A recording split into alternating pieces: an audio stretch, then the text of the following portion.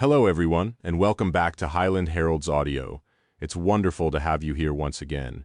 Today marks a special moment as we begin Book 6, Sea Fever, the final installment in Anne Cleeves' George and Molly Palmer Jones series. Every mystery we've explored has brought us closer to these unforgettable characters, and now it's time to accompany them on one last investigation. Thank you for allowing me to be part of your listening journey. I hope you'll enjoy this final adventure as much as I do. Now sit back, relax, and let's begin. Chapter 1. Even if there had been no murder, the last trip of the season of the Jessie Ellen would have been news. A new bird for the world, after all, is rather special. There would undoubtedly have been interviews with specialist reporters, speculation about where the bird could possibly breed, sponsorship perhaps for an expedition to track it down to a cliff in some lonely and uninhabited island. There was, George felt all along, a relationship between the murder of the boy and the sighting of a storm petrel never before recorded. He was not so superstitious that he considered the death as a cause of the appearance of the bird. It was no sacrifice to the forces of nature. Neither did he see the petrel as an albatross bringing misfortune and disaster with its astounding beauty. Yet he thought that if the bird had never appeared, flying so close to the boat that they could make a plan of its wing formula and see the color of the webs of its feet, Greg Franks would still be alive. Certainly the boy's death spoiled the bird for them. They hated him as if it were his fault, because the elation and joy which should have lasted for weeks was cut short, and the fame they deserved was denied to them. George Palmer Jones met Greg Franks first at Holywell Pond, a Northumberland Wildlife Trust reserve. The memory of the meeting was strangely vivid, though there had been many such incidents in his birdwatching career. Afterwards, when other rare birds turned up, he looked out for Greg and noticed him. Despite that, when Mr. and Mrs. Franks hired him to trace their missing son, he did not at first connect them with the boy who had disturbed the Bayon's crake at Holywell. When he did, the memory of the day returned to him sharp and complete, as if it had happened only minutes before. It had been early June, a hot and sticky day with the threat of thunder and swallows flying low over yellow rape fields. The field by the pond was waist-high with buttercups, clover, and cow parsley. George arrived at the hide overlooking the pond at lunchtime to discover that the bird had not been seen that day. It was probably skulking in the reed beds, said the exultant locals who had found the bird. It often did that. The hide was full of people crammed together along the bench seat. Waiting there was the smell of hot creosote and damp vegetation.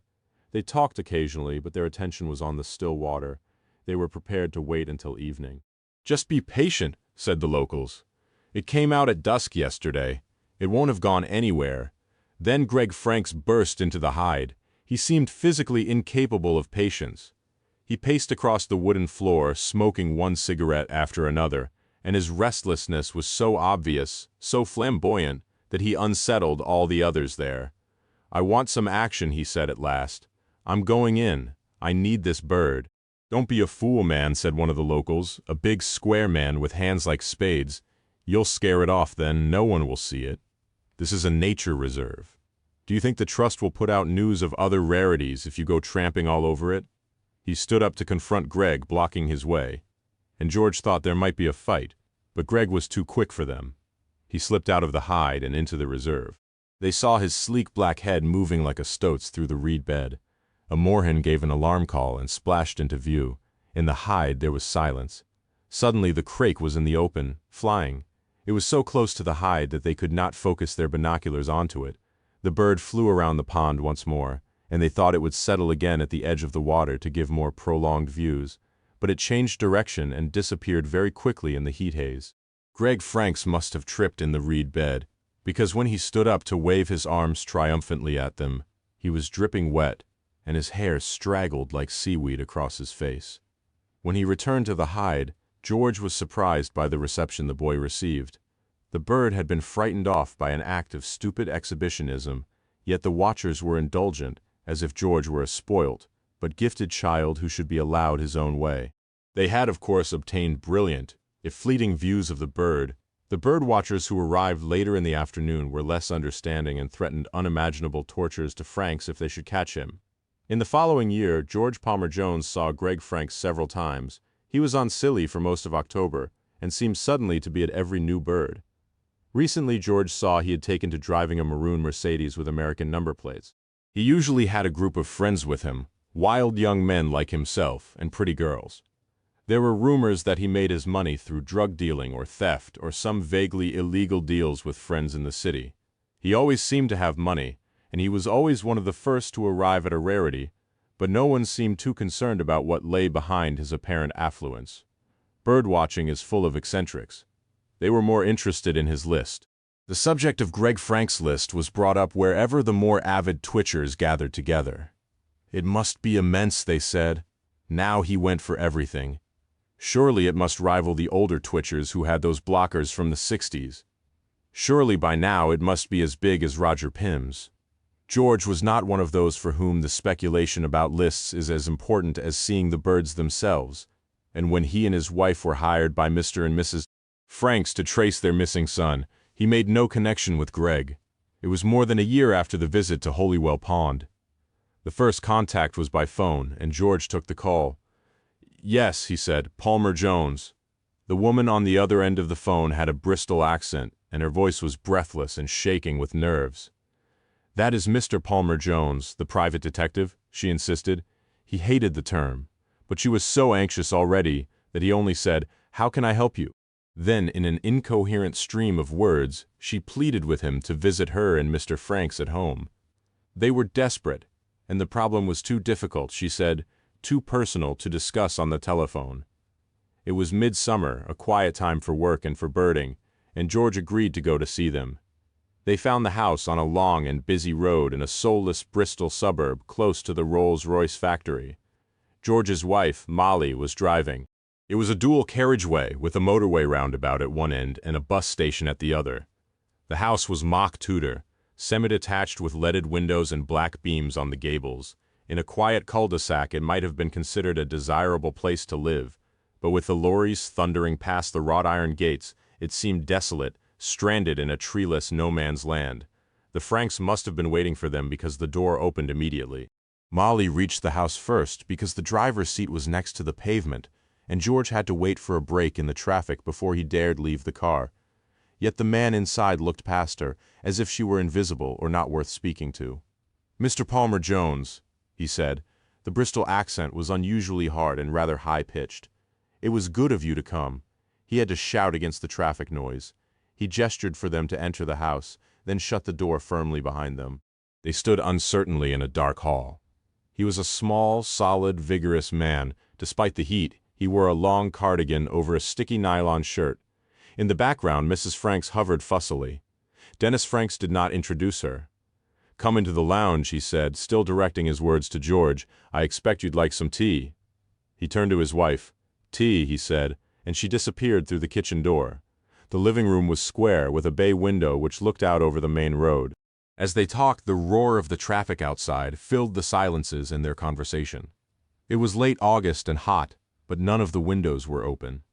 The bright sunshine was filtered through net curtains, so everything seemed rather overcast and dusty.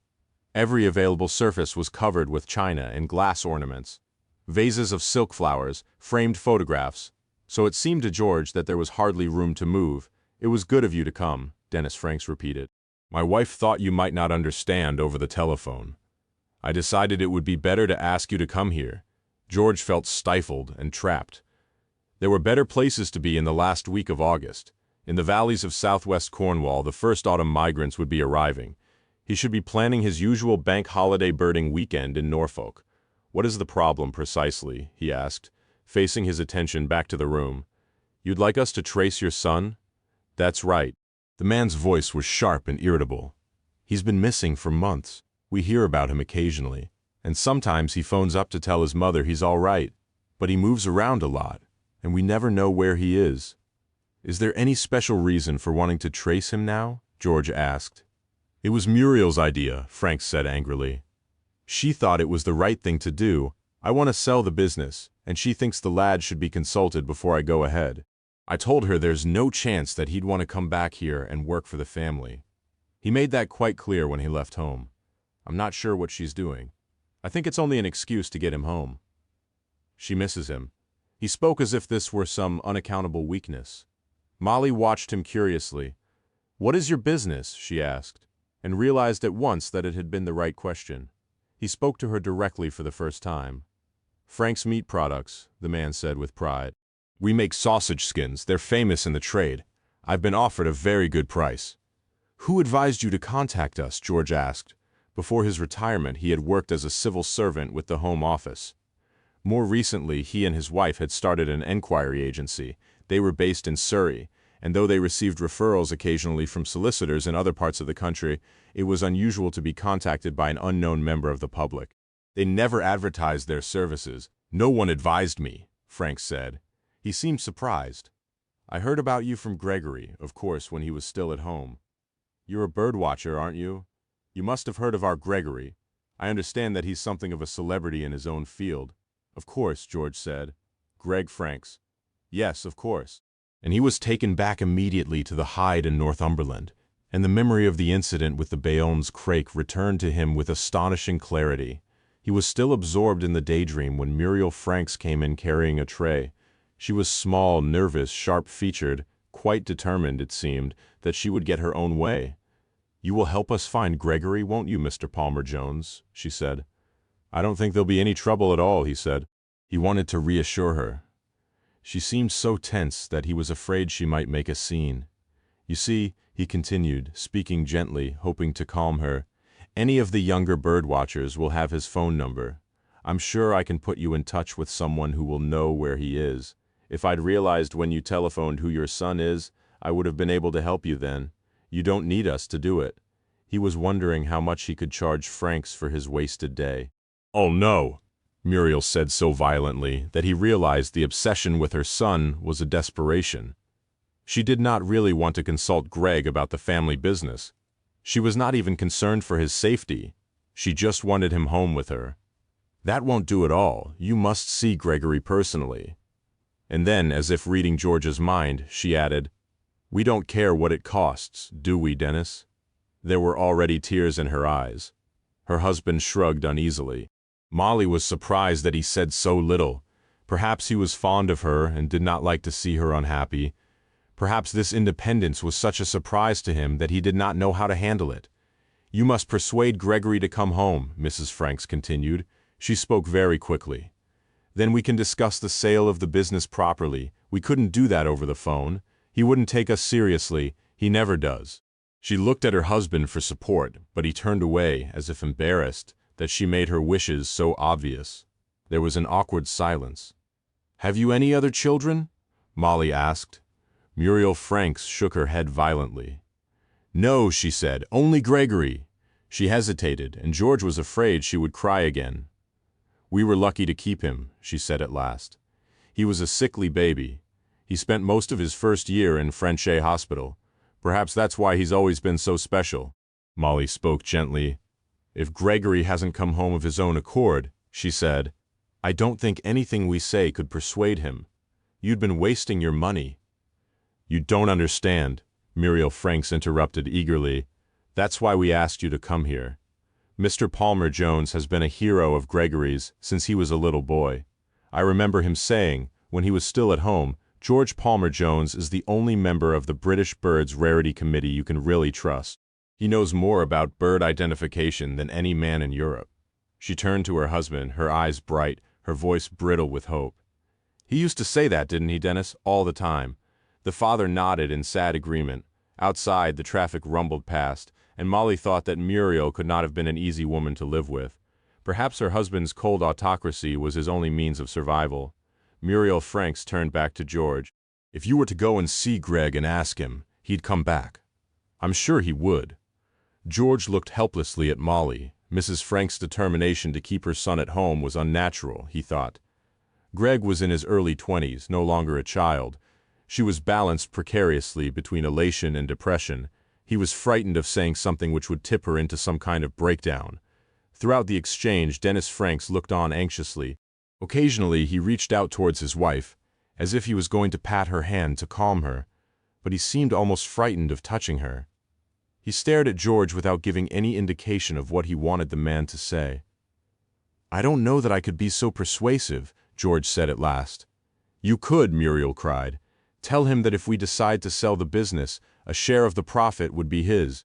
Of course, all our money will go to him in the end. But we could make something available to him now. But we need him here to discuss it. Molly thought that the purchase of her son's affection was a strategy she must have tried before. Molly and George looked at one another, each hoping the other would have the courage to disappoint the woman. There was a strained silence which Muriel Franks took suddenly and irrationally as consent to her plans. She leapt to her feet, her face flushed with triumph. "I knew I could make you understand if you came here and met us," she said. "You don't know what this means to me. I don't think I could carry on without the hope that I might see Greg again soon." Then George knew that the decision had been made for him, and that he would find it impossible to refuse the work. Dennis Franks looked on with silent bewilderment and pain. Muriel remained standing, as if she expected them to leave at once to find her son. She had expected immediate and dramatic action. Molly looked at her with concern. "We'll need to know a little more about Gregory," she said. "When did he first leave home? Perhaps they could help," she thought, just by allowing the woman to talk about her son. Perhaps that was more important than persuading Greg that he should show her a little consideration by visiting her occasionally and letting her know where he was staying. Muriel returned reluctantly to her seat. "I don't know," she said. "Not exactly, about 12 months ago. He's phoned since then, but he's not been back to stay." Dennis came to her rescue. "He was always hard to keep at home," he said, "even as a lad. Has he ever been in trouble with the police?" Molly asked. "He was charged once," Franks said. "It was soon after he'd left school. We didn't find out until later. We thought he'd disappeared on one of his birdwatching trips. He was in a bail hostel in the city, but he was found not guilty in the Crown Court. He hasn't got a criminal record. What was he charged with?" "Burglary," Franks said. "He was supposed to have broken into a house. It was all lies." Muriel Franks interrupted. "The case was thrown out. He should have come to us and told us all about it. We would have understood. We always did. We only found out he'd been in court because there was a fire in the hostel and Greg's picture was in the paper. He was a hero. He saved someone." She seemed about to launch into the details of Greg's heroism, but, with one of her sudden swings of mood, changed her mind.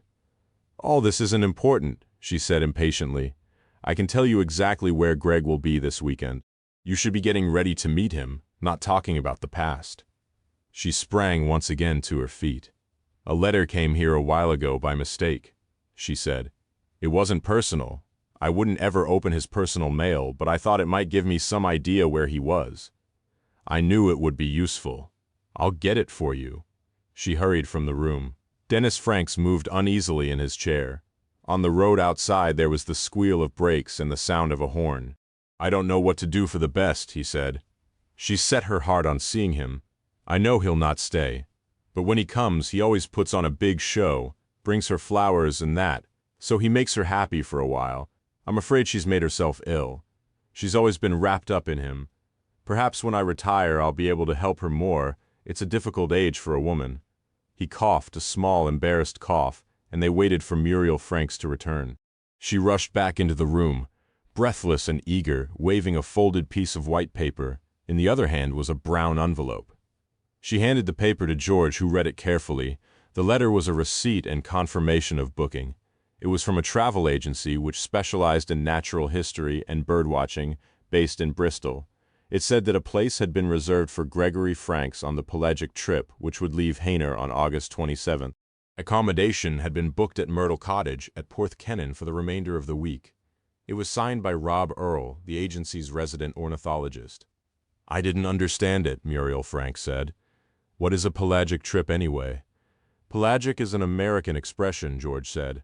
"It's a boat trip especially organized to allow birdwatchers the best possible views of rare seabirds." But as he spoke, he was staring at the letter like a boy at a forbidden box of matches. It was a temptation of all birds. He loved seabirds best. To George, a child brought up in the Midlands, they had represented the freedom of seaside holidays. Now he was drawn by the mystery of their life at sea. There was a challenge to find out more about them. "Will you go?" Muriel Franks demanded. "We'll pay all your expenses. Will you go to Cornwall to talk to Gregory?"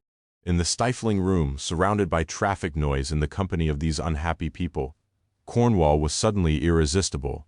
George knew he should wait, discuss the thing with Molly, that to go would only encourage a neurotic woman in her fantasies, but he could not help himself. "Yes," he said, trying to sound as if the decision had been a difficult one to make. "Yes, we'll go." Rob Earl was fast asleep, dreaming of teeming Wilson's petrels and shearwaters as big as vultures which flew so close to him that he could reach out his hand and feel the rush of wind as they passed. He was in his office, leaning back in his chair with his feet on his desk.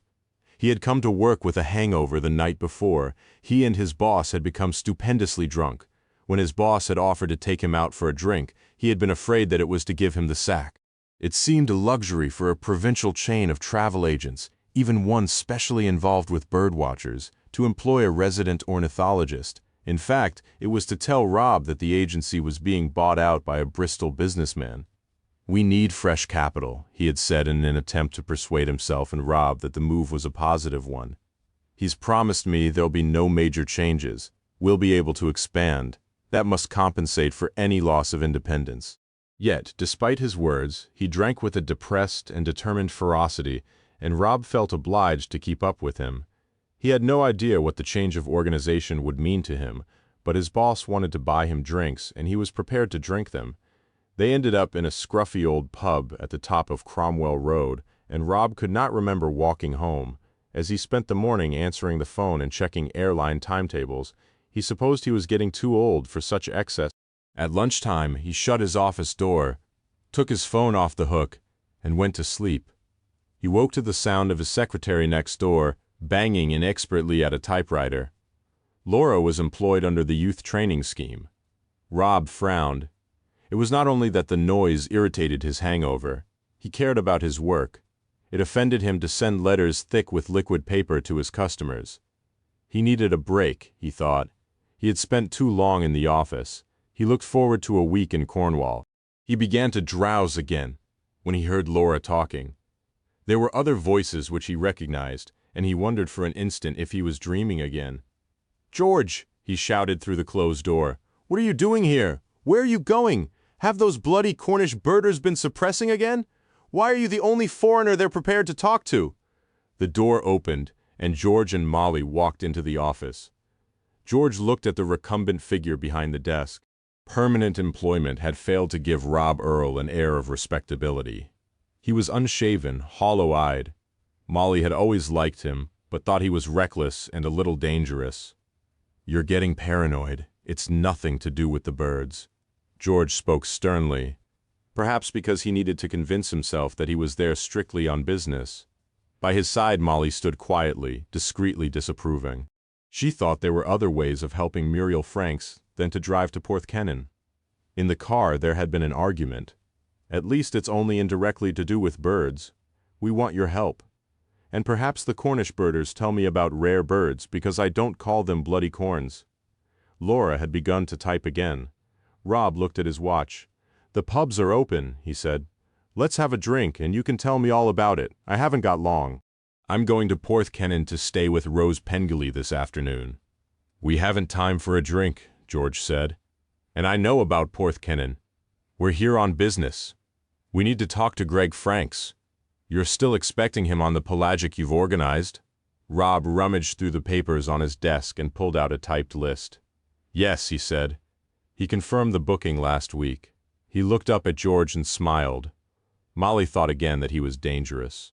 "Why don't you come with us, George?" he said. His voice was quiet and persuasive.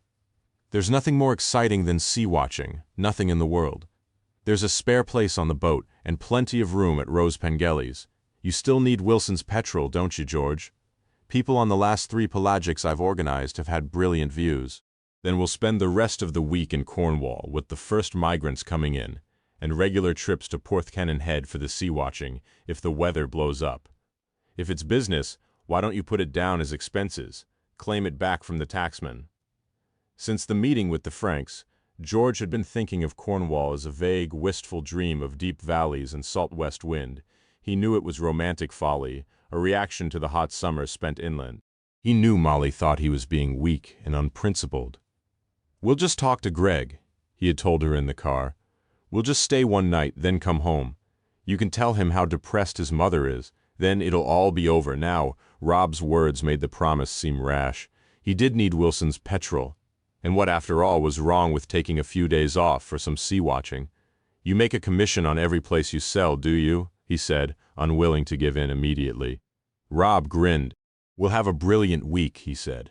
You'll see, you'll never forget it. Oceanofpdf.com. Chapter 2. Gerald Matthews tried to decide occasionally why he found Rose Pengelly so attractive. He was a scientist after all, and trained to be analytical. At first he thought that his loneliness was clouding his judgment.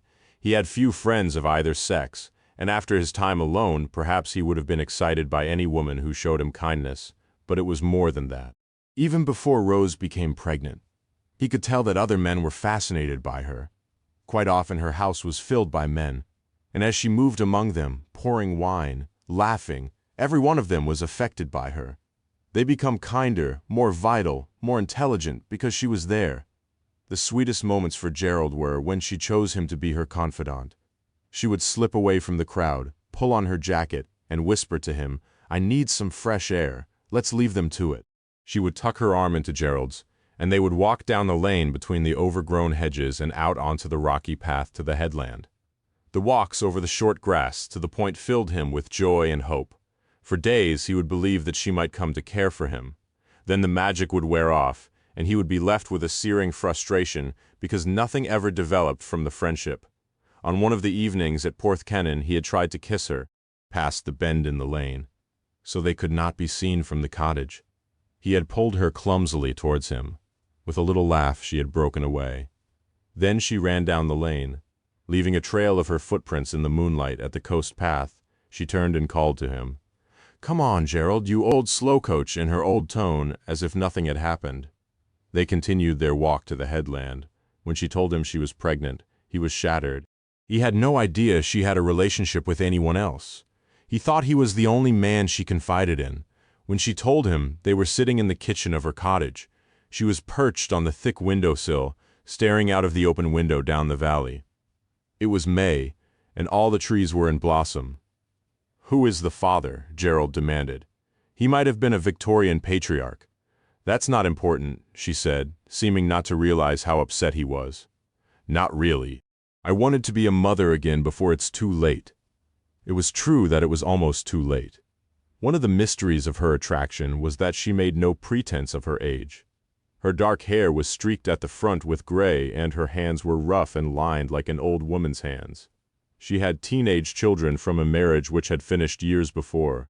Rose Pengelly made her living by letting her converted farm buildings to families in the summer and to birdwatchers in the spring and autumn. The house was usually chaotic, but she seemed not to mind the visitors wandering in, disturbing her work. She also designed knitwear and had developed a thriving mail-order business. She made bright, exotic jerseys with motifs of birds and butterflies. Often, she wore her own creations, and as she grew larger, she favored long, shapeless cardigans and fringed shawls. She looked like an Indian squaw throughout her pregnancy. She continued to work. She drove an old blue minivan and took cones of colored wool and patterns to the women in the neighborhood who knitted for her. By then it was autumn, and when Gerald came to the house, the strands of wool strung around the kitchen were orange, yellow, and brown. The birdwatchers came as usual, too. She charged them little, and they slept in bunks in the barn. Rose provided breakfast for them, and each morning in October she was in the kitchen by the big white cooker grilling bacon, frying eggs, huge and fertile. Gerald found it hard to stay away. The baby, a daughter, was born at home on Christmas Eve. Gerald visited the following day, his arms filled with presents for them both. In the kitchen was a decorated tree and Rose's older children drinking beer with their friends. They seemed to take their mother's confinement for granted and hardly acknowledged him as he walked through on his way to the bedroom. There the baby lay on her back in a wooden cradle, her arms and fingers moving anemone-like towards the ceiling.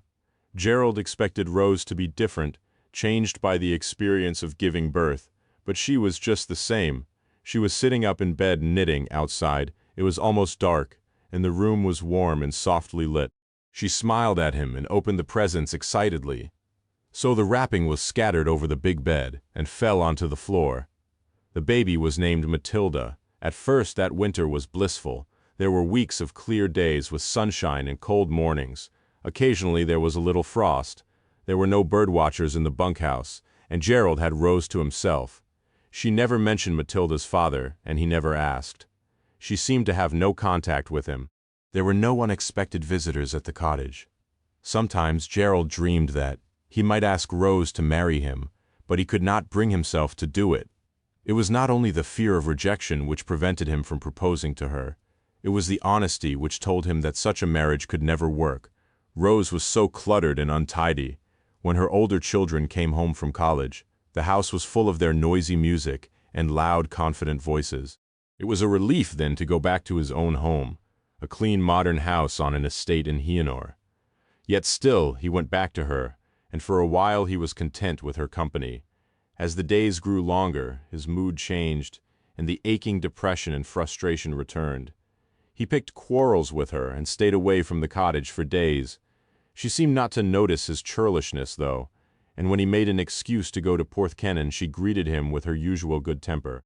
He had moved to Cornwall when he was in his late 20s.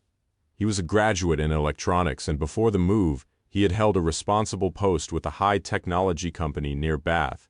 He had come to Cornwall on his way to Scilly, as many birdwatchers did every autumn. The idea of moving there had begun as a romantic fantasy.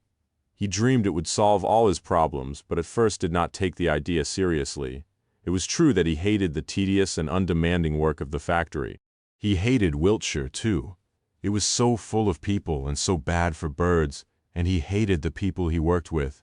Or perhaps he envied them their cozy family lives, their friendly games of squash, their girlfriends. It had always been hard for him to keep girlfriends. It was because he was too honest. He told himself. He refused to put on the airs and pretensions of these Southerners. These Southern women, with their soft ways and their poses, never appreciated honesty. He was a Yorkshireman and proud of it. It occurred to him on one of his holidays that he could work for himself there. It might be beneath him to mend televisions and washing machines, but he could earn his living.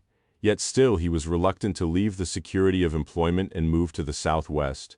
It was only when an uncle died and left him some money that he decided quite suddenly to move and to set up in business for himself. The fact that he had taken such a risk still surprised him. When Matilda was born, he had lived in Cornwall for 12 years. Some of the more open-minded birdwatchers trusted him sufficiently to give him information about rare birds in the country. Gerald and Rose met through birdwatching. Now, after the baby's birth, he used it as an excuse to go out with her. He would phone her to tell her about rare birds in the Southwest, and he, Rose, and Matilda would travel together to see them. He was proud to be seen in their company. It showed that he was not like the other maladjusted, lonely birdwatchers who had to go to Thailand or the Philippines to buy themselves women. It made him like everyone else, a part of a cozy family. Rose had persuaded him to book for Rob Earl's pelagic trip. "It'll be great," she said. "You'll love it, and it'll be good to have you around here while the party is staying." So then it was impossible for him to refuse. "I can't spare the time," he said, weakening. "Not a whole week." "Come just for the boat trip, then." "Will you come out on the boat with us?" he asked. But she had laughed and refused to commit herself. Jane Pym wanted a drink. It had been a long day. In the morning, a client who had discharged himself from psychiatric hospital slit his wrists in the waiting room. This was not an unusual occurrence. His hands and face were covered with evidence of self-mutilation, but it made a mess, and there was a new receptionist who overreacted, so the whole day was disrupted, and later interviews were conducted to the background noise of her tears. Jane Pym was 40, an experienced probation officer, but today she felt she was only keeping control of her work by an immense effort of will. There had been other days like that, and they had always ended in disaster. Perhaps she should plead illness and go home. But Roger would be at home, and she was more disturbed by him than by her clients. She made a large mug of instant black coffee and began to see the people who were waiting for her.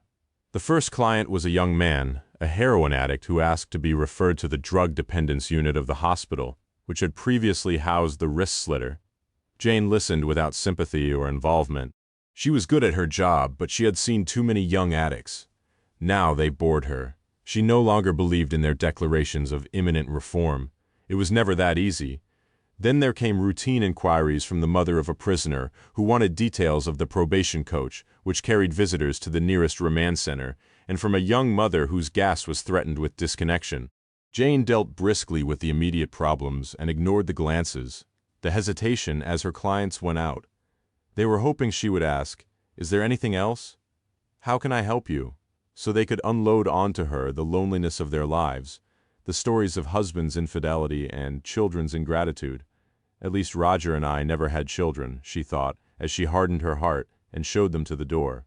Just before lunch, one of her favorite customers came in. From her office, Jane could hear Mary down the corridor, calling cheerfully to the receptionist, who was still sniffing into her handkerchief. Mary was an elderly Irish woman, an alcoholic, who had no permanent address and was often seen wandering around one of Bristol's modern shopping centers. She always dressed in layers of clothes, like a Russian grandmother, and in the hot weather she smelled. She wanted money. She only ever came to see Jane when she wanted money. "Where are you living now, Mary?" Jane asked. There had to be the pretense of an interview before she handed over the cash. It was a ritual they both understood. The woman winked. "I've got friends," she said proudly. "I've always got somewhere to stay." Eventually, Jane had given her money. She had a sudden foolish impulse to take Mary out for a meal. She wanted to feel her gratitude and childish happiness in the shared experience. She realized just in time that would have been unprofessional, so Jane just saw her to the door, slipped a few pound coins from her purse into the wrinkled brown hand, and wished her luck. "Good luck to yourself," the old woman said, "though you'll not be needing it, a fine lady like you, and they say that the Irish have second sight." Jane thought. In the afternoon she left the grimy office on one of the city's bleakest housing estates and drove to a smart village just beyond the suburbs to interview a separated mother before writing a contested custody report for the divorce court. The woman was educated, superficially civilized, but more bitter and dishonest than any of Jane's clients from the criminal court. Jane returned with relief to the office. She had more in common with the separated mother than she liked to admit, and the similarity disturbed her. She began to write the report but could not concentrate and knew she would have to complete it while she was in Cornwall. At 5:30, Jane hovered in the tea room, hoping that one of her colleagues would suggest that they should go for a drink after work. But everyone else hurried away, and she was forced at last to go home. She knew as soon as she walked in through the door that Roger was furious. There was a pile of suitcases in the carpeted hall, and he was waiting for her. The house seemed lifeless and empty.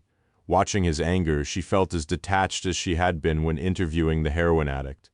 She could recognize how good-looking he still was, despite his gray hair and lined face. She could remember how she had loved him. "You know I wanted to start early," he fumed. "You promised me you'd be back on time tonight. It'll be midnight before we get to Rose Pengelly's." "I'm sorry," she said. She was sorry. She liked Rose. She liked Cornwall. He looked at her suspiciously. "You haven't been to the pub with all your friends from the office." She roused herself to self-righteous anger, too. "No," she said. "Of course not. I'm a probation officer, not a teacher. I don't have 12 weeks holiday and finish work at 4 o'clock in the afternoon." "No," he said. "I'm sorry." She could not tell what he was thinking, but knew he was not sorry. He never regretted anything. He was humoring her. He often treated her as one of the difficult adolescent girls he taught at school. She knew he hated teaching the girls. He could shout and rage at the boys or tease them with his sarcastic good humor, but he was afraid of making the girls cry. "Can we go now?" he asked, trying to restrain his impatience. "Everything's packed. We're all ready." He's frightened I'll make a scene, she thought, surprised by his politeness. As she followed him to the car, she felt suddenly and irrationally more hopeful. It would be pleasant to be cut off from the town for a while. Sea-watching made Roger happy, and he liked being with other birdwatchers. He had always been competitive, and it mattered immensely to him that he had seen a greater number of species than any other birder in Britain. He was famous. In every gathering he was surrounded by admiring twitchers, and he relaxed and blossomed. Perhaps there was the chance of a peaceful week, a return to the old closeness. They had spent their honeymoon in Sennen, in a small hotel by the shore. She had been young. Marriage had made her feel tranquil, generous. She had thought they would be happy forever.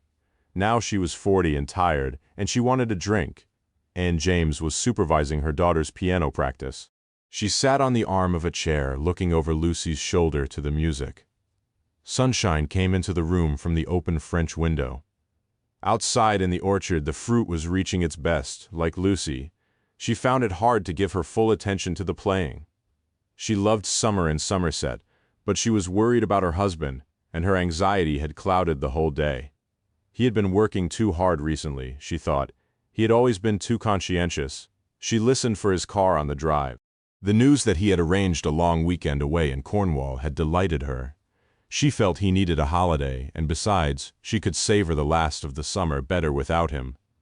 Duncan James heard the piano through the window and saw his wife and daughter from the hall through an open door.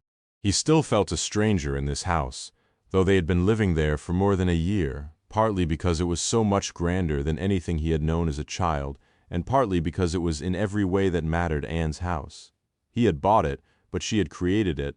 She expressed herself through it as other people expressed themselves through work or art.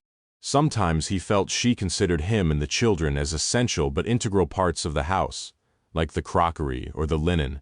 She tended to them as she tended to the garden. He was not offended by that. He was only glad she was happy. He stared at his wife and daughter, seeing them as if the drawing room was a stage set, and his family characters in a play. It was a light, spacious room. Anne, of course, had chosen the furniture. There was a lot of polished wood. The play, he thought, would be Victorian, rather sentimental. Anne looked up from the keys, saw him, and smiled. But Lucy was staring at her fingers and did not notice he was there. She was 8, thin and brown, as quick-moving as a fish. It was an effort for her to sit at the piano, and she fidgeted on the stool and swung her legs.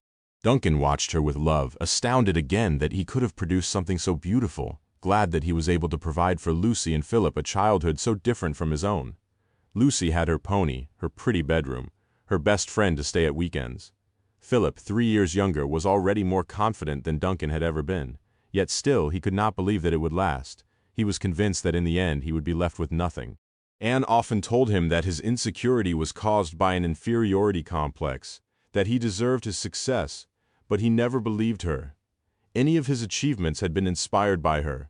Even now he wondered how she had come to marry him. He had always been ugly, short-sighted, stooped. He still spoke with a heavy West Country accent, and her voice was so light and pretty. He walked hesitantly into the room, kissed his wife, then stood beside her while Lucy continued to play. "I'm sorry I have to go away," he whispered over the child's bent head. "Are you really sure you don't mind?" "Of course not," she smiled. "There's plenty to do here. You need a break." He thought with bitter amusement how strange it was that she should consider that the week in Cornwall would be a pleasure for him. Perhaps she felt he would be more at ease there. He had been born only 20 miles from Rose Pengelly's cottage, and she had a romantic notion that he needed to return occasionally to his roots. Lucy finished the scale she was playing and looked at her mother in supplication. "I must have had 20 minutes practice now," she said. "Isn't it time to go out to play?" Her mother nodded, and Lucy was away, out through the French window towards the end of the orchard, where her brother was playing on a swing. "Hey," Anne shouted, "aren't you going to say goodbye to your father? He'll be away this week." Lucy stopped in her tracks and came back into the room. "Is it work?" she said, sort of.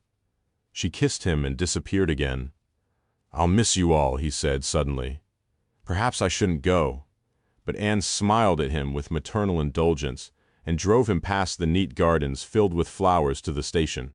As the evening grew darker and the pubs along the harbor wall became rowdy with holidaymakers and Friday night drinkers, Louis Roscoe prepared the Jessie Ellen for the next day's charter.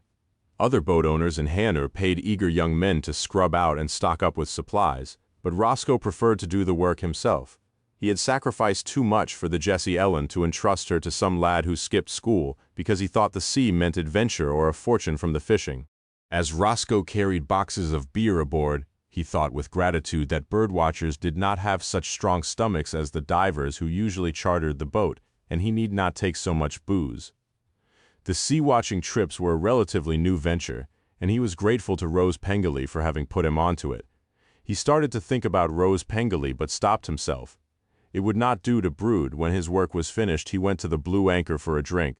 It was in a side street just up the hill from the harbor, so grimy and unwelcoming that most holidaymakers ignored it, and the locals who patronized it were spared the loud voices, pink thighs, and smell of suntan oil which pervaded the other pubs near the quay. When he went through the door, there was a sudden silence, and he knew they were all looking at him. They still wondered how he had come back to Hainer with a flash boat and no bank loan. Let them wonder, he thought. He ordered a drink and sat alone in a corner with his back to the room. The buzz of conversation resumed. Louis Roscoe had been one of a big family who lived hand-to-mouth in an almost derelict cottage on the shore by Porthkennon. The mother had been feckless and easy. She'd do anything, they said, for a rum and shrub. Louis remembered her with affection as laughing and generous. His father had been a thin, sickly man, a grafter who took any work that was going, potato picking, casual shifts in the fish factory, and washing dishes in the big hotels in Penzance in the summer. Everyone said he would work himself into the grave, but it was Ellen Roscoe who went first. She died quite suddenly in her early 40s, when she was walking with a sailor from Falmouth down Harbor Street. She had a massive heart attack and frightened the sailor so much that he almost fell into the water. People talked of nothing else for months. The family split up then. Most of them were old enough to earn their living, and the others left soon after. Old man Roscoe stayed on in the cottage, working in the fish factory until he was old enough to draw a pension, then doing odd gardening jobs in the big houses round Porthkennon. The children scattered all over the country. If anyone asked old man Roscoe if he had heard from them or how they were doing, he would vaguely nod but give no details. There had been so many, perhaps he had lost count and grown confused. Then Louis had come back with the Jessie Ellen and a master's ticket. He was 45, thin and small like his father, secretive about his past. Old man Roscoe lived only long enough to be taken out for a trip on the Jessie Ellen and bought a drink in the Blue Anchor. Louis took over the cottage and put the boat out for charter to divers and fishermen. He was polite to the people who tried to talk to him, but he gave nothing away. They invented their own explanations for his return. There was something hard about him, they said. He must have been in the army or the navy. He had the look of someone who'd been to prison. Perhaps he had committed some terrible crime. In the Blue Anchor, Louis had one drink, then drove back to Porthkennon. He slowed down past Myrtle Cottage as the road steepened, and he saw the light in the baby's room and the shadow of Rose Pendley in the kitchen. oceanofpdf.com. Chapter 3. They met late in the evening on Hainer Quay. Below them the Jessie Ellen moved with the incoming tide. They stood in shy groups at first, awkward and uncertain what to do. The boat was in darkness. Then Rob Earl emerged from the nearest pub with a clipboard and a list of names, and Louis Roscoe came in his rust-holed van, with Rose and the baby in the passenger seat. She could bring the child, Louis had said. He had nothing against it. He had never yet heard of a baby who had been ill on a boat, and if the others didn't mind, he didn't think she'd get in the way. Then the thin, silent boy who assisted Louis came on a bicycle, and Fat Freddie, who did the cooking, waddled down from the town. Freddie had been sacked from one of the big hotels for erratic timekeeping, but said he didn't mind. He preferred going out with the charter boats. It was a better sort of life. Almost immediately, there was a smell of coffee. "I'll need some help with the chum," Rob said. Louis brought it in the van, "but we'll need to get it on board." "Chum?" Duncan James said. He thought the weekend would be a nightmare. He hated the sea. Rob looked at him as if he were an idiot. What was he doing on a trip like this, if he had never heard of chum? "It's the bait to bring the seabirds to the boat." "What's in it?" George asked. "Fish heads, fish guts, popcorn, and the leftover oil from the chip shop in Hainer. We hire a cement mixer to mix it. It's in drums in the back of Louis' van." At last, when the drums were stacked on deck, they were allowed on board. They stood leaning against the deck rail, looking at the lights of the town. "We're still missing one," Rob said, Greg Franks. He looked at his watch. "We'll give him 10 minutes, then we'll have to start without him." George, already mesmerized by the motion of the boat and the dream of new birds, hoped that Greg stayed away. He wanted no distractions. There is nothing, he thought, echoing Rob Earl's words, more exciting than sea-watching.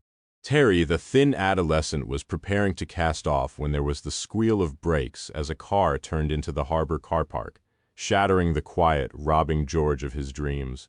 The purple Mercedes had been replaced by a small red sports car. They heard the loud music of its stereo when the engine was turned off. Then as soon as that was quiet, Greg Frank's voice. He had lost his Bristol accent. He was rootless, classless, a modern gypsy, George thought, or a mercenary. Greg shouted to them that there were some friends in Exeter he had to look up. Business. They knew how it was. As Terry helped him aboard, and the engine started, He was still talking, shouting to be heard, so they missed the exact moment of departure. He hadn't been in the country long, he said. He'd just done India, Pakistan, Nepal. Of course he'd been before, but there was some endemic stuff he still needed. No offense to Rob, of course, but really, traveling alone was the only way to do it. I mean, those group trips, all dudes and wrinklies? He paused and smiled around at them, encouraging their agreement. I'm not talking about pelagics, of course, he said. I mean, this is something else. I've been looking forward to this for months. He beamed round at them again and winked. With the birds I hope to get this weekend, he said. I hope to extend my list considerably. You never know, I might even get close to Rogers. Then, without waiting for an answer, he led them into the saloon and held court to them, mocking and entertaining them, not allowing them to forget him for a moment. George would have put off delivering the Frank's message to Greg, but Molly would not allow it. He could sense her disapproval across the saloon, and though he tried to ignore it, to concentrate on the field guides and monographs spread over the table on the characteristics of Madeiran and Wilson's petrels, he knew she was right. Eventually, feeling pompous and feeling in a superstitious way that what he was doing would bring them bad luck, that by breaking the circle of attention on the seabirds, he would spoil their chances of seeing them, he asked if he could talk to Greg on deck. Sure, Greg said. Of course, George. His tone was still breezy and confident, but George sensed a watchfulness, a challenge, and when the message was passed on, a relief. They stood at the stern of the boat, watching the lights of the mainland disappearing behind them. What's this all about? He said lightly. Why the mystery? Your parents sent me here to find you, George said. Hey, what do you mean? What's wrong? I mean, why the drama? They want to sell your father's business, George said. They felt you should be consulted. They didn't know how to get in touch with you. I've been around, Greg said defensively. I've been living in Bristol, actually. I phone them sometimes. George shrugged. That's none of my business, he said. They hired me to give you a message, and I'm passing it on. What exactly is this message, then? They'd like you to go home to discuss the sale of the business. George hesitated, feeling some distaste before continuing. They say that a share of the profit might be yours. Do they then? Good old Mum and Dad, Greg grinned. I'll give them a ring tomorrow night, he said, as soon as we get back. Tell them you've been a good boy and passed on the message. Put their minds at rest. Yes, George said. That might be kind. How did you know where to find me? Greg asked. Were you booked onto the Pelagic anyway? No, George said. A letter from Rob Earl confirming your place on the trip was sent to your parents' home. Your mother opened it. Greg swung round suddenly. George hardly recognized him. The cow, he said, the lying old cow. She promised she'd never open my letters again. But when he got to the saloon, all trace of anger had vanished, and he was the life and soul of the party again. All night the Jessie Ellen moved steadily southwest against an increasing westerly wind. No one slept well. The bunks were hard flat shelves built into the bulkhead, and there were no real mattresses.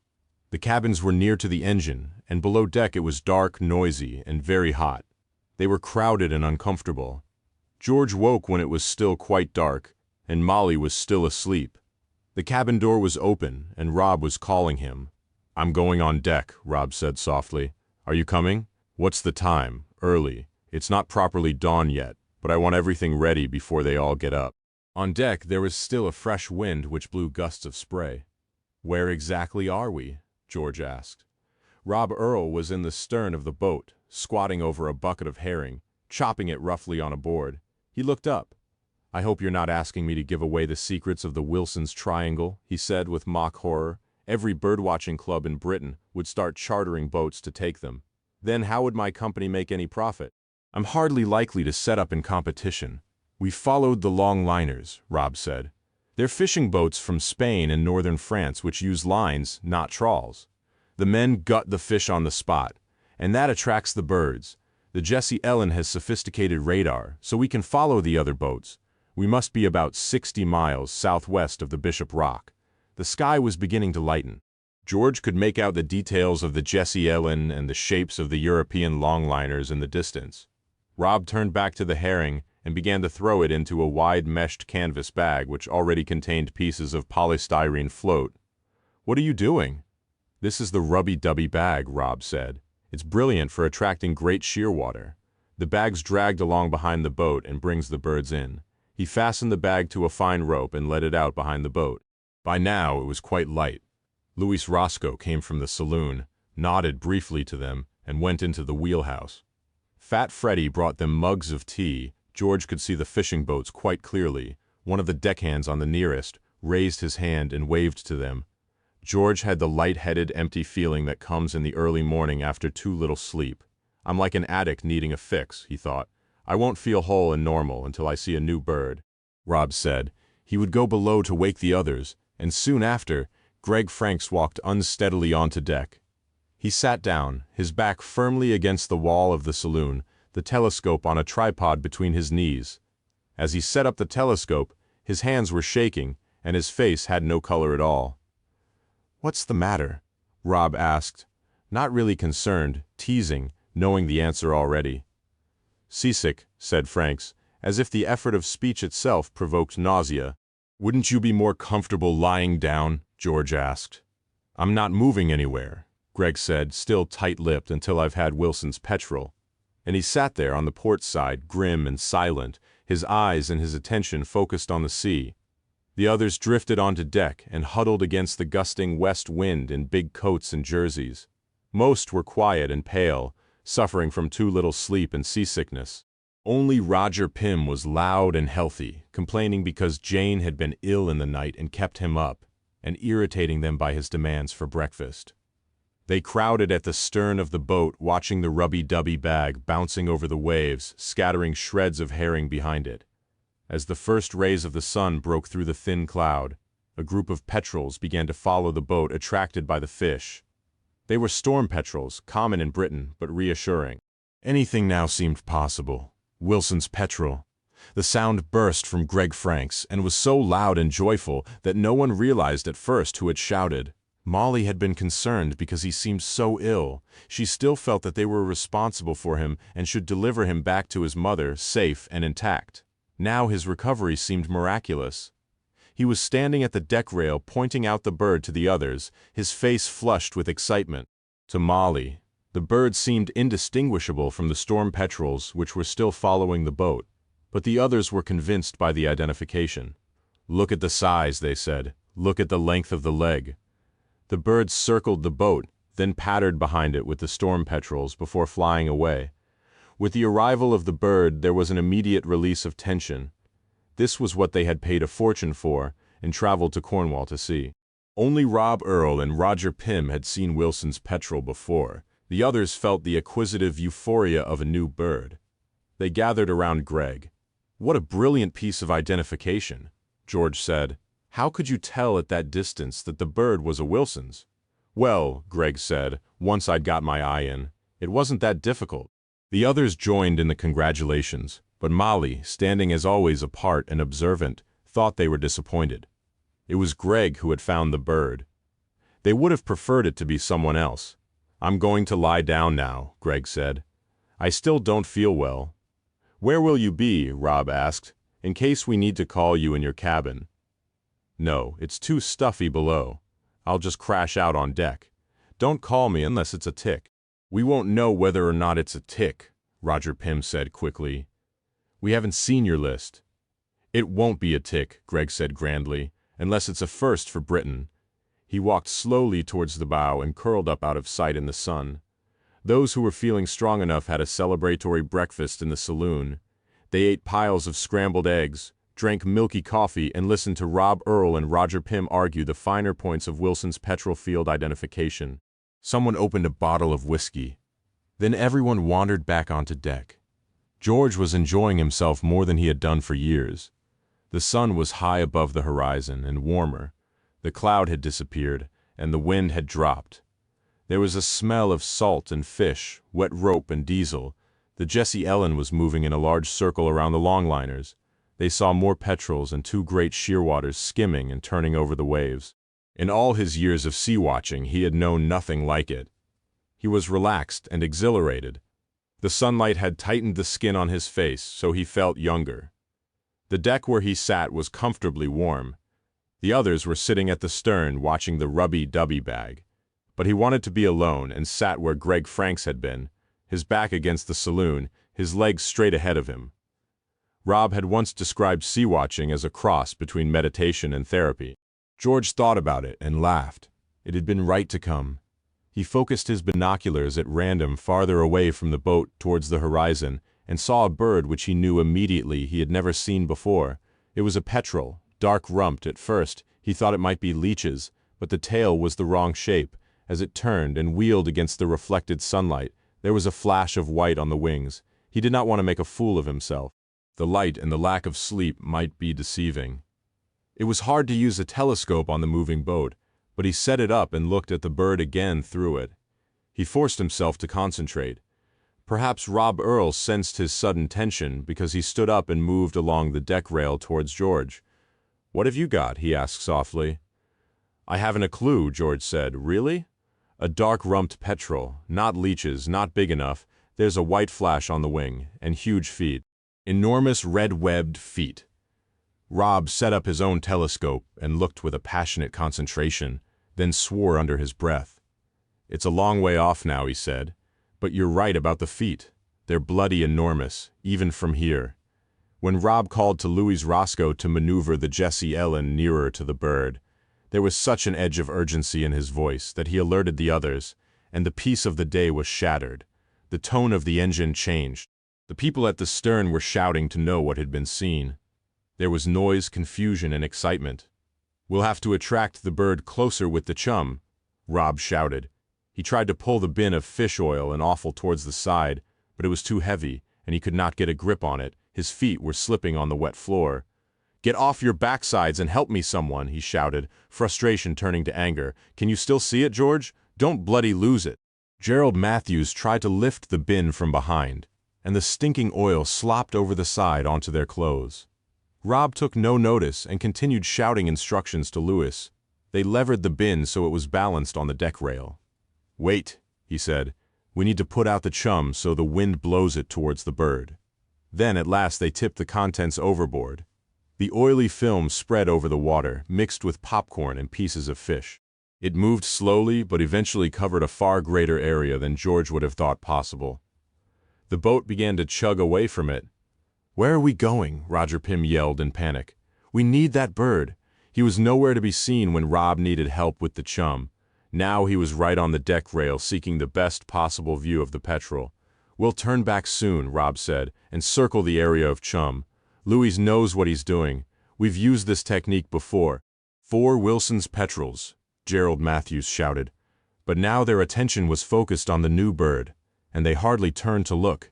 And when Rose Pengelly lifted Matilda high in the air to look at the string of shearwaters, they looked at her angrily because she was distracting them. Impassively, Louis Roscoe turned the Jessie Ellen, and it began slowly to circle the area of chum. Rob had disappeared into the saloon and returned with field guides, photographic guides. He and George pored over them, becoming more impatient and excited, as they could find nothing which fitted the description of the bird they had seen. "Are you sure it wasn't leeches or Wilsons?" Roger Pym said at last. He sounded irritated and petulant. "Oh yes," George said firmly. "Quite sure, Matsudaira's? Tristram's? No. They were the feet, you see, quite startling." Then they began to consider the possibility that it was a bird as yet unrecorded, a species like that recently discovered breeding in a small colony on the Salvage Islands. It would be impossible to have such a record accepted on only a fleeting view, and they peered over the rail at the oily water, tense and silent. The air and the water were filled with birds, but no one could make out the red-footed petrel. "There it is," Rob said triumphantly, "just there under the crowd of gulls. Look at that head and that underwing. Pass me the camera. We'll need photographs. If I had a gun, I'd shoot the bloody thing." Then, obliging, showing off almost, it circled above them so they could see the brilliant red feet and the light shining through the shafts of the wing feathers. It was possible to detail the wing, to draw the pattern of each feather. They drank in the image of the bird, sketching it, memorizing the joy of the moment. George felt drawn to it. It was the climax of 60 years of birdwatching. No other experience would match it. He could not take his eyes off the bird. He heard Jane Pym ask hesitantly if she should go to fetch Greg, and for a moment he felt guilty because he had given the boy no thought. "I'll go, Duncan." James said. "This is very interesting, but I'm afraid it's rather above me." George wondered that anyone could be so unmoved by the beauty of the bird, by the excitement of discovery, and heard the man move clumsily away. The bird flew back to feed on the chum, and the boat continued to circle it. As the Jessie Ellen moved slowly through the water, they saw the petrel in different lights from different angles. Rob took photograph after photograph. "It's quite different from anything else I've ever seen." George said, "Really? I don't think there can be any mistake." At last they were able to relax. They felt they knew the bird and would always remember it. It was almost as if they owned it. Rob put down the camera, lay back on the deck and stretched. "Where's Greg?" he asked. "If he doesn't get here soon, he'll miss it." Without moving from his place in the sun, he turned his head and shouted, "Duncan, where's Greg?" The older man walked back along the deck towards them. He seemed helpless, rather ashamed, like a child who has failed to perform a simple task. "I'm sorry," he said. "I can't find him. You'll have to help." "What do you mean you can't find him?" Rob was beyond himself after the new bird, superior, derisive. "He's not on deck where he went to sleep," Duncan said, "and he's not in his bunk. I don't know where else to look." "He'll be here somewhere," Rob said at his most irritatingly flippant. "On the last trip I did, Keith Vinicombe fell asleep in a lifeboat, and we thought we'd lost him overboard." He stretched again. Molly and George helped Duncan James to look for Greg. At first it was a chore, and they thought it would soon be over. They searched the boat from end to end, growing more bewildered and disturbed as they failed to find any sign of Greg Franks. It was as if he had never existed. His clothes, his bag, his binoculars, and the telescope had all disappeared. As he was rooting fruitlessly through a storage space in the bulkhead, George remembered suddenly a nightmare which had recurred when his first son was a baby. He dreamed he had taken the boy in his pram into a strange and busy town, then left him on a street corner and forgotten about him. Later, when he returned in panic to look for the pram, all sign of it and the baby had gone, and he ran helplessly round the streets in a futile search. The search for Greg Franks had the same nightmare quality. Finally, they called the others to help them, and they chased round the boat in a frenzy, calling Greg's name, angry because they felt he must be playing some elaborate practical joke. Rose Pengelly found Greg, and she had stopped looking for him. Throughout the search she was calmer than the others. She searched the cabins carefully but without their panic. Then Matilda, who had been sleeping in a carry-cot in the saloon, woke up and Rose said she would have to attend to her. She would need changing. She would be hungry. She took the baby to the deck at the stern of the boat. It was mid-afternoon, and that was the only part of the boat still in sunlight.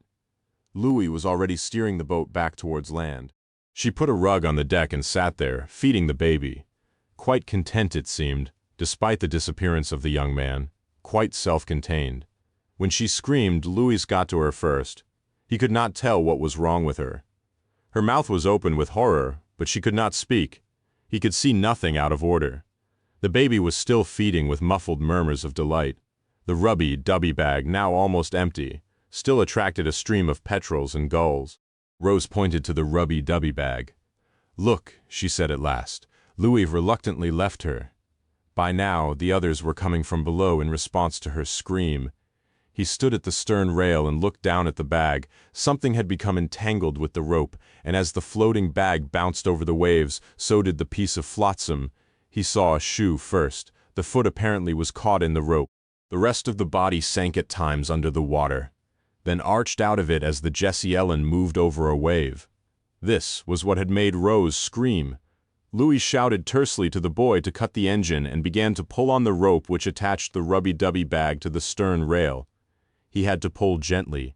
Any jerking might disentangle the shoe and send the body back into the water. When it was almost to the level of the deck, he paused to take a breath, but would not let the others help him. He motioned them away. It was only when Greg was within reach that he called to them. Then they tried to haul him aboard by hand. The skin was wet and slippery, and they were worried that the clothes might tear or come off. At last they got him onto the deck. Louis turned him over and pumped his back. Water trickled from his mouth. Then Louis tried mouth-to-mouth resuscitation. Molly, helpless and incompetent, saw the attempt to revive the boy as a tasteless performance. Louis must have known from the beginning that it would fail. Perhaps he thought the others would be even more disturbed by the young man's death if he did not try. George was horrified that he was reminded once again of the day at Holywell Pond. The seawater had smoothed the black hair around Greg's face, so he looked again like an animal, a stoat, and on his face there was the same smile of defiant victory. Oceanov PDF. Come. Chapter 4. Inspector Claire Bingham lived in a smart new housing estate on the hill outside Heanor. When the National Trust sold the land to meet local housing need, they had not envisaged the split-level bungalows with balconies overlooking the harbor which were finally built there, and the estate caused the trust considerable embarrassment. The Binghams settled easily into their home. They gave dinner parties for the other professional couples who lived on the hill. They had 2 cars and changed the largest every year. When work allowed, Claire changed into a pink-striped leotard and jogged and stretched with her neighbors at the aerobics class in the primary school hall. Afterwards, she drank coffee with them and discussed mortgage rates and house prices and the problems of being a working mother. On the weekend of the Jessie Ellen trip, Claire Bingham was not officially on duty.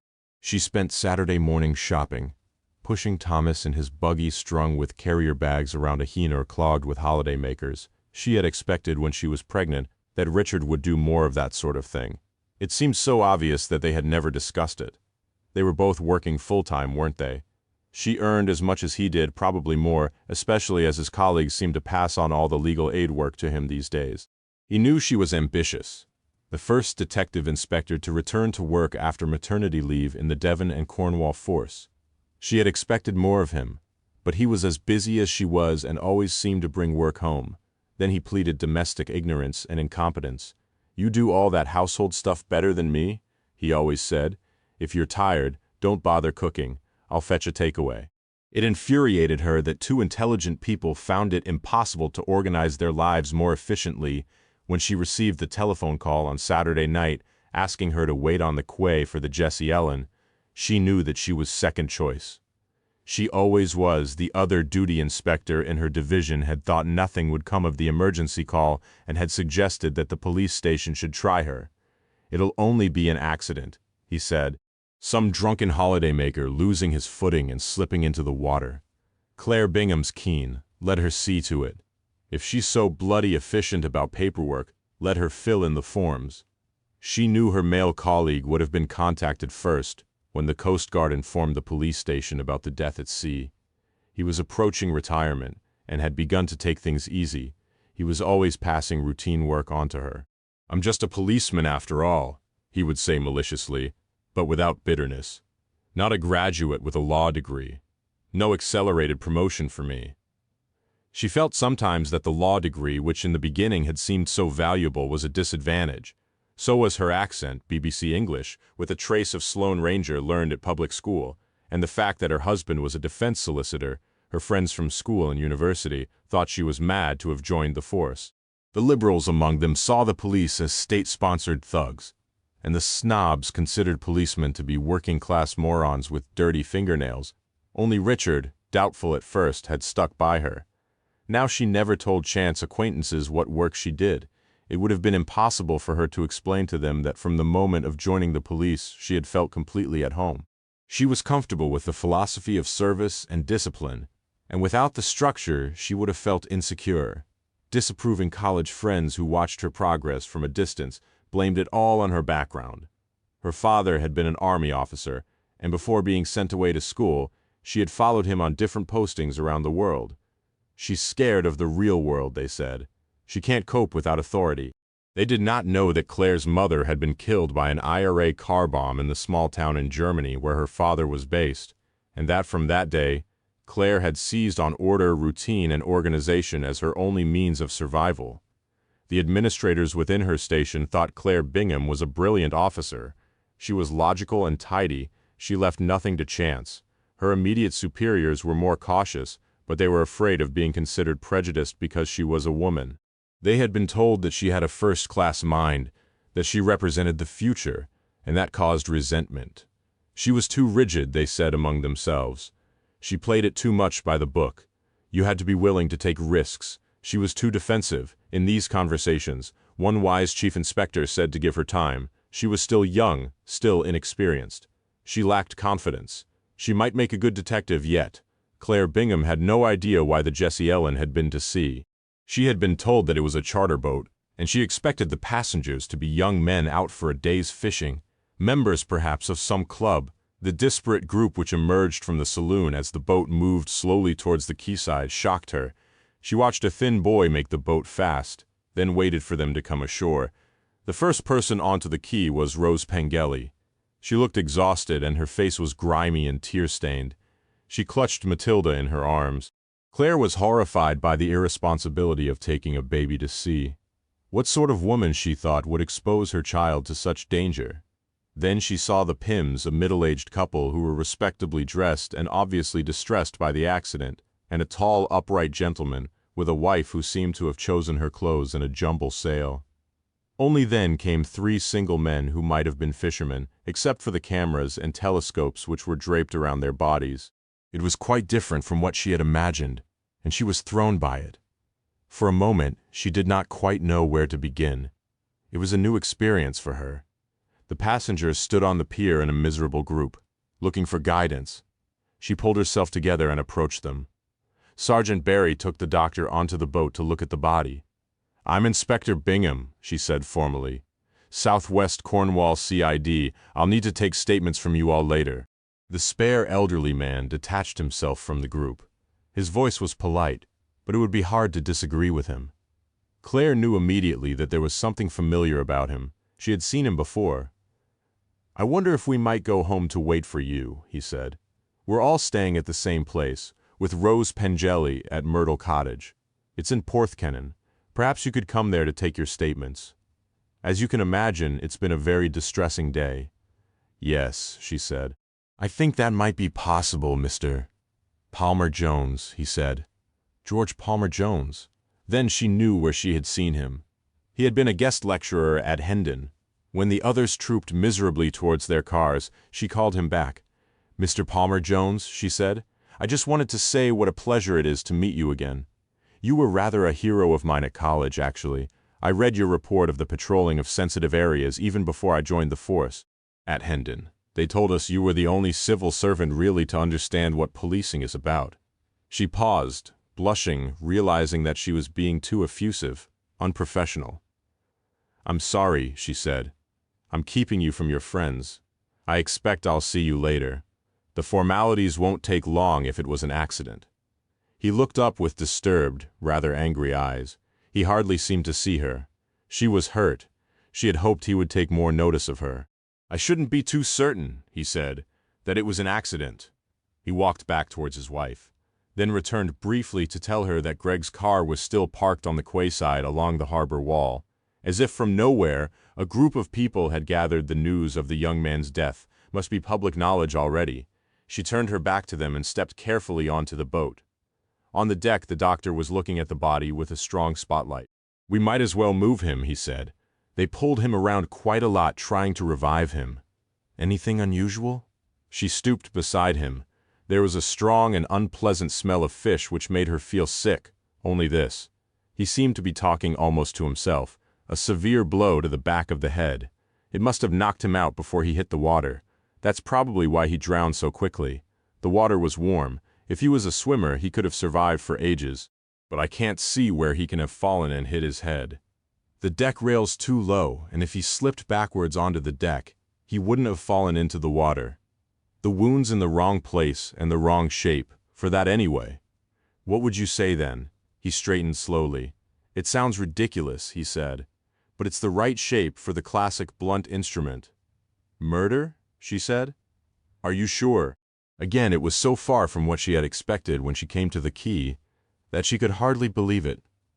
"Well, I don't see how it can have been an accident, and it can't be suicide. He's hardly going to hit himself on the back of the head." She stood up, her head spinning with the smell of fish and the exhilaration and awesome responsibility of a murder investigation. It was her case, she thought. They could not take it away from her now. She gripped the deck rail and tried desperately not to be sick. "Are you all right?" It was the doctor, thinking the idea of such violence was making her ill. She could have told him that she had come to terms with it years ago. "Yes," she said, "fine." She looked around her and caught the eye of Louis Roscoe, who was still standing in the lighted wheelhouse. She nodded towards the body.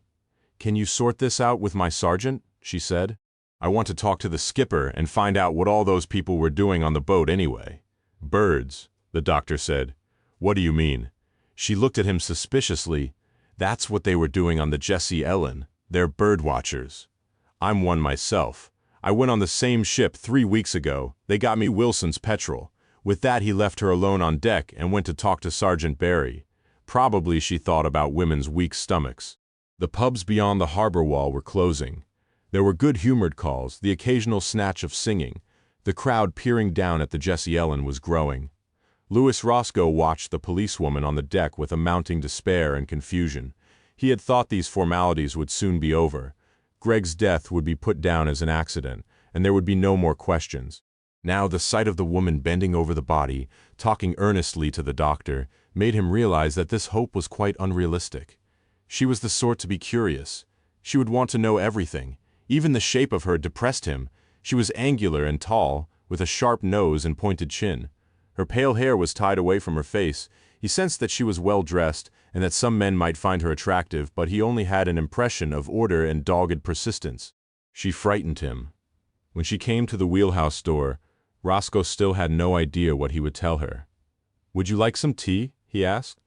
The boy and Fat Freddy had been allowed home after a brief discussion with Sergeant Barry. "I was going to make some anyway. If you've got questions to ask, we'll be more comfortable in the saloon." She nodded gratefully, and he felt relieved. He showed her where to go, forcing himself to be natural and polite. But as he went to the galley to make the tea, he felt his heart racing and his breath coming unevenly in gulps. When he returned to the saloon, her legs were crossed, and she rested a notebook on one knee. He handed her a mug and sat on the opposite side of the table on the bench seat. "Was the dead man a birdwatcher?" she asked. Roscoe nodded. "They all were," he said. "As far as I know, I never realized until I started this business what fanatics they are." "What do you mean?" "Well, that they'd go to such lengths to see a few gulls and petrels. It's not cheap to charter the boat for 24 hours, and 8 is the tour company's commission on top of that." He felt on safe ground and was beginning to relax. "Where does Mrs. Pengelly come into it?" She remembered the untidy woman with the baby and could not keep the disapproval from her voice. Panic made it hard for him to think rationally. She was waiting for an answer, and he forced himself to speak. "She runs a sort of guest house," he said, "down at Porthkennon, at the top of the valley. She has a lot of bird watchers to stay in the spring and the autumn. After the boat trip, the passengers have a few days there. It's all organized by the company in Bristol, a package like the Cornish Spectacular, they call it. They do 4 over the summer. This would be the last." He thought he was speaking too much, but she seemed not to notice his nervousness. "Was one of the company's representatives on the boat?" "Yes, Mr. Earle. He's been on every trip. He looks after the bird-watching side of it. So he'd have a list of all the passengers." "Sure to. And he's staying at Porthkennon too." He nodded. "Was there anything unusual about this trip?" she asked. "Did you notice anything different from the other 3? He considered. "They were more serious," he said, "about the bird-watching like. On the other trips there were 1 or 2 fanatics, but most were there to have a good time. They wanted to see the birds, but if they didn't, it wouldn't be the end of the world. On this one you felt it was a matter, well, of life and death." "Did they see what they wanted to?" "Yes," he said. "They got themselves into a right state, too. It started off like all the others. They saw Wilson's petrels. That's what they all came out to see. Then there was something else which really excited them. They couldn't identify it. Mr. Earle said it must be something really rare. Perhaps it had never been seen before. That's when we realized the boy was missing. They went to fetch him to show him the new bird, but they couldn't find him. He wasn't birdwatching with the others." "No," Roscoe said. "He'd been seasick in the night and still didn't look well in the morning. He dragged himself out for a couple of hours, then went to lie down again." "In his bunk?" "No," Roscoe said shortly. "On deck, mostly they were bird-watching from the stern. He was up this end, where it was a bit quieter." "Couldn't you see him from the wheelhouse then?" "Not directly, no. He was hidden by the saloon. But you would have noticed someone going up to him and talking to him?" Again the panic returned. "No. You don't know what it was like when they saw that bird. It was pandemonium. They were all shouting and running about. I wasn't thinking about anything else but getting the boat exactly where they wanted her to be." Claire found the scene hard to imagine. In her experience, adult birdwatchers were elderly, rather dotty women who fed blue tits in their gardens and went for nature rambles. Most she had met were children, earnest and pretentious schoolboys. The variety described by Roscoe seemed implausible. He sensed her incredulity. "You talk to them," he said. "You'll find out then what they're like." She nodded reassuringly. She did not want to offend Louis Roscoe. If Franks had been murdered, surely the skipper was the least likely to have anything to do with it. What would a Cornish boatman have to do with a young man from Bristol? There was nothing else unusual, she asked. No arguments or disagreements. Not exactly, he said. Not a real row. You had the feeling they were getting at each other, winding each other up. But Friday night was like that on each of the trips. They were worried, Rob Earle said, that they wouldn't see any birds. It seemed to get on their nerves. Then there was all that fuss about lists. Lists? She was mystified. Perhaps it was some obscure nautical term. They all make a list of the birds they've seen. They all wanted the boy that died to tell them the number of his, but he was teasing them, leading them on. "You'll have to wait and see," he said. "I'll add it up and let you know tomorrow." "It sounds very childish," she said. He shrugged. "You should see some of the fishing parties," he said. He had an irrational desire to defend the birdwatchers. Perhaps it had something to do with Rose Pengelly. Claire Bingham was starting to feel impatient. She should be at Porthcanon while the other passengers were still tired and shocked. She should not give them too much time to discuss things and concoct a story among them. It was reassuring that George Palmer Jones was with them. He would give her reliable inside information, but in a way too, his presence only increased the pressure on her. She did not want to let herself down in front of someone so respected in the profession, someone who could possibly influence her career if he chose. Outside on the deck, she heard the voices of the men who were taking away the body. It must have slipped because there was a thud and a muffled oath. "Are there any more parties booked onto the boat?" she asked. "Not this week. You do realize we'll want to examine it in more detail? There'll be experts to see it first thing in the morning, and there'll be someone here all night." "Why all this, then?" he asked suddenly. "Don't you think it was an accident?" "No," she said calmly. "He was hit on the head before he drowned. Couldn't he have done that when he fell?" "Not according to the doctor." She looked at him sharply. "You don't seem very surprised." He spoke slowly. His hands gripped tightly around his knee. "When they were looking for him, they couldn't find any of his gear," he said. "Even his bag and the bits of clothes he'd left below had gone. That seemed very queer to me." "I see," she said, and scribbled something in her notebook. Roscoe stood up. He felt drained and worn out and could no longer think clearly. "Is that all?" he asked. She nodded, for now. "Are you going to Porthcanon?" "Probably." She had already moved from the saloon and onto the deck. There was a faint breeze, but the air was still hot and humid. "I live there too," he said. "I'm in the cottage on the shore. If you want me, that's where I'll be." He suddenly wanted to prolong the interview. The extent of his folly struck him and cut through his panic. He should have told her. She was sure to find out for herself. Perhaps she already knew, but was saying nothing in the hope of catching him out. "Goodbye, Mr. Roscoe," she said formally, and jumped without his help from the boat onto the quay. "I'll probably be talking to you again tomorrow." He stood for a moment in the doorway of the saloon, unable to move. With the removal of the body, the crowd at the harbor wall had faded away. The town was quiet. Her shadow was already disappearing among the cranes, the boxes of cargo and fish crates on the quay. A uniformed police constable watched her go. Louis suddenly came to life. He jumped from the Jessie Ellen onto the quay. "Inspector," he shouted, running after her. "Inspector, there's something I should tell you." But by the time he reached the constable, Claire Bingham was driving away in her expensive car. "What's the matter?" the policeman asked. "Can I help you?" "No," Louis said. "It's nothing that won't wait." He turned to the policeman, who was young, only a boy.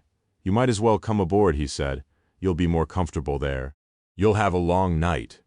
Then, because the Jessie Ellen provided the only security he had, he added, "I'll stay here with you." Claire Bingham went first to the police station. Barry had collected Greg Franks's car, and she had arranged to meet him there before she did anything. She phoned her husband. She could never quite lose herself in her work. Whatever she was doing, her responsibility for him and for Thomas remained at the back of her mind, a guilty irritation. "I'm sorry," she said. "I'll be very late." As she had expected, he was bad-tempered. "What about the morning?" he said petulantly. "What shall I do if you're not back? It's happened before. Who takes Tom to the childminder?" "You'll have to do it. You know where she lives." "Claire," he said accusingly, as if she was being awkward deliberately, just to annoy him, "you know I'd arranged early squash with Charlie tomorrow." She wanted to say that there were lots of things she had arranged too, and anyway, wasn't murder slightly more important than showing off on the squash court in front of Charlie Turner? But she hated spending time away from him with disagreement lingering between them. "I'm sorry, darling," she said. "Really sorry. I'll be home as soon as I can." Sergeant Barry had been in the canteen. She could smell the fried food and stale cigarette smoke around him as he came into the office, though she knew he never smoked. She stood up and opened a window, but away from the sea the night was still, and it did no good. Barry was young, quiet, anonymous. He still lived with his parents in one of the genteel, slightly shabby suburbs of the town. To his colleagues he was something of a joke. He was a non-drinker and had, it seemed, no girlfriends. They knew very little about him. Claire had come to admire and rather to like him. He was a member of one of the small, exclusive, eccentric churches which flourish still in the West Country. And there was a girlfriend, she found out, one of the diminishing congregation. She was surprised, too, to discover that Barry had a sharp, unmalicious sense of the ridiculous, and occasionally he had her in fits of giggles, like a schoolgirl. She sensed he disapproved of her domestic arrangements. She could tell he really thought she should be at home with her son, yet he never preached. Sometimes his calm patience made her feel inadequate, and then she would lash out at him. "Do you want to be a dog's body for the whole of your life, Barry?" she would demand. "Don't you want to live a bit? Experience something more exciting than tea with Mummy and Daddy?" But she could never provoke him into a reaction. He would shake his head and smile, then melt unobtrusively away. "Well," she said now, "have you found out anything useful before we go to Porthkennon?" "A few things from the computer," he said. So she was immediately excited. He was a master of understatement. "Anything on Franks? He's never been convicted," Barry said. "He was charged with burglary 5 years ago when he was still a juvenile, but found not guilty." "Anything else?" Barry paused. And if it had been anyone else, she would have thought he was doing it to intensify the drama of his revelation. "Louis Roscoe," he said. "Has he got a record?" she asked. She was disappointed. She expected it to be something trivial. He nodded. "Arson," he said, "and manslaughter. He got 10 years. How long's he been out?" 4 years. "Any details?" "Not much. The offense happened in Bristol, and I've been trying to get more information from there. It was a small boatyard. Roscoe was working there. They assume it was a grievance against his employer. A security guard was killed." She was astonished. She would never have thought Roscoe capable of such violence. He seemed such an ordinary, nondescript sort of man. She was surprised by her own lack of judgment. She stood up. A nervous energy had kept her going all evening, but now she felt very tired. Perhaps it would be a mistake to do much more tonight, she thought. She should be alert when she was taking the detailed statements. All the same, they would have to go to Porthkennon by now. One of them might be ready to confess. Most murders were cleared up within hours, and the police were given little to do. Barry was looking at her with a suppressed excitement. "There is something else," he said. "What?" Her head was swimming, and she felt she could take in little else. "I found this in Frank's car. It was in the dashboard. No attempt had been made to hide it." He held up a polythene envelope of white powder. "What is it?" she said foolishly. "We'll need forensic to test it," he said. "But it looks like heroin. Oceanofpdf.com." Chapter 5. Most of the trippers who explored the narrow road sign posted to Porthkennon were disappointed and turned back before they reached Myrtle Cottage. At first there was little to see. Gray sheep-cropped moorland rose away from the seaward side of the road, so there were no views of cliffs or water, and the color of the hillside made it seem always to be in shadow. The monotony of the landscape was broken by granite outcrops, huge and brooding against the sky. After a mile there was a turn in the road, and then a row of derelict cottages, windowless, with holes in the roofs and the distinctive chimneys of a disused tin mine. The scene of industrial decay so close to the road had nothing in common with the picture postcard Cornwall of thatched cottages and cream teas. The trippers thought they had reached Porthkennon and turned back to the main road with relief. But beyond the abandoned hamlet, the lane turned again towards the sea, like a green scar in the bare hillside, a valley cut through the granite to the coast. Porthkennon was the name of the valley and the scattering of houses which had been built in its shelter. There was no real village, no pub, but a forest of vegetation, trees, shrubs, and large exotic flowers which seemed to overwhelm the houses. Even in winter the place was lush and green. In the valley the light and heat seemed trapped and intensified. If it had been daytime, Claire Bingham would have seen the whitewashed walls of the houses, dark green leaves, shining blackberries, overblown roses, all with a startling clarity. Even now in the car, they were aware of the stillness and the trees all around them.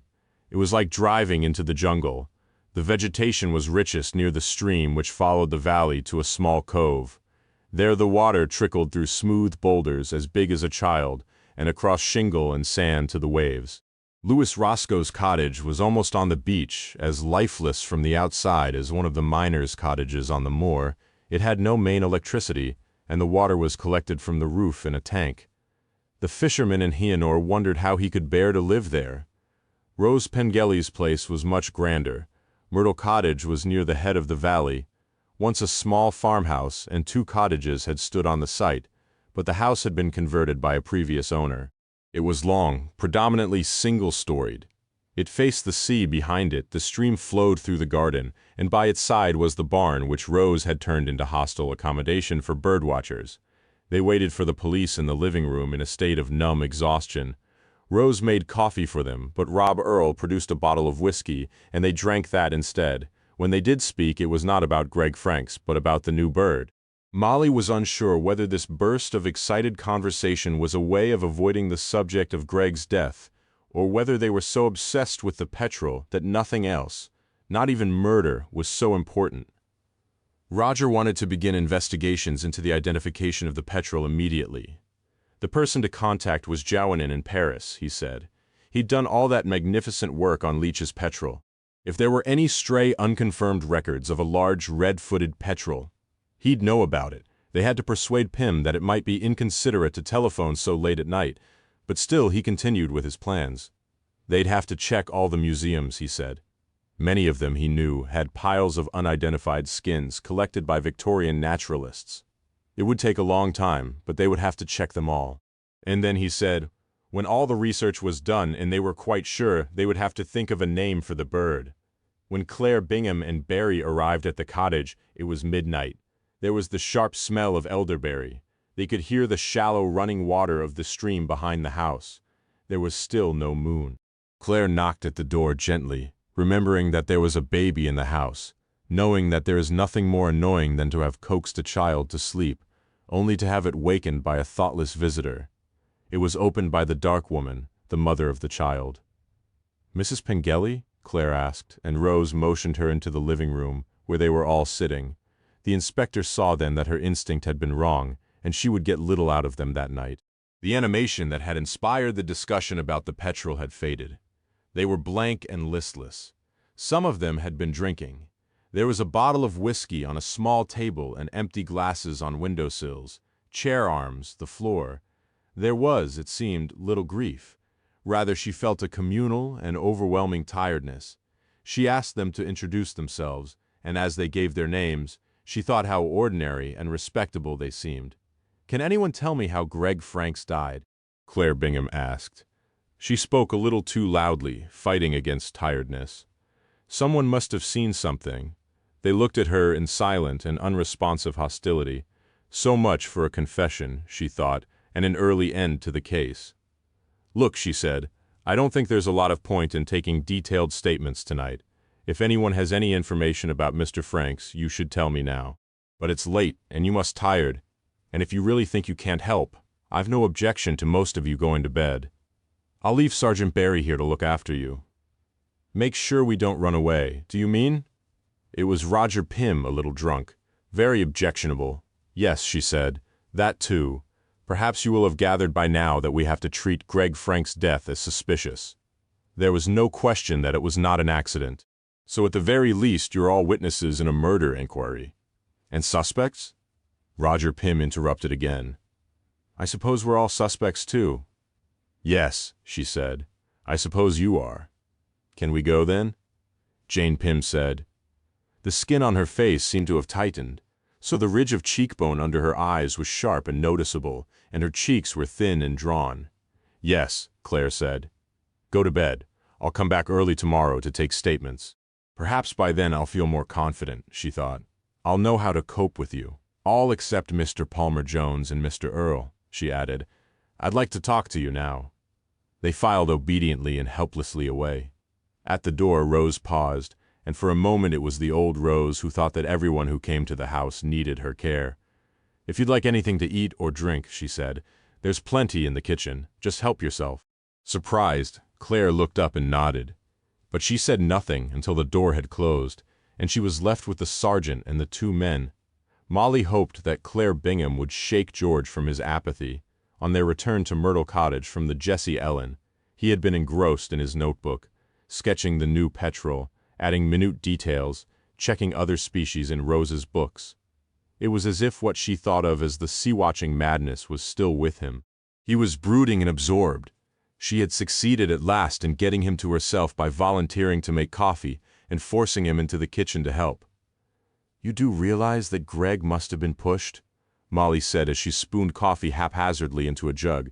Otherwise, how did his bag and the rest of his equipment go missing? He hadn't taken that on deck with him. That was no accident. No, George had said. Probably not. Well, she said, what are we going to do about it? Nothing, he said. It's nothing to do with us now. We'll cooperate fully with the police. Tell the inspector everything we know, then leave the rest to her. What about Mr. and Mrs. Franks? She demanded. Don't you think we owe something to them?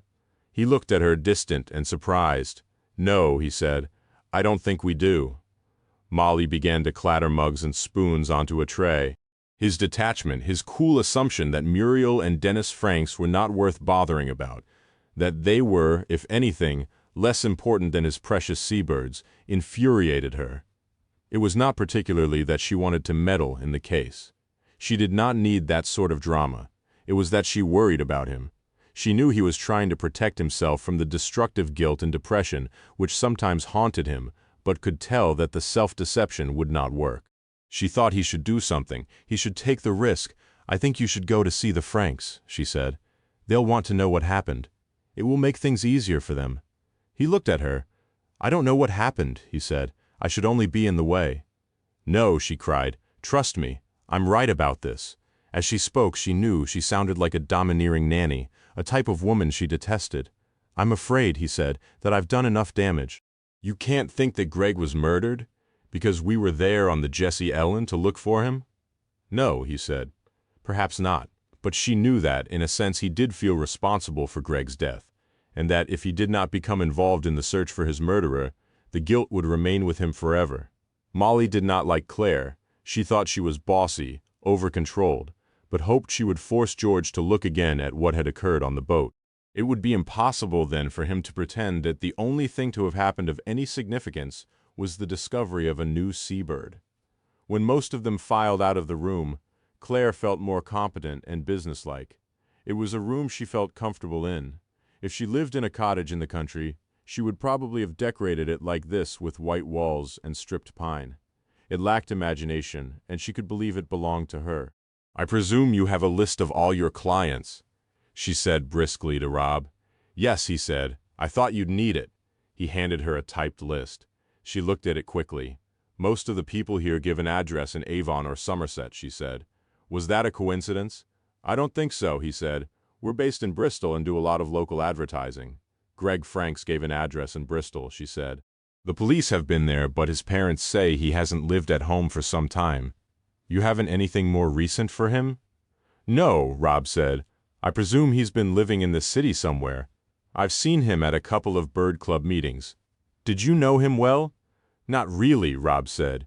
Whenever I went to see a bird, he was there. We'd talk, maybe go for a beer. Then I might not see him again for months. That's how it is with a lot of serious birders. I see, she said. But she did not understand the obsession which was the only thing these men had in common. Besides, she would never allow such a chaotic arrangement to rule her social life. What work did he do? She asked. His parents were rather vague. He must have had some sort of regular employment to afford a car, a holiday like this. Rob shrugged. Perhaps, he said. He had other ways of making money. What do you mean there were always rumors? What about? She asked, sharply. Drugs? Was he a dealer? That was what people said. But that didn't prevent you from allowing him onto the trip. No, Rob said. Of course not. They were only rumors. Besides, it's not something I feel strongly about. The inspector looked at him sharply, wondering if he were trying to outrage her, but he was concentrating on rolling a very thin cigarette, and she could not tell. Was anyone absent from the deck in the time between Frank's going to lie down and your realizing he was missing? She asked. You must be joking, Rob said. I mean, I was looking at a bird, which has certainly never been seen before in the Western Palearctic, and probably never in the world. I didn't notice anything but that beautiful dark rump and those bloody big feet. I do have some sense of priority, his ridicule confused her. She did not have any idea what he was talking about. She turned to George. Mr. Palmer Jones? She asked, with reverence and great hope. No, he said. I'm sorry, I didn't notice anyone missing. As soon as we spotted what was obviously a very rare bird, there was a great deal of confusion. Everyone was concentrating on the sea. She stared sadly at her small polished fingernails, and he saw that he had let her down. She turned to Rob. Who knew that Mr. Franks would be on the trip? She asked. Did anyone ask to see a passenger list before boarding?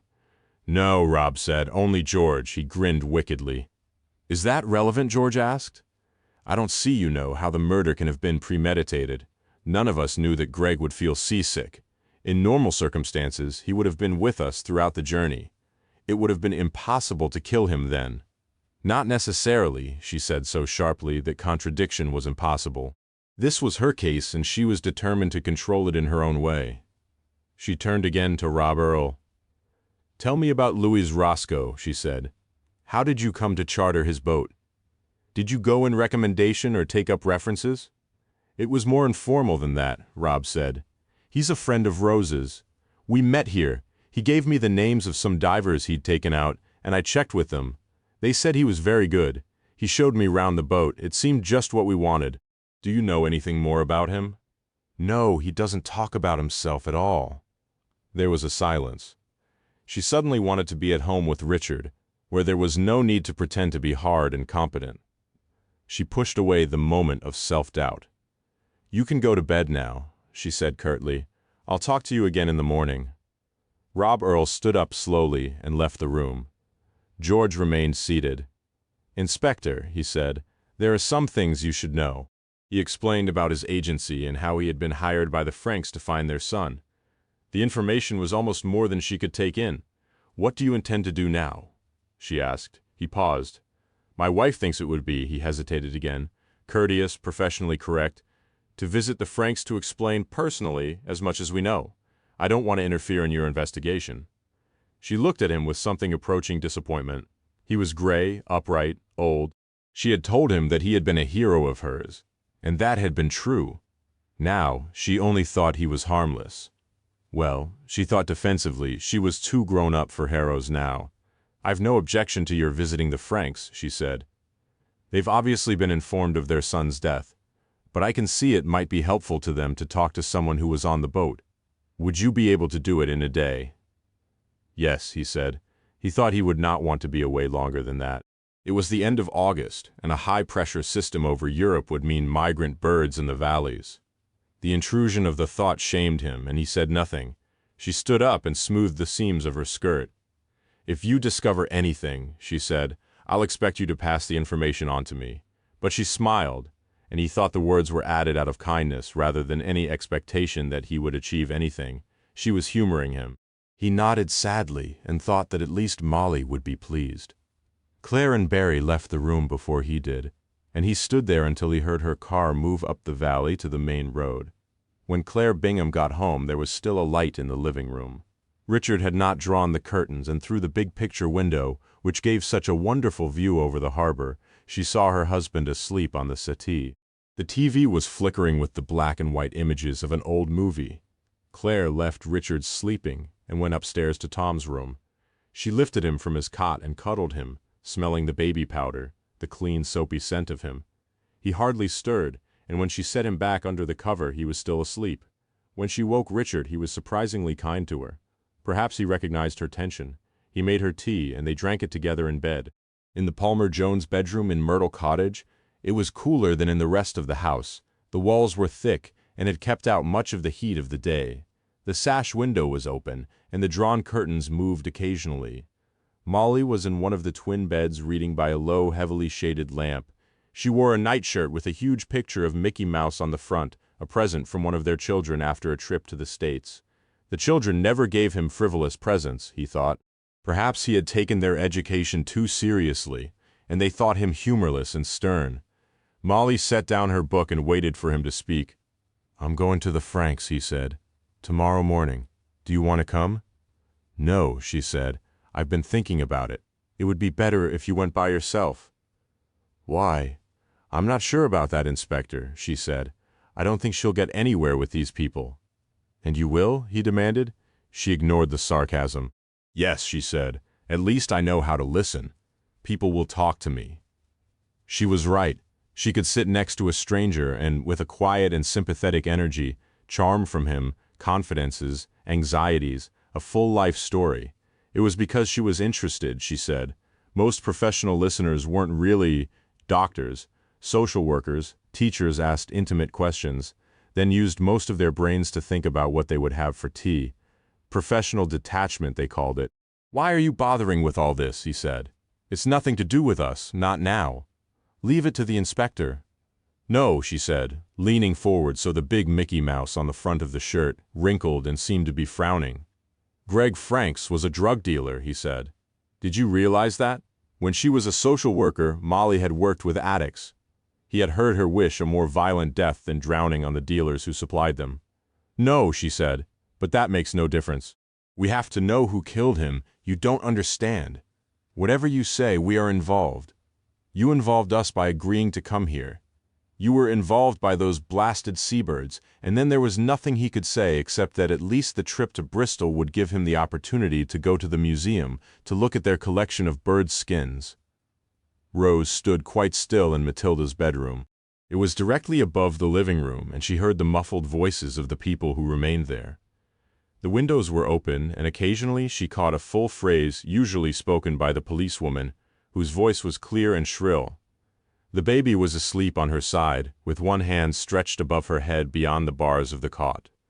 The room was lit by a low light, and in the corners there was shadow and the faint, mysterious movement of a ceramic mobile hung from the ceiling.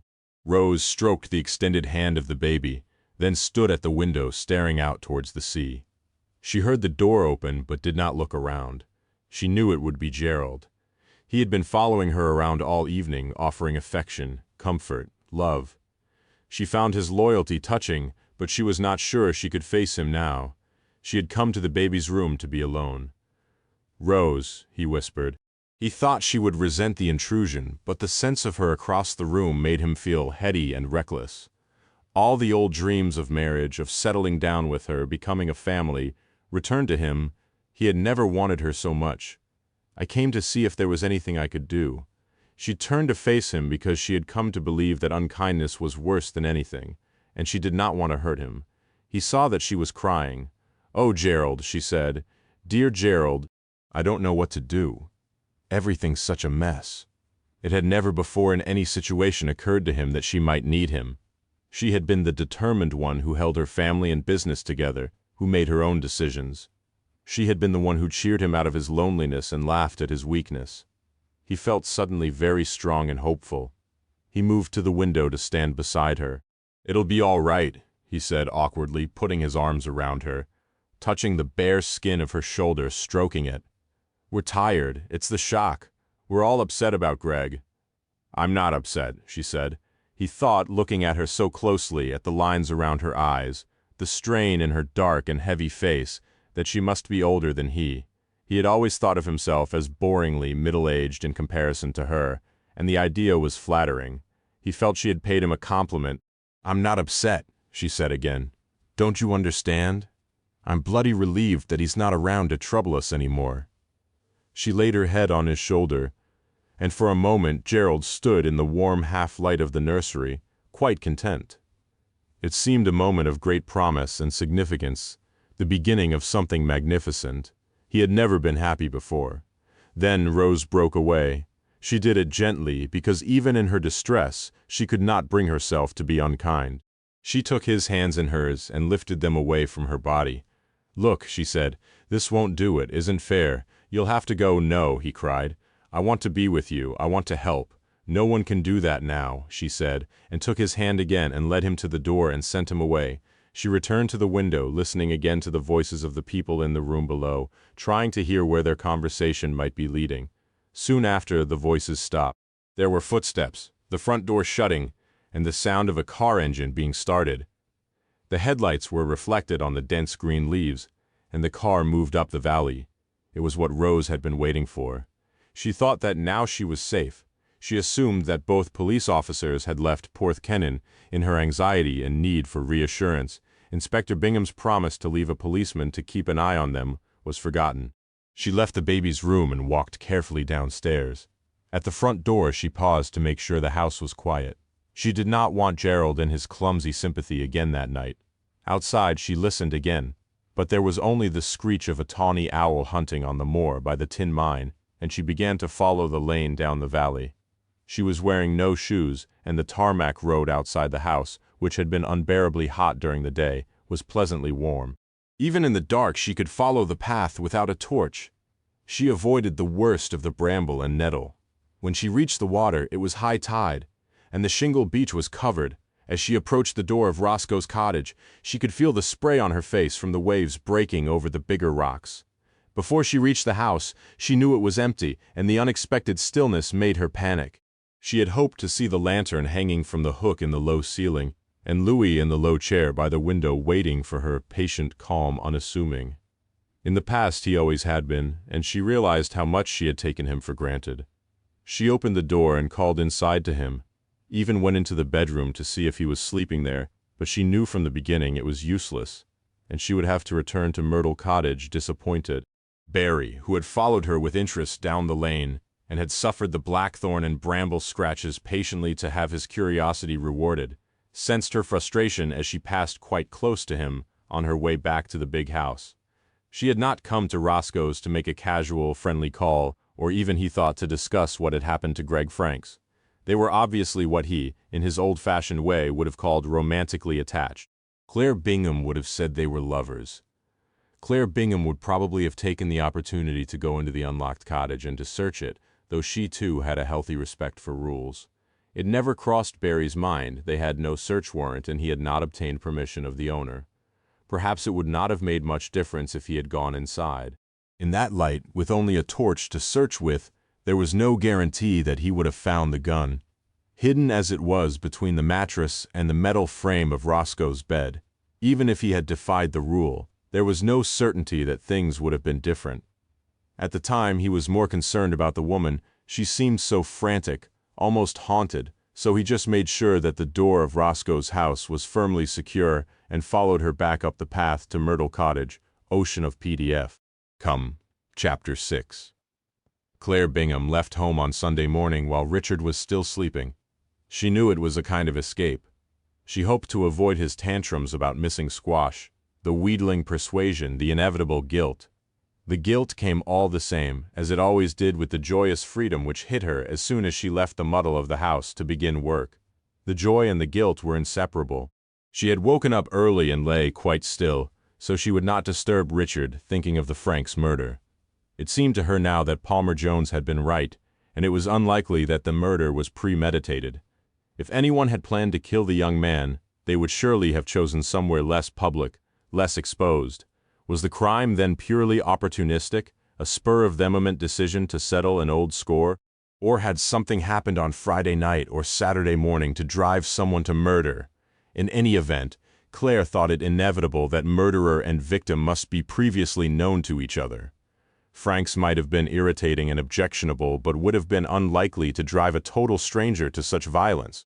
So she decided, as she showered and dressed. The aim of her interviews at Porthkennon would be to trace any connection between Greg and the other passengers, and to reconstruct in detail all that had happened after the birdwatchers had joined the boat. It seemed simple and straightforward. She drank hot coffee too quickly, then drove fast down the harbor road past the Jessie Ellen. Still moored at the quay, she felt vigorous and refreshed.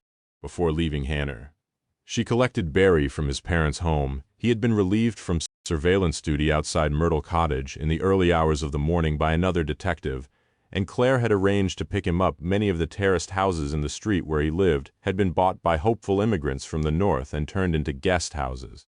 In some cases, the hopes had obviously not been realized. Even on this bank holiday weekend, hand-painted signs advertised that there were still vacancies. Through large bay windows, Claire saw tired landladies preparing for breakfast, setting ketchup bottles on plastic tablecloths, pouring sugar into plastic bowls in the car. Barry told her about Rose's walk to the cottage on the shore. "What was she after?" Claire asked. "Him, I think," Barry said. "Roscoe.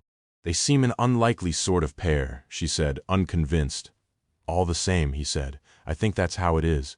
When they arrived at Myrtle Cottage, Claire decided to interview Rose first. Whatever the reason for her midnight wander down the valley, it was a sign of panic. She thought the woman would be ready to talk. For their interview, they used the dining room, which was at the back of the house, cool and shady, a little gloomy. The light was filtered through the overgrown shrubs, planted too close to the window in the garden beyond. The furniture was dark and heavy, and looked as if it had been inherited from an elderly relation. The room was rarely used. "Mrs. Pengelly," Claire Bingham began. Miss Rose interrupted. "I've used my maiden name since my divorce." "Ah, yes." Claire looked at a piece of paper and a brown file. "When was that?" 12 years ago, Rose said. "You have lived in Myrtle Cottage since that time?" Rose nodded. There was a silence which she felt expected to fill. "It was left to my husband by his grandmother," she said. "When I met him, he was an actor in a small community theater group. He did a bit of writing and directing too. Then he was offered the opportunity of working in London. Things hadn't been brilliant between us, and I certainly didn't want to move out of Cornwall, so we separated. Later, he fell in love with a young actress, and we divorced. It was all quite friendly when he went. I had 2 small children, so I stayed in the house. He's doing rather well now, and he's quite happy for me to stay here." "Have you seen your husband recently?" Claire asked. "Not since the children were old enough to travel to London by themselves. He used to come to Porthkennon to collect them for holidays, but they're both at college in town now, and he sees more of them now than I do." There was another pause. Rose remained resolutely quiet. "You have another child," the inspector said. "A baby?" "Yes," Rose said defiantly. "Matilda, she's 8 months old." She waited for the other, more awkward questions, but none came. At last Claire smiled and changed the direction of the conversation. She was enjoying herself. She felt in perfect control of the interview. "How well did you know Greg Franks?" she asked. "Not well at all. He stayed here occasionally if he was on his way to the Scillies, or if there was a particularly rare bird in the valley." "Did he always come alone?" "No. I can't remember him coming on his own before. There was usually a gang of them once he came with a girl." "What was her name?" "Victoria," Rose said. It seemed rather inappropriate. Anyone less Victorian it would be hard to imagine. "I never knew her surname." "Tell me what happened on Friday night, after you all arrived on the boat," Claire asked, "in as much detail as you can remember." "It's very hard," Rose said.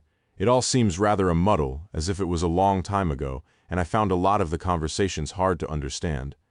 I enjoy watching birds, but I'm not in the same league as Rob or Roger. I don't suppose I have their passion."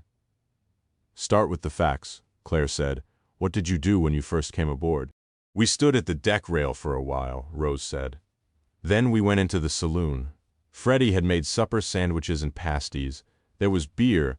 Everyone drank a lot of beer." "And they talked about birds?" Claire asked. "Of course they talked about birds. They were very tense, somehow, very anxious. Everyone's nerves seemed on edge. They were worried, I think, that after all the effort of the trip there would be nothing to see." "How could you tell they were tense? Were there arguments?" "There was a silly scrap between Roger and Greg about lists. Greg was just being mischievous, winding Roger up. Anyone with any sense could tell that. He implied that he'd seen more birds in Britain than Roger. But when we asked him outright how big his list was, he only laughed. 'I don't know,' he said. 'I'm a world list man myself. I'll count up and let you know in the morning. It seems juvenile now, but we were all short-tempered. It was very hot in that saloon. It seemed impossible to breathe, and we'd all had too much to drink. I was afraid there might even be a fight. But there wasn't a fight. No, Rose said. I've just explained. Greg turned the whole thing into a joke. What else happened? The inspector asked lightly. Any more dramas? Jane Pym had more to drink than anyone, Rose said. Usually she would have considered this conversation gossip and hated herself for taking part in it.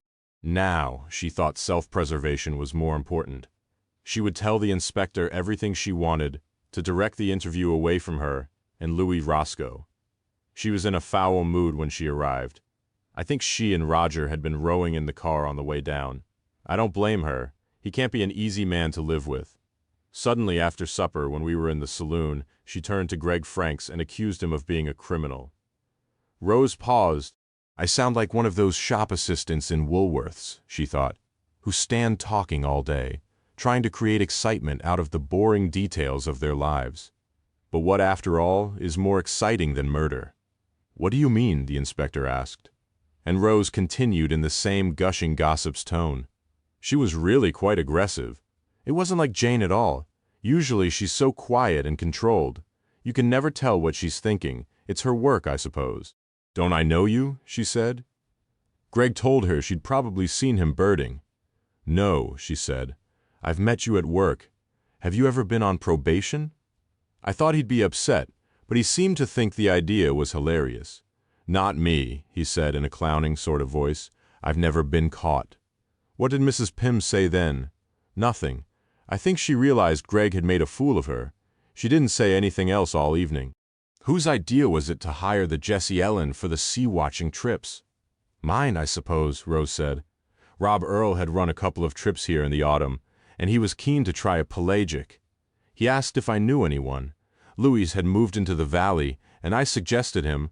Rob seemed very impressed. I just introduced them. Did you know that Mr. Roscoe has served a prison sentence for a serious offense? Yes, Rose said. Has he ever talked to you about it? Not in detail. He said he had never intended it to end like that. He was too gullible, he said. It had been a means to an end. What did he mean by that? I don't know, Rose said. He doesn't like talking about it. Did Mr. Roscoe ever meet Mr. Franks here? No, Rose said. He didn't like the Birdwatchers much. He kept out of the way when they were here. Did he know that Greg Franks would be aboard the Jessie Ellen with this party? Did Mr. Earle send him a passenger list? No. He had very little to do with the passengers. He only needed to know how many there would be. The inspector looked at a sheet of paper in the file. It was an indication, Rose thought, that the interview was almost over. Did you like Greg Franks, Miss Pengelly? No, Rose said. I thought he was cocky, irritating, rude. Some people may have found him amusing. I thought he was offensive. Oh, the inspector said. How did he offend you? There was nothing specific, Rose said. It was his manner. There was a silence. The inspector gathered her papers together. Just one last thing, she said. Why did you go to the cottage on the shore last night? Rose stared at her in shocked amazement, as if the woman had been gifted with supernatural powers. The inspector continued, You did go, I presume, to see Louis Roscoe. Rose nodded. Why, we're friends, Rose said. I wanted to talk to him. She turned sharply to the detective. Is he all right? She said. You haven't arrested him? Why should we do that? Claire asked. Rose shook her head. No, Claire said. We haven't arrested him. He spent the night on the boat. We'll be talking to him later today. He wouldn't have killed Greg Franks. Rose cried. What reason would he have? Miss Pengelly, the inspector asked gently, formally, is Louis Roscoe the father of your child? Rose nodded, and Claire Bingham was left with the satisfaction of knowledge, but with no clear idea of what the information added up to. Jane Pym had slept heavily in a blank, unnatural stupor, and woke slowly to a headache and a feeling of empty nausea. She thought for a moment she was in hospital waking up after an operation, and the reality came as a disappointment. It would have been wonderful to be in hospital in a state of sympathetic dependence. Roger was already awake and on the telephone. He seemed to spend the whole of that day talking to seabird freaks about the red-footed petrel. He seemed to have taken possession of the bird as if no one else was competent to deal with it, and managed to imply that he had found it and first realized its significance. When Jane emerged at last from the bedroom into the living room, he was talking in dreadful French to a professor who worked in the Natural History Museum in Paris. How he tracked down the home number of a Frenchman on a Sunday in August, she never discovered. The arrival of the policewoman and the summons to the cool dining room to answer questions came almost as a relief. More than anything, she would have preferred to be at work. If that was impossible when she was called into the dining room, she was glad at least to escape Roger's gloating descriptions, the pseudo-scientific jargon of bird identification, the strictures to secrecy. If Roger mentioned Greg Frank's death at all in these interminable phone calls, it was an inconvenience which prevented his carrying out proper research and put him at the mercy of others. She found the performance sickening. Claire Bingham considered Jane Pym with suspicion. She did not, like some of her colleagues, think all probation officers were seditious and revolutionary, but she was wary of them. They were usually unreliable and unpredictable. They seemed to work alone with no authoritative superior. And then there was, between the women, an element of competition. They stared at each other across the polished wooden table, each almost a mirror image of the other, angular, intense, frowning. Both women were used to conducting interviews. They knew the rules of the game, neither would want to lose face. "Why did you decide to come to Cornwall this weekend?" Claire asked.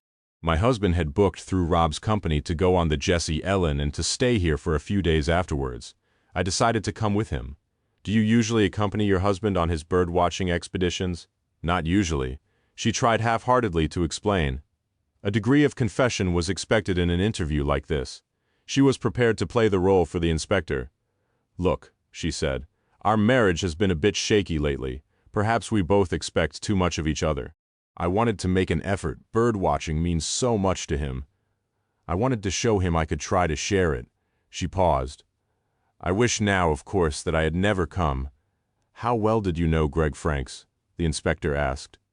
"Not at all," Jane Pym said, and then perhaps her interviewer's instinct, her sense that she might have been tricked, made her continue, "At least I think I may have met him, but I can't remember exactly where."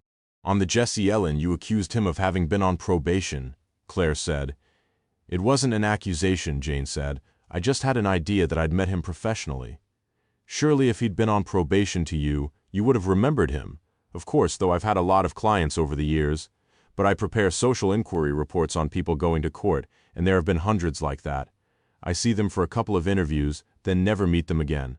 I understand that he spent a couple of weeks in a probation hostel in Bristol when he was on bail." "Could you have met him there?" Jane remembered the big family house on the corner of the suburban road which managed to carry with it the air of an institution. "Yes," she said, trying to picture Greg in the kitchen doing his turn at washing up in one of the house meetings baring his soul. "That's possible. I did a 6-month stint there about 4 years ago." "What about Louis Roscoe?" the inspector asked, and then echoing Jane's earlier words, mocking them, asked, "Could you have met him professionally?" Jane looked at her sharply. "Has he been in trouble?" she asked. The inspector nodded. "Why? Do you remember him?" "No, but there's something about him that's familiar. Not about him personally, but the way he talks to people he doesn't know. He's suspicious. Has he been in prison?" The inspector nodded again. "He completed his sentence in Leyhill Open Prison in Gloucestershire, at about the same time as you were working in the hostel," she said. "You don't remember him?" "No," she said. But the inspector, who was skilled at picking up these things, did not quite believe her, and thought that she was being guided by a peculiar social worker's code of confidentiality. Claire thought it did not matter. The man's records would be available to them, and the name of his probation officer would be there. She turned back to Jane Pym. "How did your husband get on with Mr. Franks?" she asked. Jane shrugged. "They were friendly rivals," she said. "Roger has been bird-watching for a long time. He's seen a lot of birds in Britain. The younger Twitchers were a little envious. Greg liked to think he was catching Roger up. Did you talk to Greg Franks after he went to sleep off his seasickness yesterday on the Jessie Ellen?" Claire asked. "No," Jane said. "Of course not. What on earth would I have to talk to him about?" Then she sat in a calm, detached way, smoking a cigarette, and waited for the inspector to tell her that the interview was at an end. When she had spoken to Jane Pym, the inspector sent Barry to the car to radio the police station. Her superintendent had promised to contact Customs' excise and the drug squad to see if they had information on Greg Franks. But now, too, there should be more details on the Louis Roscoe case. Claire did not have much faith in her superintendent's abilities as an investigator, but acknowledged that he was a good liaison man. He seemed to have friends in every force in the country. She never asked how he managed it, but was willing to use the information he provided. Barry walked through the house and out into bright sunlight. Swallows were gathering in clouds in the valley and perching on the telegraph wire along the road, preparing for the migration south. On a white bench outside the cottage, Rose Pengelly was sitting, barefoot and brown-legged like a gypsy, with the baby at her breast. Unembarrassed, he continued towards the car. In the house, the phone rang. Barry thought it might be the superintendent and turned back to answer it, but Roger Pym had already picked up the receiver, and Barry heard him say to no one in particular, "It's Tim Robertson from Madeira." When the sergeant returned to the dining room, he was carrying coffee in big earthenware mugs, shaped like flower pots. "Miss Pengelly thought we might like this," he said. "Well?" the inspector demanded, refusing to be distracted, irritated by his lack of urgency, by the time he had been away. "What have we got?" "Greg Franks was well known to the Customs Investigations Department," he said, spooning brown sugar in his coffee. "They're a bit upset. They were all set up for a big operation. They hoped he might lead them to the organizer. He was certainly a courier, they say, probably a small-time dealer too. They're interested, of course, in all his contacts and would like to see his diary or address book if we find one. We've got to find a home for him first," she said. "We know he hadn't been living at his parents' house for months. That's why they hired George Palmer Jones. We can't trace him by his belongings because apparently they all went overboard when he did." She drank the coffee in small, polite sips and continued thinking aloud. "Perhaps that's the significance of the missing bag and equipment," she said. "Perhaps the murderer threw it away to stop anyone finding out where Greg had been living. It's interesting that he was killed after the first serious attempt to trace him.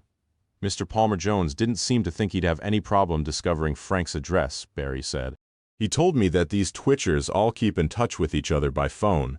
It was just a question of asking one of them for Greg's phone number and tracing the address from that." "Well," she said, "Roger Pym is one of these twitchers, isn't he? Let's have him in and see if he knows where Franks has been hiding." Roger Pym was nervous. He talked too much and waved his arms. He insisted over and over again how upset he was by Greg's death. He had known the boy for a long time, he said, since he was a youngster. In fact, he thought he could take the credit for starting Greg Franks on his birdwatching career. He hadn't actually taught Greg, but the lad used to hang around with some of his pupils at school. Have you seen him around lately? Of course, he was a serious twitcher. I see him at most of the rare birds which turn up in the country. You never met him socially? Good Lord, no. We'd have nothing in common. Your wife described you as friendly rivals. Would that be accurate? A touch of annoyance of vanity crossed his face, and she thought for a moment he intended to contradict her, but he laughed with a forced amiability and said yes, that would probably be right. She had probably heard about their little argument on the boat. It was Greg teasing, of course. There was absolutely no possibility that Greg could have seen as many birds in the UK as he had.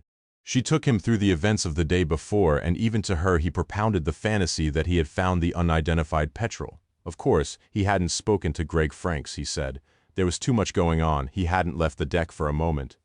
"Could you give me Mr. Frank's telephone number?" the inspector asked. "I understand that birdwatchers keep in frequent touch on the phone." The question startled Pym. For the first time in the interview, he was quiet. Then the words started again, fast, jumbled, nervous. "No," he said. He was sorry, but he didn't have Greg's latest number. He had the old one, of course, for his parents' home, but nothing recent. "Isn't that unusual?" the inspector asked. "Not really," he said. "Not now. There's Birdline, a telephone answering service, and the old grapevine is dead. So you don't know where he had been living recently?" she asked, though by now the young man's address had become such a mystery that she no longer expected a positive answer. "In Bristol," Roger Pym said. "I'm sure he was living in Bristol, but not his exact address. No." Late in the morning the superintendent arrived. Not, Claire thought, to offer assistance, to accept some of the responsibility in a difficult case, but to check up on her, and because the trip to Porthkennon would be a pleasant break from the office before he went home for Sunday lunch. He was Cornish, a great bull of a man, wide, necklace, with a big square head. His name was Worgan. "Well," he said in his growling voice, "how's it going?" She shook her head. "No one will admit to speaking to him on the boat yesterday, after he went to lie down," she said. "They all seem to have been so excited about this rare bird that they took no notice of anything. The probation officer, Mrs. Pym, thinks she might have come across him at work, possibly when he was at a probation hostel on bail. Can we check their records on that?" "No," Worgan said, finding apparent satisfaction in making the investigation more difficult and complicated for her. "I phoned them this morning. There was a fire at the hostel. I checked the date of the fire with our records on Frank's. It will have been while he was on bail. The place was gutted, and all their records were lost." "What sort of fire?" she asked. "Arson?" It was, she thought, a coincidence. Roscoe had been convicted of arson. He shook his head. Apparently not. There was a detailed investigation, and they found it was started by an electrical fault. "Have you got an address for Frank's yet?" the inspector asked. "No one here seems to know where he'd been living since he left his parents." The superintendent shook his head. "He seems to have disappeared from all the official records about a year ago," he said. "He hasn't claimed dole or social security in that time, and he hasn't paid tax or national insurance. The car he was driving was registered and insured in his father's name. We'll put out a press statement this afternoon and get his picture in the papers tomorrow. Someone will know where he's been living." He would enjoy doing that, Claire thought. Worgan always got on well with the media. He especially liked being on local television news, smiling roguishly at the female interviewer, developing his accent so nobody could mistake him for an incomer.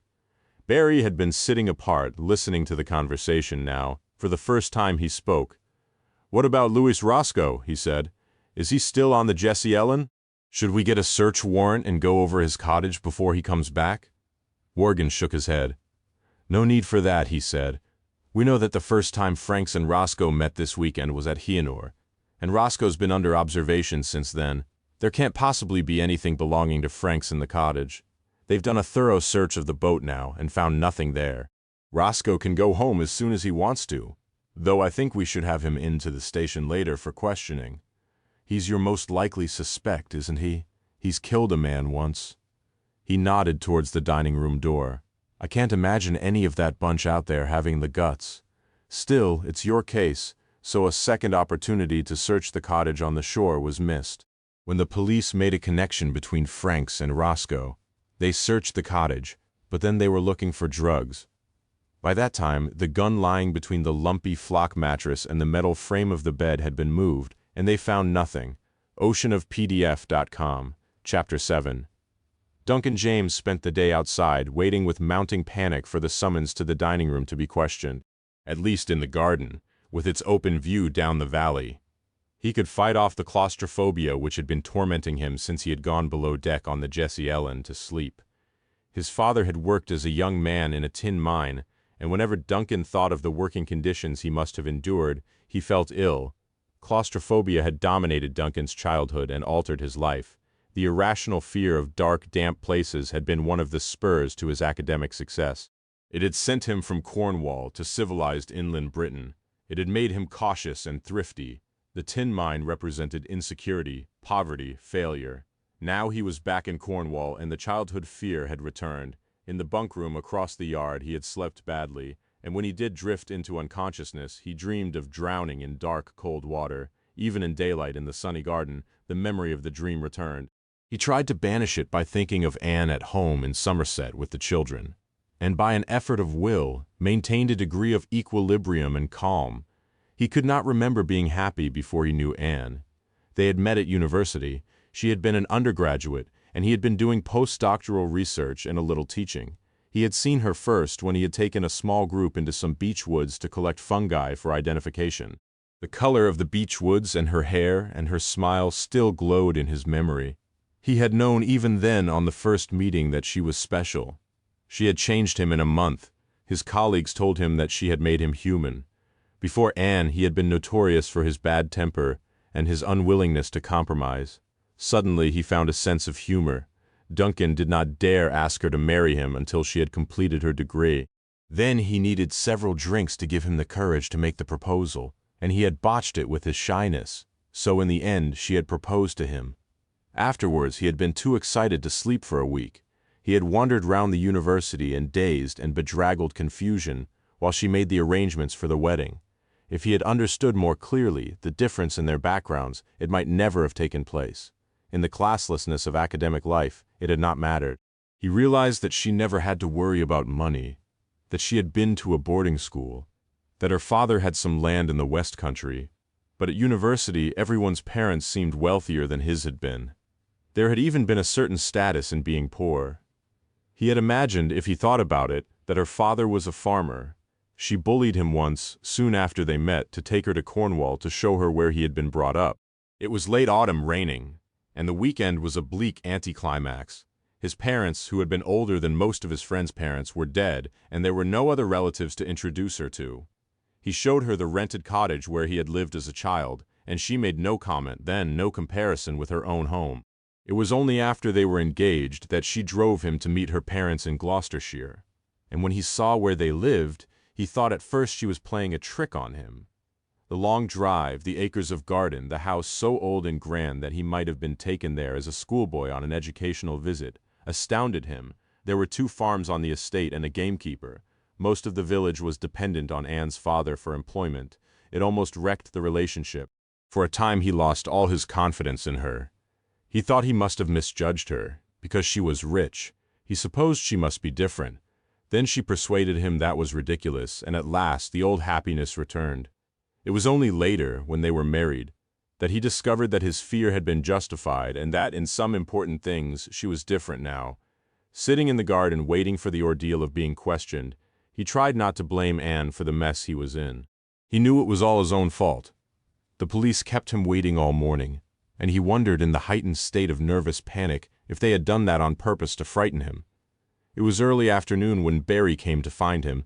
The policeman saw a large, uncoordinated man walking backwards and forwards along the overgrown path by the stream.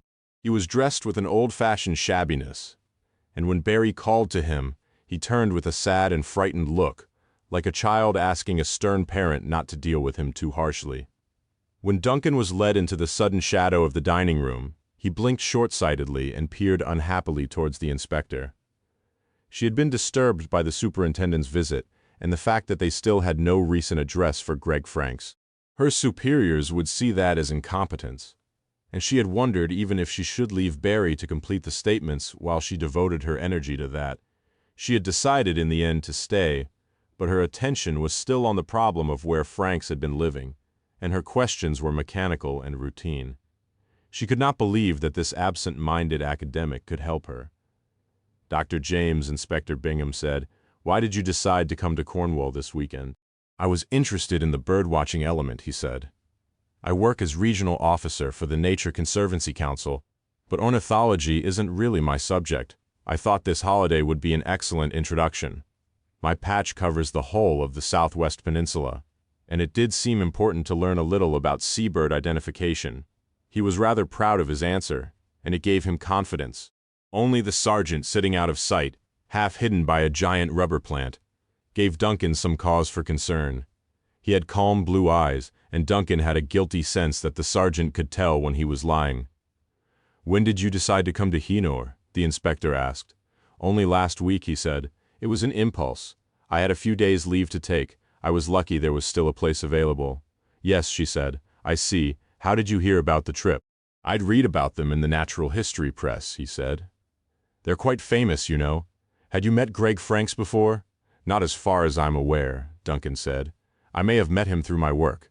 I come across pressure groups and representatives of natural history societies occasionally, but having met Greg, I doubt if he was involved in that kind of thing. And besides, I think I should have remembered him if I'd seen him before. He was quite an exhibitionist." There was a pause. What effect did that exhibitionism have on the other passengers? It was the sergeant who spoke, and Duncan found the question strangely disturbing. "I don't know," he said lamely. "Franks seemed to take a delight in annoying them, but there was a lot of conversation I didn't understand. I hadn't met them before, you see, so it was difficult to gauge their reactions." There was some wrangling about lists that seemed incomprehensible to me. Yesterday afternoon, the inspector said, when Greg Franks told everyone he was going to lie down, the others say that they were too interested in the seabird to notice what was going on. But you tell me that you're not a birdwatcher, so you might have been more aware of other things. Did you go to see Greg during that time? No, Duncan, James said. I quite forgot about him until later. You didn't notice anyone else move forward to the deck where he was sleeping? No, James said. I'm sorry. I was reading. But you did go to look for Greg when they found the rare bird. Oh yes, James said. That's when I remembered him, and the others seemed so excited by the bird. They were afraid of missing anything, so I volunteered. Was everyone on the deck when you left? I don't know. He allowed himself to play the part of vague, absent-minded academic for all it was worth. There was so much noise and confusion, you see. Yes, she said, so I've been told. You didn't see anything unusual when you went to look for Greg? No, he said, hesitating, not at first. When he wasn't on deck, I supposed he was in his bunk. He had looked terribly ill. Then, when I went below, there was no sign of him. Nothing, even his sleeping bag had disappeared. How long was it before you went back to the others to tell them he was missing? There was a hesitation, and though the inspector seemed not to notice, Duncan was aware of the sergeant's perceptive and compassionate gaze. I suppose it must have seemed rather a long time, Duncan said, before I went back on deck. I looked in the places where he might have been. I thought he might have been sick in the lavatory or lying down in the saloon. It seemed inconceivable, of course, that he could have just have disappeared. When I did go back to the others, they didn't believe me. No, the inspector said. He was still waiting for the awkward questions that he had been dreading, and did not realize that the interview was over until the inspector asked if he would send Mr. Matthews in as he went out. His relief gave him courage, and at the door he hesitated. I'd like to get home as soon as possible, he said. Would it be all right to go back tomorrow? The inspector looked up at him and smiled. I can't stop you, of course, she said, but I'd rather you stayed here for a couple of days. You had planned to be here on holiday anyway, hadn't you? Yes, he said. Very well, I understand. Only when he was outside the door, away from the steady stare of the sergeant, did he begin to shake uncontrollably. Gerald Matthews repeatedly took off his spectacles and rubbed them with the hem of his jersey in what they thought was a gesture of nervousness and was in fact the result of a contained excitement. All day he had been even more aware than usual of Rose. He watched her from a distance, knowing that if he made a wrong move, the fragile understanding which he felt had spontaneously developed between them in Matilda's bedroom would be lost. He saw her for the first time as vulnerable, unhappy, obtainable. It never occurred to him that by offering her marriage now he would be exploiting her shock and sadness. He wanted her. The gentleness and tact he showed now in his discretion, in keeping his distance, was a tactic in obtaining her. Concern and consideration for her feelings had nothing to do with it. He thought of Greg Frank's death with a celebratory joy. His problem was in trying to keep the emotion under control. He managed it by involving himself in Roger Pym's research into the possible identification of the petrel and channeled his excitement into that. Yet all the time he was watching Rose through the living room window, so in touch with her that he believed he could smell her hair and hear the peaceful breathing of the baby on her knee. When Gerald Matthews was called into the dining room, he was aggressive and hostile. It was not exactly a performance more, a welcome opportunity to release the tension which had been building up all day. The inspector did not read too much into his reaction. He was the sort of man who would pride himself on complaining, on standing up for his rights. He was pale, slight, ageless. He would look much the same when he was 50. Look, he said. His voice was flat, hard, northern. What have you been doing to upset Rose Pengelly? She was nearly in tears when she came out of here. What does that have to do with you? Claire asked. She smiled, a cruel, tight-lipped smile. You're a failure, she thought. Rose Pengelly's chosen Roscoe. Don't you know that yet? I'm her friend, Gerald Matthews said, blustering, hoping that he would be taken for Matilda's father, a very special friend. You help her, do you? Support her in times of crisis. That's right. Does she confide in you? I hope so. Did she tell you, for example, who was the father of her child? I didn't ask, he lied. It was none of my business. Claire smiled again, laid her palms deliberately on the table, and leaned forward. She wanted to show him who was in charge. Tell me about Greg Franks, she said. There's nothing to tell. I'd only met him a couple of times. He was not the sort of birdwatcher I approve of. He probably wouldn't even have called himself a birdwatcher.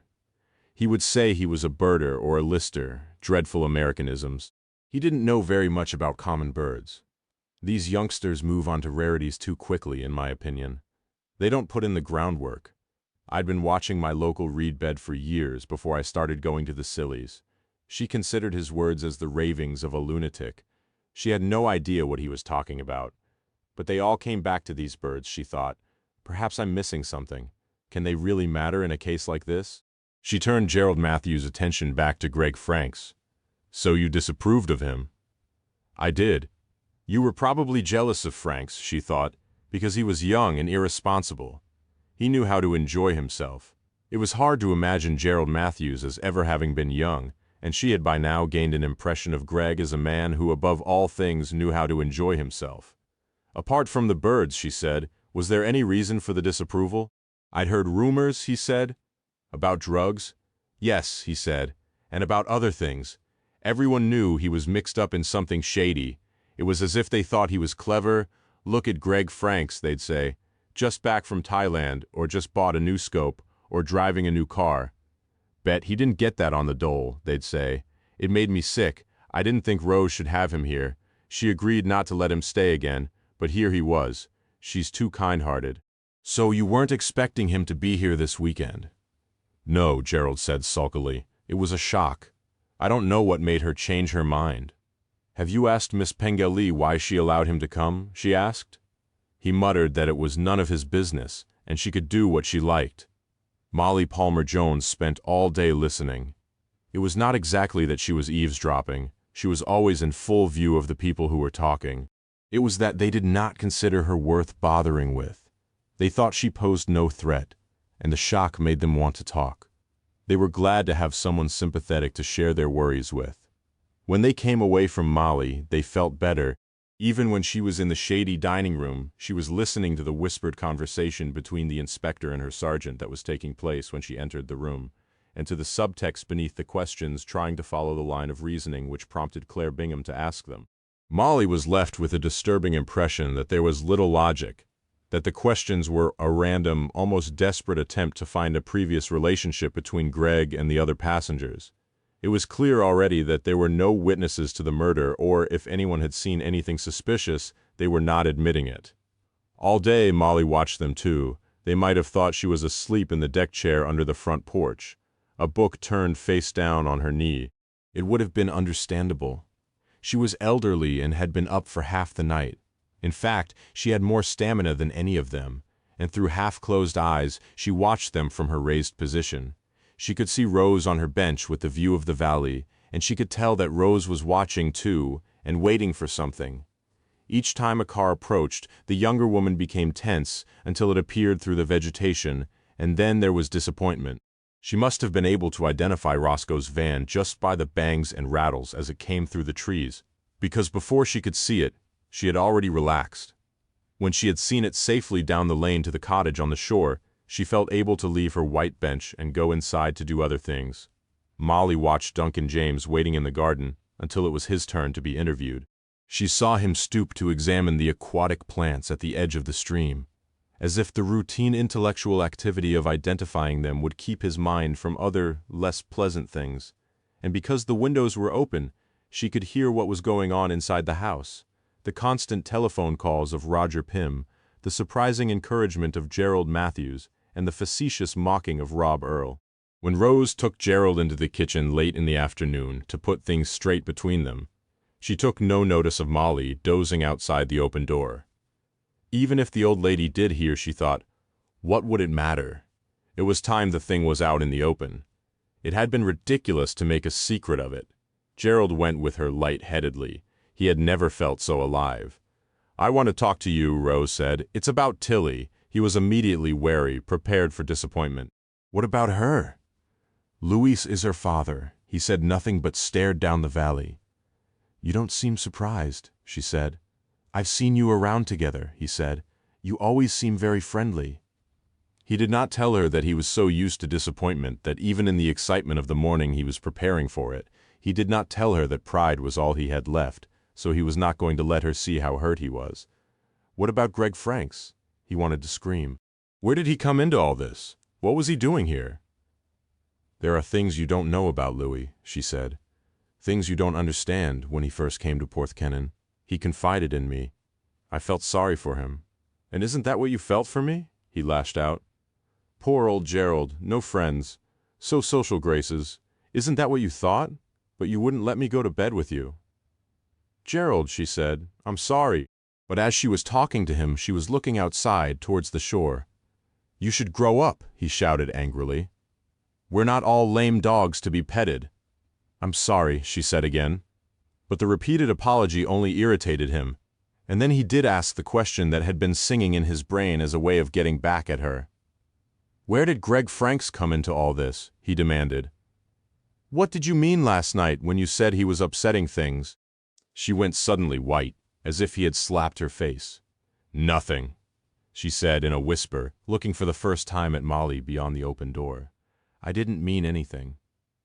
Roger Pym waited until the inspector returned to Heener before he sought Molly out. Until he sat beside her, she had not realized how much pressure he was under. She had thought he was wrapped up in the new bird, but perhaps after all, that was only a distraction. She had met him with George and had always dismissed him as insensitive, mindlessly competitive. She knew he taught physical education at a large comprehensive school on a council estate outside Bristol and thought him obsessed with his own fitness and his own list. He would be the worst kind of gym teacher, she thought, concerned only to prove that he could run faster and longer distances than the boys in his charge. Now she saw he was getting older and thought that as it became less easy to compete, he would grow vicious. When he sat beside her, he was sweating. Beads of perspiration clung to the hairs on his arms, and he wiped his forehead with the back of his hand. This is terrible, Roger said. I don't know what the school will say about my being mixed up with the police like this, or the parents. Roger's previous descriptions of the parents at his school had been a little prejudiced. They were feckless mothers who either drank or were on the game, and unemployed, illiterate fathers. Neither, Molly thought, would be particularly concerned about Roger Pym. She said it must be very worrying. There was that ridiculous argument about the list, Roger said. Someone must have mentioned it to the police. I hope too much isn't made of it. Did you ever find out what Greg's list was? Molly asked. It was a mischievous question. She did not expect a response. No, he cried, his hands shaking. No, of course not. Jane Pym walked up, as cool and composed as if she were appearing in court. The police had given them permission to leave Porthkennon for an hour, she said. She quite fancied a drink, so why didn't they drive into Heenor and go to that place where they had spent so much of their honeymoon? Roger agreed immediately and was almost gallant. They walked away, but Molly remained where she was. She hoped that Rose would want to talk to her too. Her curiosity had been aroused by the overheard conversation. She had tantalizing glimpses of the woman in the kitchen, peeling vegetables in preparation for supper. Molly wondered if she should call in and offer to help, but it seemed that Rose preferred to be alone while she mixed a crumble in a large brown bowl. Duncan James had walked back to his position in the lower garden by the stream. As dusk approached, his claustrophobia returned, and he paced backwards and forwards trying to fight it off oceanofpds.com. Chapter 8. George left Porthkennon early on Sunday morning and arrived in Bristol to quiet streets and the sound of church bells. The new development around the docks was empty. The wealthy young people who lived there would still be sleeping off the parties of the night before. There was an occasional jogger stumbling over the fancy cobbles on the path along the river. George considered parking there, finding somewhere for coffee. And still in the back of his mind was the wonder of the red-footed petrel, which seemed to grow larger and more vivid in his imagination. So he thought, too, of looking up the curator of vertebrate biology at the museum, who was an old friend of his. But he knew these were delaying tactics. Before he did anything, he would have to see the Franks. He drove through the town center and out to the suburbs beyond. There was a cemetery lined by dusty trees, and the only color was on a flower stall outside the gates. It was a bank holiday weekend, and respectable citizens would be decorating, cleaning the car, or in caravans on the Welsh coast. The pavements and the roads were still almost empty, although the sun was shining, and it was hotter than ever. Muriel Franks opened the door to him. She was wearing a candlewick dressing gown and fluffy blue slippers. Her mouth was slightly open, and her face was gray. For a moment she seemed not to recognize him, Then she considered him with a flat, expressionless stare. "It's you," she said, and he could not tell what she thought about his appearing on the doorstep. "I thought it would be the police again. You'd better come in." She stood aside, and he walked ahead of her, into the stuffy sitting room. Dennis Franks sat in one of the large, soft armchairs. He too looked exhausted, but he seemed sustained by a vague and undirected anger. When George came in, he stood up. "You've got a nerve," he said, "coming here after what's happened." "I thought you might like to talk to me," George said. "I was on the boat when Greg died." "They won't bloody tell me what happened," Frank said with helpless fury. "They say there were suspicious circumstances." "I don't know what that means." He turned towards George in a threatening way. His chin thrust forward, hoping perhaps for an excuse for the relief of violence, but not quite able to see it through. When he spoke again, it was with a confused desperation. "What have you done?" he demanded. "You went to Cornwall to send my son home, and now he's dead." Muriel Franks, who had followed George into the room and was sitting, crumpled on a corner of the sofa, began to cry. "I'm so sorry," George said, but he knew the words were inadequate, and his sympathy only seemed to refuel Frank's anger. "What did you say to him?" the man cried.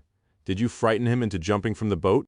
Then, because of his lack of control over his wife's tears, illustrated his lack of control in the whole unbelievable situation, he added, "Have you seen what this is doing to Muriel?" George was becoming angry himself, with the police who seemed to have left the couple without any real information, with all their questions unanswered. "Didn't the police tell you that they believe Greg was murdered?" George said. "I've told you," Franks cried. "They wouldn't bloody tell me anything." "I want to know." Muriel Franks looked up, bewildered and unhappy, startled by the noise of his voice, and her words were so inappropriate and irrational that the two men stared at her for a moment in silence. "He was such a good little swimmer when he was a boy," she said. "I told the police that." At last Franks sat beside her. "Why don't you go and lie down?" he said gently. "You must be tired." But she shook her head and remained where she was. "I'm afraid the swimming wouldn't have helped," George said. He felt Muriel deserved an explanation. "The police think he must have been unconscious when he reached the water." "How?" Franks demanded. "There's a head wound," George said, "which can't be explained by Greg's falling." "Are you telling me that someone hit our lad on the head and no one stopped him? What the hell were you all doing?" "We were all on deck birdwatching," George said. Greg had been seasick and was lying down on his own. He knew how unlikely the explanation sounded. It was impossible to describe the noise and excitement of that time on the Jessie Ellen. "I don't understand it." Franks went on, raging at the mystery, the uncertainty. "It seems a strange due to me. I want to know what happened." He turned to George. "I hold you responsible," he said. "I was paying you. You owe me an explanation." "You do realize," George said, "that there'll be a police investigation. The detective in charge of the inquiry seems very competent." "I want you to find out what happened," Franks said. "It was something to hold on to. I've no control over the police. You'll be my man. I'll be paying you. I'll be my own man," George said, stung at last to retaliation. "Whoever pays the bill. If I agree to help you, it'll be to find out what happened to Greg, and I'll do it my way." Franks moved over to the window and stared out into the empty street. A woman pulling a fat corgi on a lead walked past and peered in through the net curtains with a malevolent curiosity. "All right," he said. His life had been ruled by certainty, the figures of profit and loss, the routine of production. In his own way, he had been a powerful man, at least with George's intervention in the case. He would have the power of involvement and information. Without that, he would be lost. "On your own terms, then." "But I want to know what happened to him.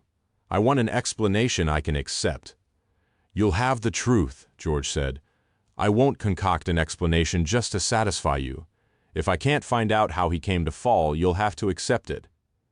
Franks nodded, but the idea of a continuing mystery seemed to terrify him. "What will you do?" "You'll have to leave that to me," George said. It would hardly inspire confidence if he admitted he had no idea. Muriel, who had been curled up like a child in the corner of the sofa, her dressing gown wrapped around her bare feet, watching them in a daze of grief, suddenly stirred. "I wish there was something I could do," she said. "It's the waiting for news that's so hard." George felt she still had not grasped what had happened.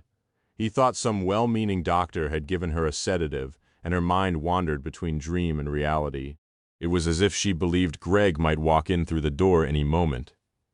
"You could talk to me about Greg," he said. "That would help." "What good would that do?" Frank said. "I'm not paying you to sit on your arse in our front room. The police have been here all morning with their questions." George ignored him. "Did the police ask you about drugs?" he asked her. The woman nodded. "I told them Greg was a good boy," she said. "He'd never do anything like that." "Did Greg ever have visitors here?" George asked. "No," she said. "When he was living here, I told him to bring his friends home more. I would have liked to meet them, but he never did." "What about phone calls?" George's voice was soft and coaxing. "Were there any of those?" "Oh," she said, and she almost laughed. "There were always phone calls. You know what it's like with birdwatching, wanting to know what was about and where to go. Even when he had left home, they still phoned here." "Did you take messages for him?" "Sometimes," she said. "Not often. I don't think they trusted me.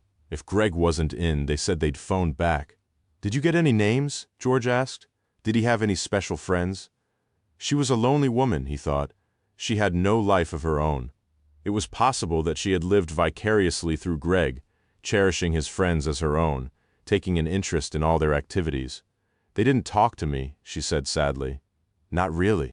Just asked for Greg when I answered the phone. Sometimes I asked him about them, and he'd tell me. There was a Mr. Pym who used to phone sometimes. He was a nicely spoken gentleman. Greg said he was a teacher at the high school on the Heath. 'You want to keep in with him,' I told Greg. 'That's the class of friend you need.'" "And did Greg keep in with Roger Pym?" George asked. "I don't know," she said. "Not lately. When Greg was a lad, before he could drive, I think Mr. Pym took them out birdwatching at the weekends a couple of times. To the reservoirs, Chew Valley Lake, you know?" "Them?" George asked. "Who else went on these trips, Mrs. Franks?" She shrugged. She did not know. Lads from school, she supposed. Greg had always been one for keeping himself to himself. George thought Greg must have been keeping his private life secret for years, if the only name she could remember was of a man who had taken her son birdwatching when he was still a schoolboy. "Did Greg have a girlfriend?" George asked. Her eyes filled again with tears. The reality of Greg's death had overwhelmed her once more. She was realizing that there would be no wedding, no daughter-in-law, no grandchildren. "He went out sometimes with girls," she said. "I heard him talking to them sometimes on the phone, arranging to pick them up. I saw him with one in town last year, just after Christmas. It was Saturday afternoon, and I'd been to the winter sales. He didn't see me.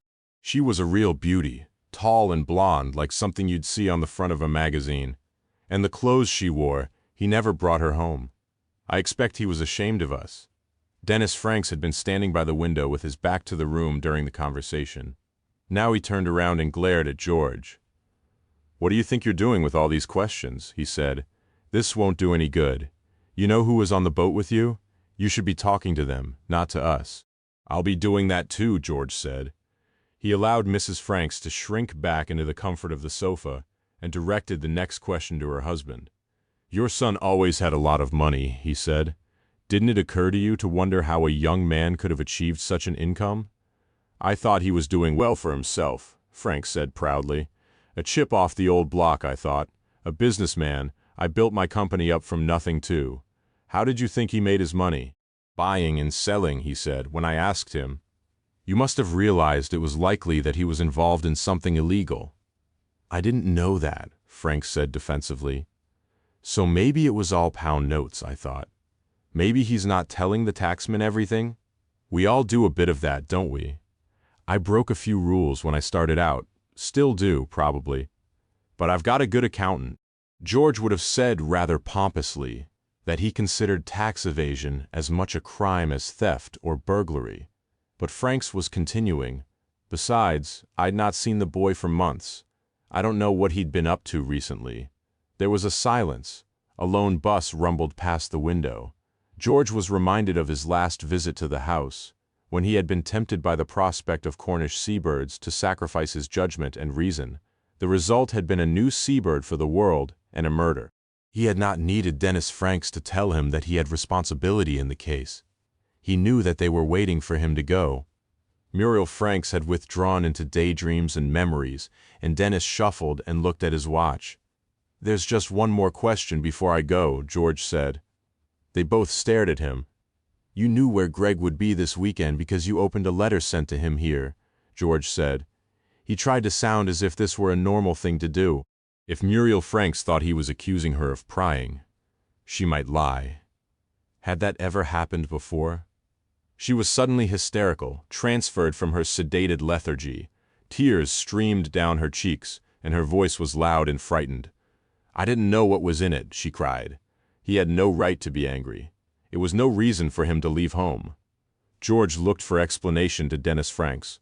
"We should have told you before," the man said. He looked embarrassed, not by the revelation that his wife had opened Greg's mail, but by the scene she was making now. That's when he left home for good. It was about a year ago, he said. If he couldn't trust Muriel not to interfere in his private life, he'd have to go. George moved from his seat to the sofa, where Mrs. Franks was sobbing. He wished Molly had agreed to come with him. "What was in the letter you opened?" he asked, not sure how to speak to her without provoking another outburst of guilt and self-pity. She looked at him wide-eyed, gasping in an attempt to stop the crying. "It was a check," she said, "for a lot of money." George showed no surprise. "Was there a letter with the check?" "No," she said. "Not really a letter, one of those printed slips." "A compliment slip," Frank said impatiently. "She means a compliment slip." "Was there a name?" George asked. "Can you remember?" She shook her head. "Something was written on it, in ordinary handwriting," she said. She wanted to please him. "I can't remember what it said." "Are you sure?" he asked. "Perhaps you could try." She shook her head. "It was just one line," she said. "A scribble." Then, glad because at least she had some information, she added, "There was an address printed at the top of the paper. I recognized it because we've been there before, not to the house, of course. We wouldn't know anyone who lived in a place like that. But to the pub in the village. Den used to take me out for a drive in the evening if it was sunny, and we'd have steak and chips in the garden." The aimless words rambled on. George interrupted, trying not to show his impatience. "Mrs. Franks," he said, "what was the address?" She looked at him in surprise, as if she thought she had already told him. "It was in Pemberton," she said calmly. "It's a pretty village in Somerset." The house was called Cranmer's. "It's right in the middle of the village, and we drive past it on the way to the pub." Then, politely, as if making conversation to one of her husband's business friends, she said, "Do you know Pemberton, Mr. Palmer Jones?" George said nothing, but he knew the village. He and a friend had been invited there after an education and wildlife conference to share a meal with another of the conference members. He remembered the house because of the unusual name. The friend was Gwen Pullen, the curator of the Natural History Museum, and the man who had offered them hospitality was Duncan James. George thought Anne James looked like the heroine of a Betjeman poem. She was long-legged, healthy, and very English. He could imagine her on the tennis courts. She would play a stylish but unshowy game, and she would not try too hard to win. He arrived at Cranmer's with no clear idea what he would say to her, and when he saw her across the perfect lawn, he felt intimidated by her middle-class competence. It was mid-afternoon. He had parked in the middle of the village and walked back to the house, passing the pub where the Franks ate steak and chips on the momentous days when Dennis took out his wife. Pemberton was surrounded by low, rich agricultural land with fields which flooded in winter. There were black and white cows and black and white houses, and everywhere fruit trees. Cranmer's was made of flat-faced stone, and it was square and more regularly proportioned than the other houses in the street. It had 3 stories, and on one side there was a glass and wrought iron veranda. A Virginia creeper, which was just starting to change color, was climbing over one corner. The house was protected from the road by a stone wall and wrought iron gate. He could tell while he was still on the pavement that a children's party was taking place in the garden. He heard the tuneless singing of Happy Birthday, interspersed with giggles over the wall, and the gate was festooned with colored balloons. By the time he had opened the gate, the tea was over. A trestle table with benches on each side had been set on the lawn, but the children had run away into the orchard and were climbing trees and pushing each other on a tire, strung by a piece of rope from an apple tree. The elaborate homemade birthday cake was still uncut. Anne James approached him over the grass. She was wearing a sleeveless floral dress and sandals and the courteous friendliness that comes with supreme confidence. "Have you come to collect one of the little monsters?" she asked. "I don't think I'll be able to persuade them to leave yet." "No," he said, "it's not that." She looked at him then more closely, Before her attention had been on the brown-limbed children in the orchard, checking their safety, enjoying the fun. "I've met you before, haven't I?" she said. "It's Mr. Palmer Jones, yes." He was not surprised that she had remembered him. She had been an attentive hostess. She would do everything well. "I worked occasionally with your husband." "Duncan isn't here," she said. "He says he's sorry to be away for Philip's birthday, but I think he's rather glad. He finds the chaos a little daunting. He's in Cornwall, and he couldn't have come home even if he'd wanted to. There was some sort of accident, apparently, and the police have asked him to stay." "I know," George said. "That's why I'm here." "Oh," she said vaguely. "Don't you work for the police?" I remember Duncan saying. She looked at him anxiously, too polite to say that George looked too old to be a policeman. "No," George said. "Not the police. The Home Office." "So you're involved with the investigation into the accident?" He did not answer directly. "It wasn't an accident," he said. "It was murder." "I don't understand," she said. "Duncan is all right?" Yet, even in her anxiety, she maintained her composure. "Yes," he said. "Duncan is fine, but I should like to ask you some questions. The police will be coming to talk to you, too. I'm not here in any official capacity. There's no reason why you should talk to me, but I've been asked by the parents of the boy who died to look into his death. They feel the police in Cornwall are a bit remote. I was on the boat, you see. But why are you here? I can't help you." He shrugged. "I had to come to Bristol to see Mr. and Mrs. Franks, and this is on the way back to Porthkennon." Parents began to arrive then to collect the children. George stood beside Anne James as she cut the cake and wrapped it in kitchen paper. She handed it out to them with little presents in silver paper decorated with ribbon. The adults gathered sticky and excitable children to them and drove off in expensive cars.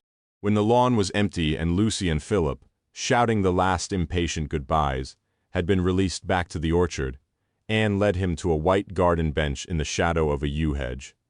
"Is Duncan in some sort of trouble?" she asked. She was more intelligent than he had realized. "I don't know," he said. It was hard to imagine Duncan James, upright and respectable, in trouble of any kind. "There must be something," she said, "or you'd not have come here." It was 5 o'clock, and in the long shadow it was pleasantly cool after the heat of the day. Somewhere in the village there was a bonfire. "Did he ever talk to you about Greg Franks?" George asked. She shook her head. "Is that the boy who died?" "Yes." "No," she said. "I've never heard of him." "He's a bird watcher," George said. "A twitcher. He's quite famous in his own circles. The police believe he was bringing drugs into the country. Duncan would never be involved in anything like that." "No," George said. "I don't believe he would." Unfortunately, there is a connection between Duncan and Franks. About a year ago, a letter arrived at Greg's parents' house. He was still officially living at home then, though he would disappear for days, even weeks at a time. The letter arrived during one of his frequent absences, and his mother opened it. It was a large check, and it was sent from this address. "You say you've never heard of Greg, so presumably you didn't send it. That leaves Duncan." She shook her head. "There must be some mistake," she said. "I don't know anything about it." "You do see how it looks," George persisted. "Franks was a known drug dealer. Duncan paid him a large sum of money. That implicates Duncan in the drugs, don't you see?" "I can see how it looks," she said, "but it's impossible. You can think of no other reason Duncan might have had for paying Franks." "No," she said, "none at all." He found it impossible to follow the line of questioning, and there was a pause in the conversation. In the tall trees behind the house he heard wood pigeons calling, and in the garden behind the wall there was the sound of a hose. "Why did Duncan go to Cornwall this weekend?" George asked at last. "He was tired," Anne said. "He needed the break. I shouldn't have thought it was his sort of thing at all. When did he decide to go?" "Last weekend," she said. "It was all rather sudden. I was pleased. I thought he could do with a holiday. There's a lot of pressure on the sites of scientific interest in the area, and he's been under strain for months." "How did he come to hear of the trip?" "I don't know exactly," she said. "I presume it was some sort of circular. A letter came for him on Saturday morning, and later that day at dinner he said something like this: 'Looks interesting. Would you mind if I went?' Did you read the circular?" "No," she said, "but if you want to see it, I expect it's still in Duncan's office. He never throws anything away." She stood up and, with a last look at the children, led him into the house. He thought it was her confidence which made her so trusting. She was so secure that she believed this relative stranger could do her family no harm. Inside it was cool, ordered, cared for, without being uncomfortably tidy. Children's Wellingtons stood in a row just inside the door. Anne must have been picking apples, because there was a box of them wrapped separately in newspaper in the hall. Duncan's study was a mess of papers and files. An open ordnance survey map was spread over the floor, and they had to step over it to get to the desk. On the desk, a rack of plastic trays was spilling over with letters. "It'll be here somewhere," she said, working through the papers in the top tray. "It doesn't look like it, but there's a kind of system." He watched her pile letters and bills into some kind of order. "Here we are," she said. "This is the telephone bill. It came on Saturday, too." "What's that?" George said, pointing to a printed white envelope. She opened it and pulled out a glossy brochure. "No," she said, "this is an advertisement for a new leisure complex in the county. There's been controversy over it for years, since the original plans were proposed. It's in the middle of Rashwood Park." Duncan supervised the environmental impact assessment. There was a lot of opposition to the project locally, but unfortunately he couldn't find any habitat rare or important enough to stop it going ahead. "Could I have a look?" George asked. The development company was called Squirrel, and the publicity was emblazoned with a logo of oak leaves and acorns. The complex included a 4-star hotel and golf course, a health club and gymnasium. It had been open for 6 months, and the photographs showed scrawny, middle-aged women drinking cocktails by a swimming pool. On the border of the front page, in red ink, was written a Bristol phone number. "Did this arrive on Saturday?" George asked. "Yes," Anne said vaguely. It was next to the telephone bill." "Did you see Duncan open the circular about the Jessie Ellen trip?" "No," she said. "I don't think I did. Lucy goes to ballet on Saturday morning, and I was in a hurry." "Would you mind if I kept this?" he asked, holding out the glossy booklet. "No," she said. "Keep it." Saunas and jacuzzis would not appeal to her, he thought. She would think them common. They stood suddenly awkward in the little room. He was challenging the confidence which had seen her through so far. She was starting to realize he might be dangerous. She felt George had betrayed her. She had thought he was one of her sort. Now here they were together, rifling through the private papers on her husband's desk. "Look," she said, "I don't like this. Perhaps I shouldn't have talked to you. Duncan's done nothing wrong, but I think I should have spoken to him first. You'd better go somewhere in the house." A long way off, a child was wailing that it was hungry. "Yes," George said, "I'll leave now. I'm sorry to have put you in a difficult position." She ignored the complaining child and walked with him to the front door and waited there until she was sure he had left the garden. He walked back down the street to his car. A group of loud-voiced young people were sitting on the grass in the pub's garden. At the car, he paused. He looked again at the glossy brochure advertising the delights of Rashwood Hall Country Club. On an impulse, he crossed the road to the public telephone box, feeling in his pocket for change as he went. He dialed the number written by hand on the brochure. The phone was answered by a young woman with a West Country accent. "Yes," she said. "Is Greg in?" George asked. His fingers were crossed behind his back. "No," she said. "He's away this week." She was bright and chatty. She wasn't the sort to read the newspaper or listen to the news, he thought. She didn't even know Greg was dead. "When are you expecting him back?" He tried to sound friendly, not really interested, but enjoying a conversation with a young woman. "Well," she said, "you know what Greg's like the end of the week," he said. "He wanted some information," George said. "Perhaps I'd better post it to him." "Could you give me the address?" She seemed suddenly different, not suspicious, but careful, like a child who has been warned not to give too much away. "I think it might be best if you phoned again when he's back," she said. "I'm in Bristol tonight," he said, jovial, fatherly. "Perhaps I could drop it in." "I'm sorry," she said, meaning it, but pleased too, that she had an excuse for putting him off. "There won't be anyone here. I'm just on my way to work." "That's a shame," he said, having to work on a lovely evening like this. "Well, it's not really work. Pleasure, really. I'm personal assistant to Brian Barnes of Squirrel Development. We're entertaining some clients at Rashwood Hall," she giggled smugly. George wished her a pleasant evening and said he hoped. Mr. Barnes appreciated her, then replaced the receiver. He went back over the road, then to the pub for a drink. He told himself that it was because he needed change for the other phone calls he still had to make, but it was more like a celebration. Oceanofpdf.com. Chapter 9. When George approached the entrance to the Squirrel Leisure Complex, he realized he had been to Rashwood Park once before. His son had been a student at Bristol University, and he and Molly had come to know the city well during his time there. They had visited Rashwood Park when they spent a weekend with him before taking him home for the summer vacation. There had been an end-of-term party, a picnic lunch, and George and Molly had been invited. It had all been rather posy and pretentious. There were girls wearing Victorian underwear with flowers in their hair, and young men with loud voices discussing art. Molly had hated it and muttered throughout the festivity about privilege and decadence. He had found it amusing. Both had agreed that the setting for the picnic was spectacular and had encouraged extravagant posturing. They had driven out of the city and down the narrow country roads to the grounds of a ruined Georgian mansion which were apparently open to the public. It was a magnificent, lush, crumbling place with ivy-covered pillars, the empty stone bowls of giant fountains, and broken statues overgrown with honeysuckle and convolvulus. Below the houses there had been a lake with flag iris at its edge, and a forest of bramble and beech beyond, and on the low ground between the lake and the house a meadow of wildflowers and long grasses.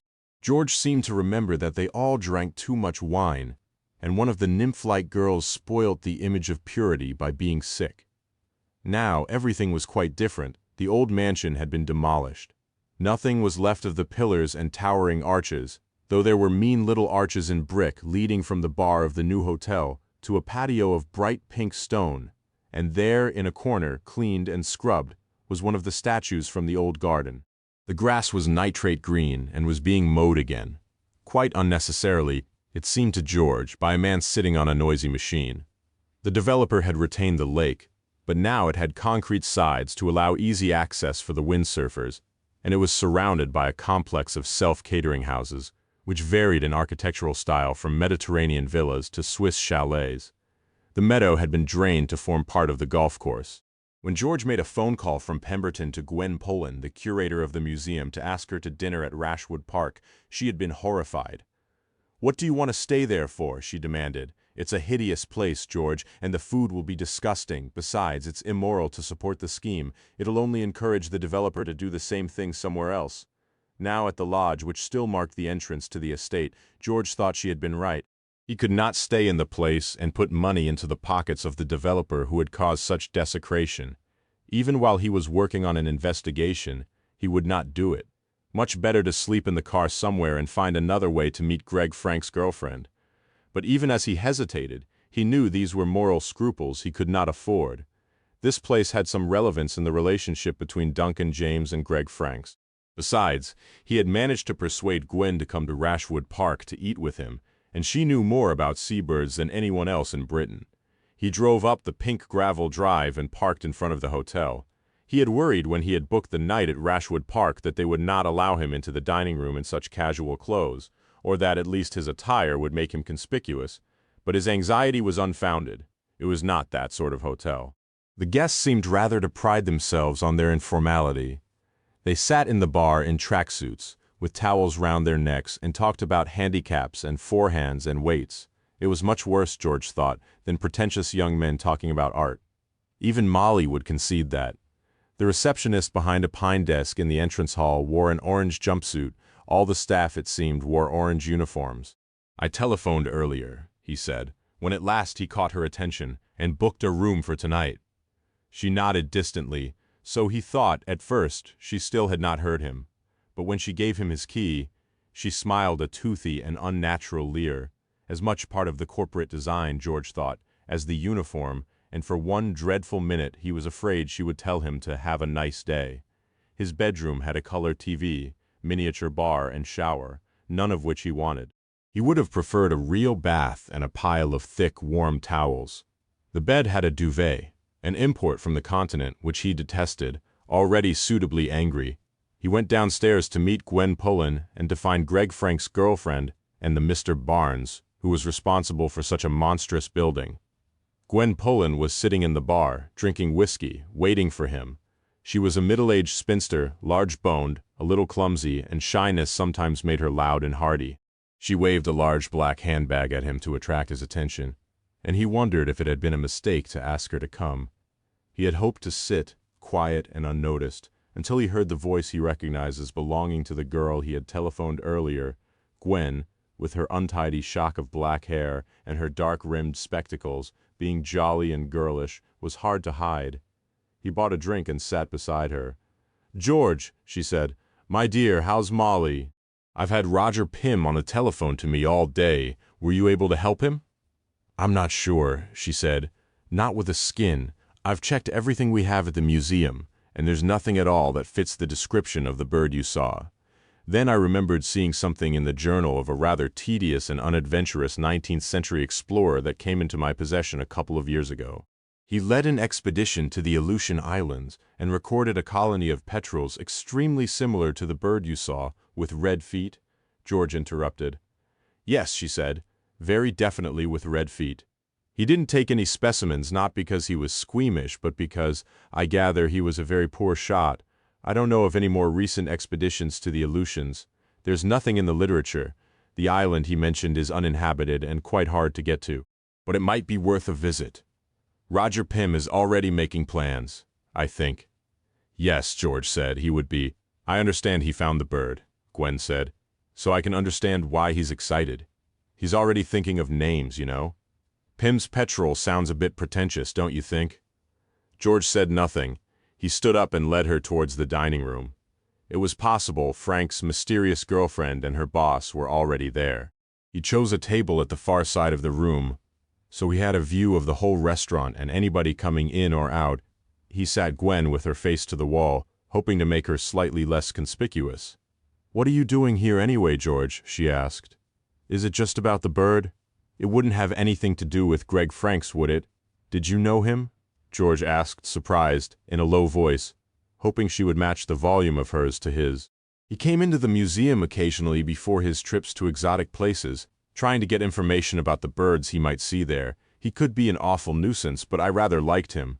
She looked around her and said, "Whatever possessed you to stay in a dreadful place like this? You'd be more comfortable on the sofa in my flat." He shrugged and waited until the waiter had deposited tepid soup in front of them.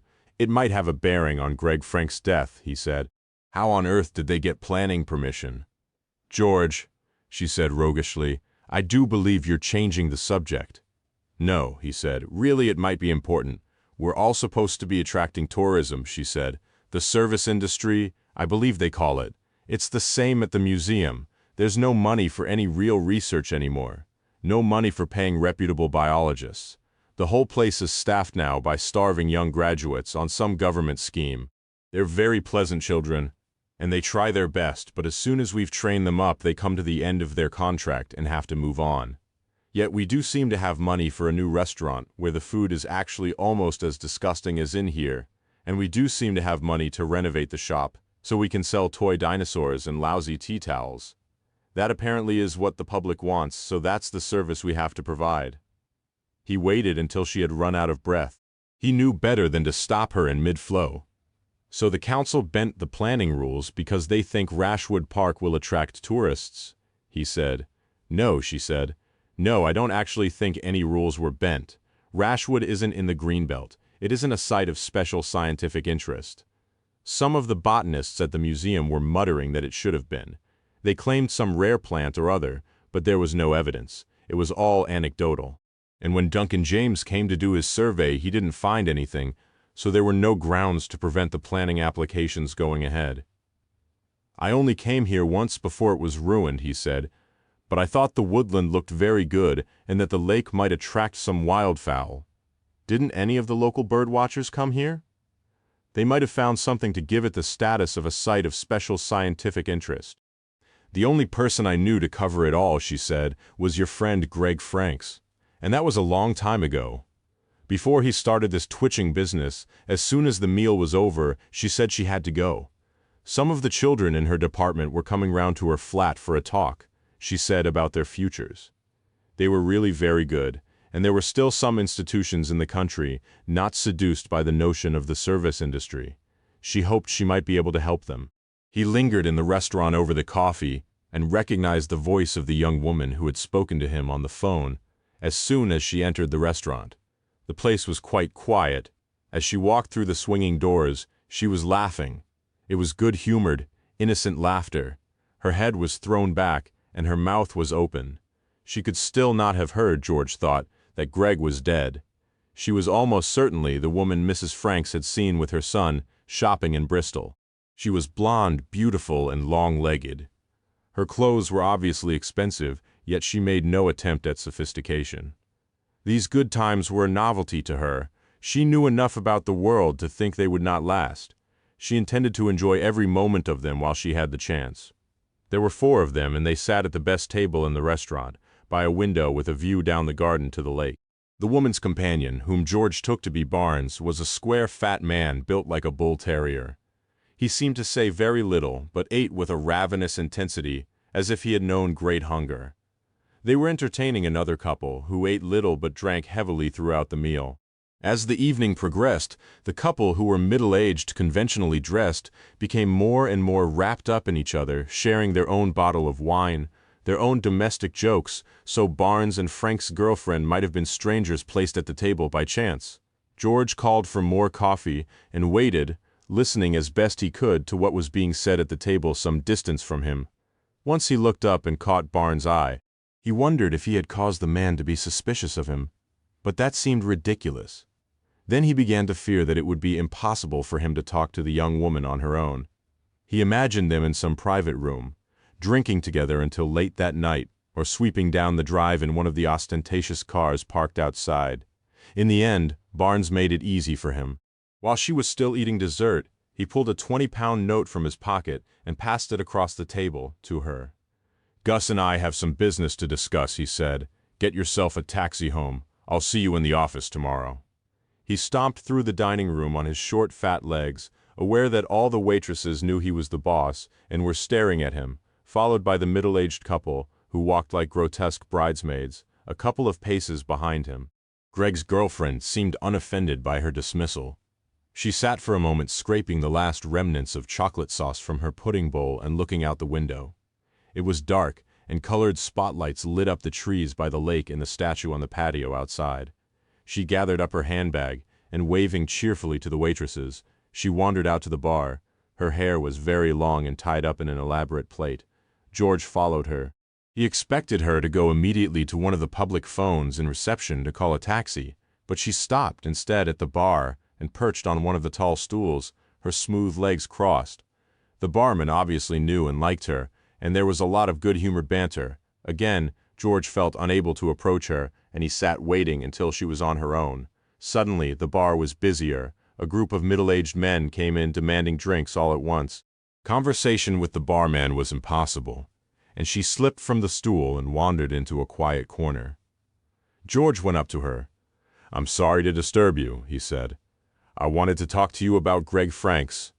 She looked up without suspicion, smiling. "You phoned me this evening," she said. "I was getting ready to come out." He nodded. "Sit down," she said easily. Perhaps she thought he was too old to do her any harm. Perhaps she thought she could look after herself. "I'm sorry," he said. "I've some very bad news." "About Greg?" He nodded again. "Has he been arrested?" "No," George said. "Would that be likely?" She shrugged and for the first time regarded him with suspicion. "Are you the police?" "No," he said, and she smiled at him. She had an artificial tan and a big friendly smile that was completely different from the receptionist's. Her teeth were very white in the brown face. "I was in Cornwall with Greg," George said. "We were on a boat birdwatching. I'm afraid he's dead." "No," she said, wanting to think it was a mistake, a joke in bad taste, but held by his age and authority. "I don't believe it. Why haven't I heard?" "It was on the radio," George said gently. "The police informed his parents. I suppose they didn't know to come to you." "He was so well," she cried. "Was it an accident?" "He was drowned," George said. "The police think it was murder." Then she began to cry. There was little shock in the tears. She was not surprised by disaster. She spent her life expecting it. Her happiness had always been precarious. In the bar, the businessmen were becoming rowdy. There was boozy laughter and loud, crude jokes. "Let me take you home," George said. "We can't talk here." "I don't know you," she said, but it was almost a formality. She was not really frightened of him. "I'm a friend of Greg's," he said, and she looked at him gratefully because that allowed her to trust him. "Greg never wanted anyone to know where he was living," she said. But I don't suppose it matters now. She directed him back to the city and along the river, to a hilly district below the suspension bridge, with narrow winding streets and terraced houses. Obviously, it had become fashionable since George had known the area well. There was a new delicatessen on one corner, and on another an old lady stood bewildered on the pavement, staring into a dimly lit wine bar. Where once her local pub must have been Ferndale Avenue was wider than most of the streets and backed onto a churchyard. The houses were Edwardian, big, and had been divided into flats. They would be too expensive for students and most single young people, and George thought the population would be elderly, shabby, respectable. Occasionally they passed an uncurtained window, and George saw elegant decaying rooms, a piano, a canary in a large hanging cage. "It's number 7, she said. "You can park round the corner in the alley." Discretion had become a habit, he thought. Greg would not want the neighbors to see how many visitors came to the house.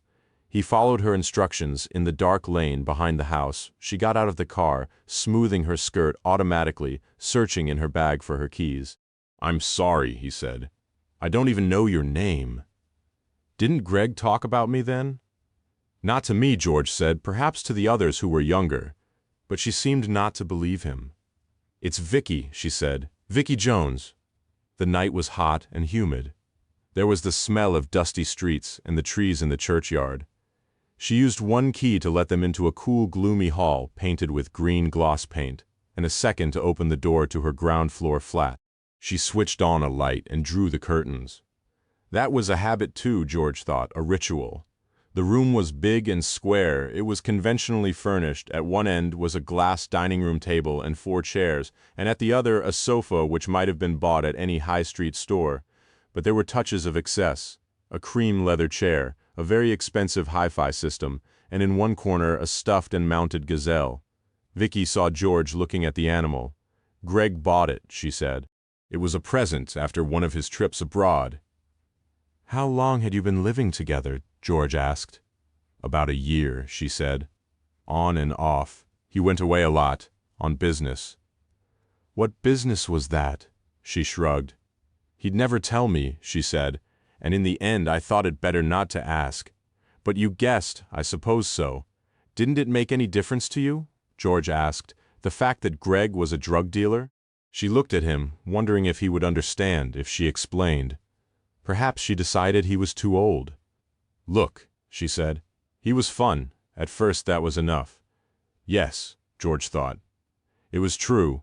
Greg had been fun. He said nothing, and she took his silence as condemnation. "You can't understand what it was like," she said. "I've been in care since I was 6. First, I was in a children's home, like a workhouse, run by a bunch of nuns. Then they moved me to a foster family. They were all right, kind enough. But kids moved through that house, like peas on a conveyor belt. Short-term care, they called it, and they were only used to giving short-term love. I got left there for some reason, and the love ran out. When I was 16, I was out on my own, and since then no one's given a monkey's what happened to me.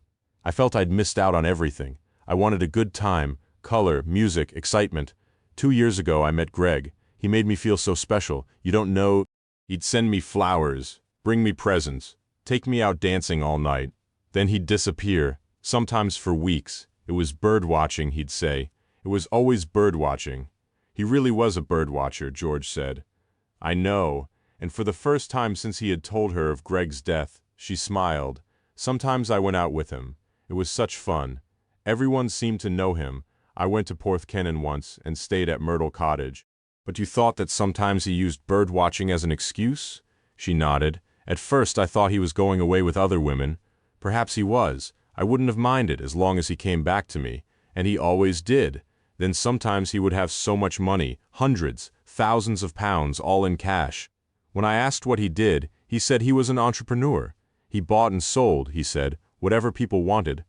When did you start work for Mr. Barnes? The sudden change of question did not appear to surprise her. Shock had made her passive, responsive. She would be afraid of taking the initiative. Besides, she was used to doing as she was told. About 3 years ago, I took a typing course straight after school. Then I went to work in his office, just as a junior at first, typing and filing.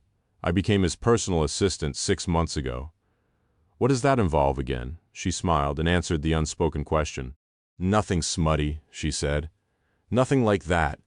Sometimes he likes me to go to dinner with him and his clients. That's all. He never married in the office. I'm more like a personal secretary. Did Greg ever ask you about your work? George asked. Her mood changed suddenly, and she looked uncertain and resentful. Who are you? She demanded. Why are you asking all these questions? You must be a policeman. No, he said. I promise I'm not a policeman. I've been asked by Greg's parents to find out why he died and who killed him. She accepted his explanation immediately and looked up at him with fresh tears. He never got on with his parents, he said. They crowded him. I told him he was lucky to have a mom and dad who bothered about him. You can understand why they're so upset, George said, playing on her sentiment. They loved Greg as much as you did. Yes, she said. It must be dreadful for them. Greg did talk to you about your work, didn't he? George asked gently. Especially about the Rashwood Park complex. He said he couldn't understand how they came to get planning permission to build on the site. She said, he used to go birdwatching in the park, and he said the lake was brilliant in the winter. She looked up apologetically. He told me what birds he'd seen there, she said, but I never could remember their names. I think it made him cross because I couldn't get more interested. So he was surprised when Squirrel developed Rashwood Park, George said, prompting her, trying to bring her back to the subject, wishing he had Molly's patience for this sort of interview. There were flowers, too, she said, rare flowers. Did he ask you to try to find out how the company gained planning permission? George asked. She nodded. At first he thought Mr. Barnes must have bribed some of the counselors on the planning committee, she said. But I brought home a report from the Nature Conservancy Council, which said that there were no rare species in the site, and there was no reason to give it special protection. So then George knew how Greg Franks and Duncan James were connected. Barnes had not bribed the counselors on Somerset's planning committees, but the apparently incorruptible regional officer of the Nature Conservancy Council had. Greg had found out and had blackmailed Duncan James. The check in the letter Mrs. Franks had opened was one payment. The Rashwood brochure sent to Cranmer's was an indication that another was required. Presumably, Duncan had phoned the number on the brochure and had been summoned to Cornwall. Vicky got up and disappeared into a bedroom. When she returned, her face had been washed and more makeup applied. Did Greg tell you what he intended to do with the information you'd given him? George asked. Was he planning to go to the police? Oh no, she said. Nothing like that. She looked at him, a little embarrassed. He said it would be a nice little earner. The import business was getting a bit risky, he said. He'd have to start taking more care. The new line might be more profitable. He seemed pleased with me. Soon afterwards, he moved into the flat full-time. Did Greg tell you anything about this weekend in Cornwall? George asked. It might help me find out who killed him. He was looking forward to it, she said. He told me it would be a real laugh. A boat full of people who either hate me or owe me money, or both, all having to be polite, he said. She looked awkwardly at George again. That makes him sound horrible, she said, but really he wasn't. He was so clever at describing people. He would have come home at the end of the week and told me stories about them, so I would have laughed and laughed. Did he tell you any stories about them before he went? George asked. She shook her head. Did he tell you who was going to be there? No, he didn't tell me anything else about it at all, but I knew he was looking forward to it. George imagined Greg's planning the weekend with a sort of gleeful mischief. Who else, he wondered, was Greg blackmailing? Who hated him, and why? He tried to remember the night and day on the Jessie Ellen. There was tension, but all the details had disappeared in the elation after the petrol. Did Mr. Barnes know that Greg was blackmailing Duncan James about the conservation report? George asked. I didn't say anything about blackmail. She felt she had betrayed Greg with her confidence. But that's what he meant, George said seriously. Isn't it? I don't know, she said. I suppose so. Greg had made her happy. So she had persuaded herself he was beyond morality, manipulating people for his own amusement, and to entertain her. Did Mr. Barnes know what was going on? George asked. No, of course not. He's a dangerous man. He wouldn't allow anything to threaten his business. But Greg was threatening it, George said. Duncan James might have decided that he couldn't take any more pressure and gone to the authorities. I don't know if Greg ever thought about that, she said. What would Barnes have done if he'd found out? I don't know, she said again. Perhaps Barnes had found out, George thought. Perhaps one of the Jesse Ellen's passengers had been paid by him to murder Greg. Then he thought he was being silly. Barnes was a businessman, not a gangster, and the idea that one of the people staying at Myrtle Cottage was a professional killer was laughable. Vicky was lost in thought, and he decided it was time to go. Look, he said, can I get in touch with anyone to stay the night with you? A friend or a relative? But he knew the answer before she replied. No, she said, there's no one. He was in the gloomy hall when she called him back. People didn't realize, she said. With Greg, it was a game, a bluff. He didn't do it for the money, not really. It was the excitement, the sense of power. If the people hadn't paid him, he would never have used the information he had against them. That's not blackmail, is it? But she didn't wait for an answer. And with her image of Greg reconstructed, she returned to her flat. George stood for a moment, collecting his thoughts under a streetlight. The street was quiet. He realized later that the car must have been parked with others outside the flats. He did not hear the noise of the engine until he had turned up the alley, and then it was so close behind him and the headlamps were so bright that there was little he could do to escape. He squeezed against the high brick wall just in time, and he thought it was a drunken driver that he had had a close shave. It was only when the car braked sharply and backed with a sudden screech of tires, then came at him again, that he realized he was the target of a deliberate attack. There was nothing then that he could do. The bonnet of the car caught him and threw him towards a row of dustbins stacked neatly against a wall. Just before he lost consciousness, he heard the clatter of a lid as it fell onto the alley and saw the trail light of the car as it disappeared into the main street. Oceanoff PDF. Come, Chapter 10. When Claire Bingham had finished the interviews with the guests at Myrtle Cottage, Worgan called her back to Henor and told her the investigation lacked direction. He had been speaking to an officer from the Serious Crime Squad in Bristol about Roscoe's previous conviction for arson. It seemed a simple act of revenge. He had been sacked from Sinclair's boatyard and had set fire to the place on the same night. The files said that Roscoe was a strange, moody sort of man.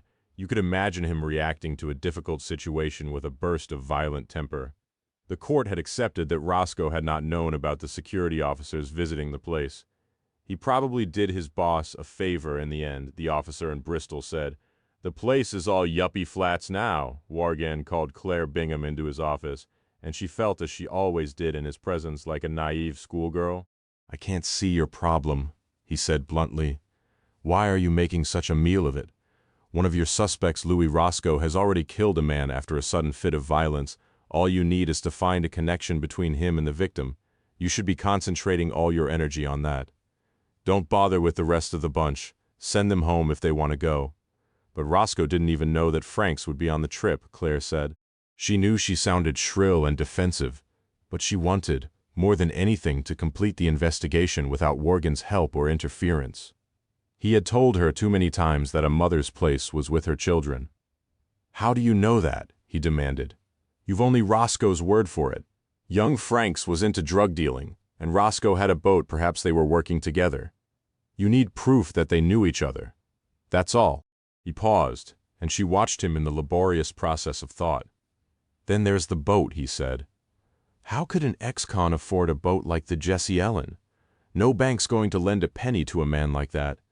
Perhaps he was making his money from drugs, too. He smiled unpleasantly, and she was afraid for a moment that he was going to reach out and pat her hand. She hated him most when he tried to be fatherly. Have Roscoe in for questioning, he said. If you can't handle him, I'll talk to him myself. She was on her way to pick up Roscoe when there was a phone call for her from George Palmer Jones. George said that he was sorry, but he would not make it back to Cornwall after all.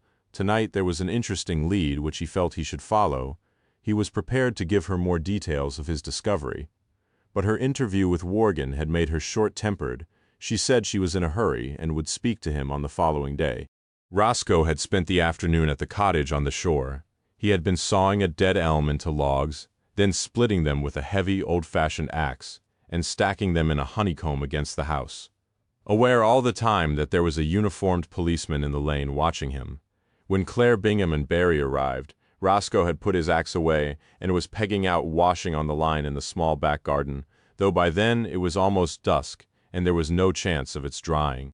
Roscoe was not surprised to see the car driven carefully down the lane. He was surprised it had taken them so long to come for him. He thought it was tactics. They would want to make him sweat. Claire walked round the cottage through the knee-deep grass to find him. "Mr. Roscoe," she said formally, "we'd like you to come with us to the police station to answer some questions." He stood, poised in the fading light in the shadow of the trees, a peg in the hand stretched above his head. "Can you give me a few minutes," he said, "to wash and shave?" He did not know how long he would be away. She nodded, and she and Barry waited in the car for him because there was nowhere in the small cottage they could wait without disturbing his privacy. When he came out to them, he was wearing a clean shirt and black cord trousers. They switched on the car headlights as soon as he was at the door, and they could see him quite clearly. He was empty-handed. There was no gun dropped surreptitiously into the undergrowth between the house and the lane that had been done hours ago. Back in Heener, Claire insisted on talking to Roscoe herself. They sat in the bare, squalid interview room, lit by a bright neon strip light, and throughout the conversation she felt uneasy. Even when she should have been pleased by his answers, she felt she was making a mistake. But she was young and inexperienced, and could not trust the instinct which told her he was not a liar. "Why didn't you tell us about your prison record?" she asked. "It was something I wasn't particularly proud of." He had known it would come to this, the ugly interview room, the endless, meaningless questions. All afternoon with the saw and the axe, he had been trying to banish the memory of the last time. "You must have known we'd find out," the inspector said. "Yes," he said. He was looking down at the table. His face was brown, and she saw as his head bent that his hair was thinning and that the top of his head was brown too. "When the boy died, I panicked," he said. "I thought it was an accident, and then all the questions started. It was like the last time. That was a terrible shock too, but you were responsible for the security guard's death," she said. "You did start the fire at the boatyard." "Oh yes," he said bitterly. "I started the fire." He paused. "But I wasn't responsible for young Frank's death. I had nothing to do with that." "Why should I believe you now?" He looked up at her, not expecting her to believe him, but wanting to explain. "I was happy," he said. "There was no reason for me to spoil it." Then he added, with his prisoner's resignation and hopelessness, "I should have known it was all too good to last." She imagined the superintendent sneering and refused to accept that he was telling her the truth. "Where did you get the money for the Jesse Ellen?" "It was a loan," he said, "from a friend." "What was the name of this friend?" He shook his head. "I can't tell you that." "Was this friend involved in the arson on the boatyard?" she asked with a sudden flash of inspiration. "No," he said, "of course not. How could he be? You could have been paid by someone else to set fire to the yard," she said. "No, it wasn't like that." He paused, then continued. "Look, I've been asked questions like these before. By coppers a lot harder than you. I've served my sentence. Now it's my business." "No," she said. "Now it's my business. You're a suspect in the investigation of a very serious case, and, as you said, now you've got more to lose. More than last time. This time, there's a girlfriend and a daughter." He looked up sharply, and at first she thought he would deny it. Then pride and a possessive tenderness took over. She could imagine him showing snaps of Matilda to strangers. "So you know about that?" he said. She nodded. "Leave them out of this," he said. "Rose knew nothing. She knows you've been to prison." "Yes," he said. "She knows that I've not lied to her." "She means a lot to you," the inspector said. "Yes," he cried. "She means a lot to me. You'd do almost anything to keep her. She's not mine to keep. Then you'd do almost anything to make her yours." The superintendent would laugh when he heard that on the tape, she thought. "My God, woman," he'd say. "You talk like a romantic novel." There was a silence, and then suddenly he was shouting, "I didn't kill the boy." A policeman outside the door looked in to see if Claire needed help. She shook her head briefly, and the constable went away. "When did you leave prison?" she asked with a calm formality. "You've got the records," he said angrily. "You know better than me." "Almost 4 years ago to the day," she said. "What did you do?" "I bought the boat in Bristol," he said, "and I came home." "You bought the boat," she said, just like that. "It took some time to find what I wanted," he said, choosing to misunderstand the question, "and to sort out the loan from my friend." "How much time?" He shrugged. 6 months. Where did you stay during that 6 months? With friends in Bristol. Different friends. I moved around a lot. Did you report to a probation officer during that time? He nodded. I was on parole, he said. I wasn't going to take any risks. I couldn't see the point of it, but I did as I was told. Where did you go? To the office in White Heath, just outside Bristol. A friend from the prison lived on the estate there. What was the name of your probation officer? Claire Bingham held her breath, convinced for a moment that he would name Jane Pym. There were so many coincidences in this case that one more seemed inevitable. But Roscoe shook his head, unaware of her tension. I can't remember, he said. It was a man, young, straight out of college. I expect there'll be records somewhere. And when you left prison? She asked. Did you go to stay with your mysterious friends immediately? No, he said. Not straight away. They couldn't put me up straight away. The welfare officer in the Nick found me a place for a while, in a probation hostel. I wasn't there for long. There was a fire and they moved everyone out. Then there was the inevitable coincidence. Claire had discovered the link between Louis Roscoe and Greg Franks, which Worgan was so certain existed. She sat back in her chair and regarded the man with wonder and pity. It was as if he had convicted himself. Can you remember any of the other residents at the hostel? She asked. No, he said with indifference.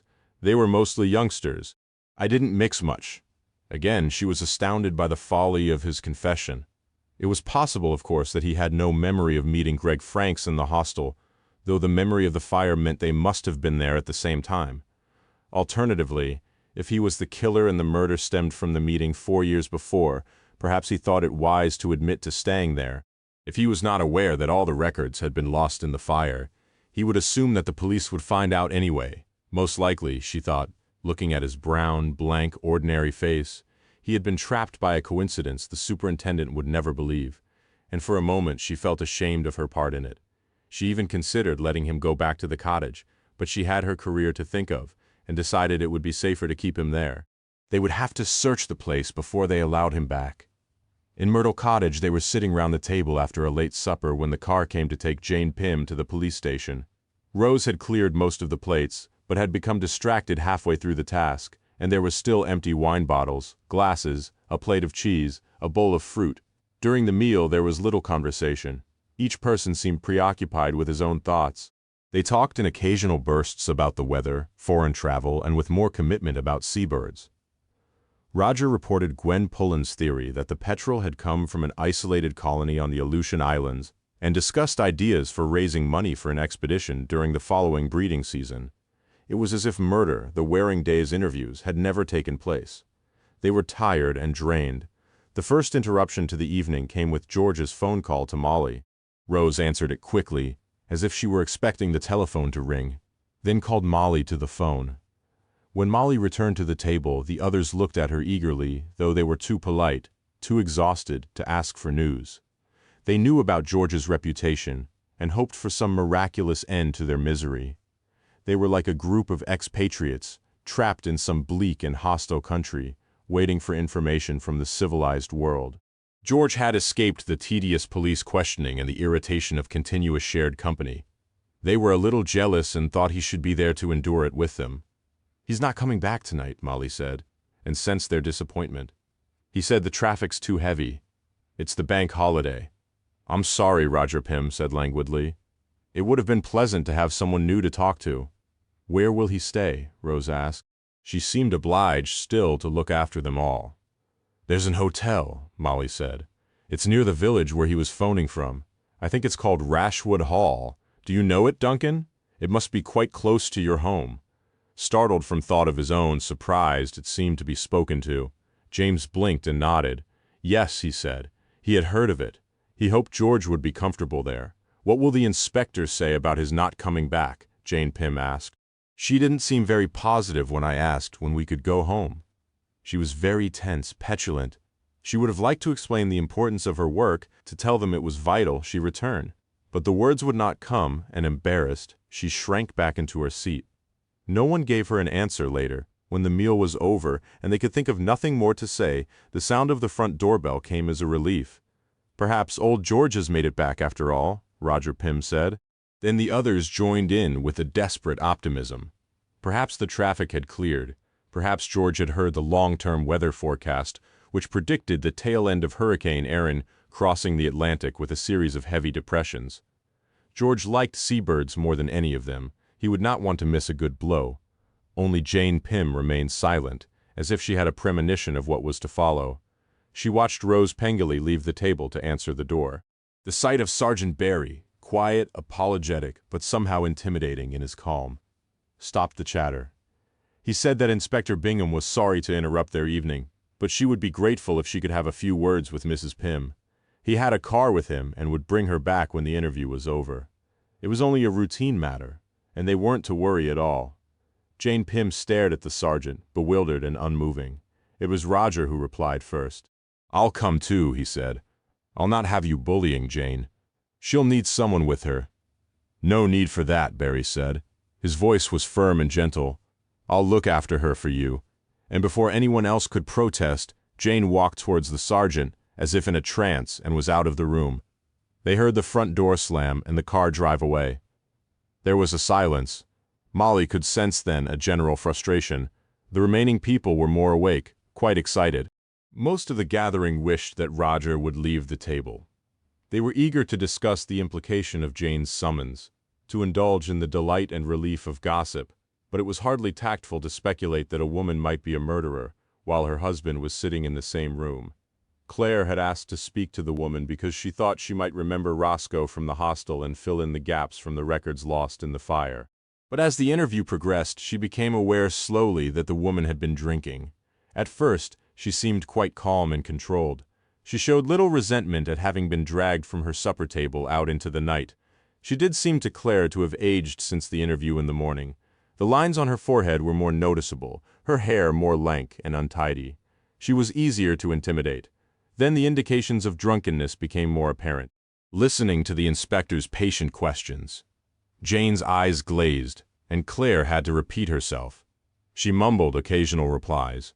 Some of her responses were slightly incoherent and irrational. There were bursts of aggression. Claire wondered then if she had been taking drugs rather than alcohol, but Jane was a respected probation officer, and at first the idea seemed impossible.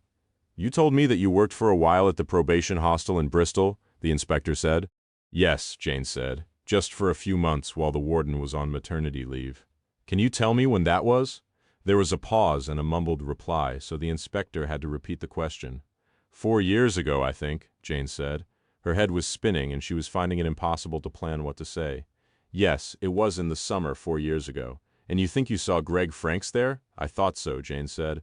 "I was almost sure you'd be able to check on his records. There must be a file somewhere, even if he wasn't convicted." "We've been in touch with the hostel," Claire said, "but apparently there was a fire, and all the records were lost. It makes things difficult." "Yes," Jane said. She was staring vacantly in front of her. "I remember the fire. It was just after I left. I'm sure the wardens have done everything they can to help the police." Her voice faded into incoherence. "It's a pity they've not been more effective," Claire said, "though I suppose it's not their responsibility. Neither of them was there 4 years ago. None of the field officers can remember Franks either, though." Then Jane Pym's voice changed and became sharp and hostile, as if Claire had insulted her personally. "You can't blame probation officers for not remembering all their clients," she said. "If you knew how many people we see in a year, some men only stopped in the hostel for a few days. And we do hundreds of social inquiry reports on people coming up to court. It's a thankless enough job as it is without all this criticism." Claire ignored the anger. "Could one of the men who stayed in the hostel that summer have been Louis Roscoe?" she asked. She was beginning to wonder if Jane Pym was being deliberately obstructive, to imagine even some form of collaboration between the woman and the 2 clients of the probation service. Her caseload must be full of addicts, and the opportunity of dealing in drugs would be enormous. "Why?" Jane Pym asked suddenly. She was shocked, it seemed, out of her alcoholic blur. "Was he there? So he says. He remembers the fire, so it must have been at the same time as Greg." "No," Jane said slowly. "I don't remember. As I've told you, I had left before the fire. Perhaps I'd gone before he arrived. Doesn't that seem rather an odd coincidence? That 3 of you on the Jessie Ellen might have been together in a probation hostel in Bristol, and no one recognized each other." "I recognized Greg," Jane said defensively. I thought I knew him, but not Roscoe? No, but the idea of Louis Roscoe seemed to trouble her, and she withdrew into a dispirited and unhelpful lethargy, answering the inspector's questions with monosyllables, making it clear that she only wanted the interview to be over. Jane was driven home by a uniformed policewoman she had never seen before, and the journey passed in silence. She was pleased. Sergeant Barry made her feel strangely and irrationally guilty, and she felt that in his presence there was a danger she would break down and confess to grave and unimagined sins. The constable dropped her outside Myrtle Cottage, then drove on down the valley to turn the car. Jane stood outside the house, breathing deeply, trying to compose herself before going inside. It was still not late, and she pictured them all there as she had left them sitting round the kitchen table waiting with a ghoulish excitement to find out what had happened, perhaps even to accuse her. She suspected that Roger's offer to accompany her to the police station was caused by curiosity rather than a wish to give her support. It was a pleasant surprise when she lifted the latch on the kitchen door to find the room empty. The living room beyond was dark and quiet, too. They had been so exhausted that everyone, even Roger, must have given up waiting and gone to bed. She sat in the dark on the rocking chair in the kitchen and began to cry. The old woman must have been standing in the doorway for some time before Jane realized she was there. She stood, quite unembarrassed by the tears, and made no move to come into the room or retreat. When she saw Jane look up, she spoke. "Was it quite dreadful?" she said. "I suppose not," she said. "Just confusing." "Tell me," Molly said. Then the temptation to spill it all out was too much, and Jane explained about Greg and Roscoe having been at the hostel, about the fire which had destroyed the records. "I was there too," Jane said. "I was working in the hostel that summer. The warden was on maternity leave, and I took over. The inspector thinks it's too much of a coincidence, and that I must in some way be implicated." Molly said nothing. She allowed Jane her righteous indignation, but she thought the inspector was probably right. The coincidence was incredible. Molly went to her room then, but she could not sleep. She tried to piece together the overheard conversations, the whispered confessions, the suppressed antagonism, to make some pattern, but it was impossible. At some time after midnight there was a knock on her door, and Rose stood there like the heroine of some Victorian bodice-ripper in a long white nightgown and a white shawl. Her hair was tangled and untidy, and there was mud on the hem of her nightdress. "Come in," Molly said mildly. "What's the matter?" "It's Louis," Rose said. She began to cry. "They've taken him into custody. Have they charged him?" "I don't think so. I don't know. What happened?" Then Rose began to talk, the words spilling out in random phrases. It was part of a declaration of love, part an explanation of her fear, and only when Molly prompted her did it become a detailed account of what had happened that evening. "I didn't realize," she said, "how much I cared for him. I fancied him right from the beginning, from the moment he moved into the cottage and I saw him down there, working on the Jessie Ellen, getting her ready for the sea. I knew then that I wanted to have his baby, but that was all. I didn't want to get involved. I'd been hurt before. Only safe, unfanchable men like Gerald Matthews for me, I thought. I told Louis that, no involvement, I said. I can't handle involvement. He told me he'd been to prison. I wasn't surprised. There were so many rumors in Hannah about him.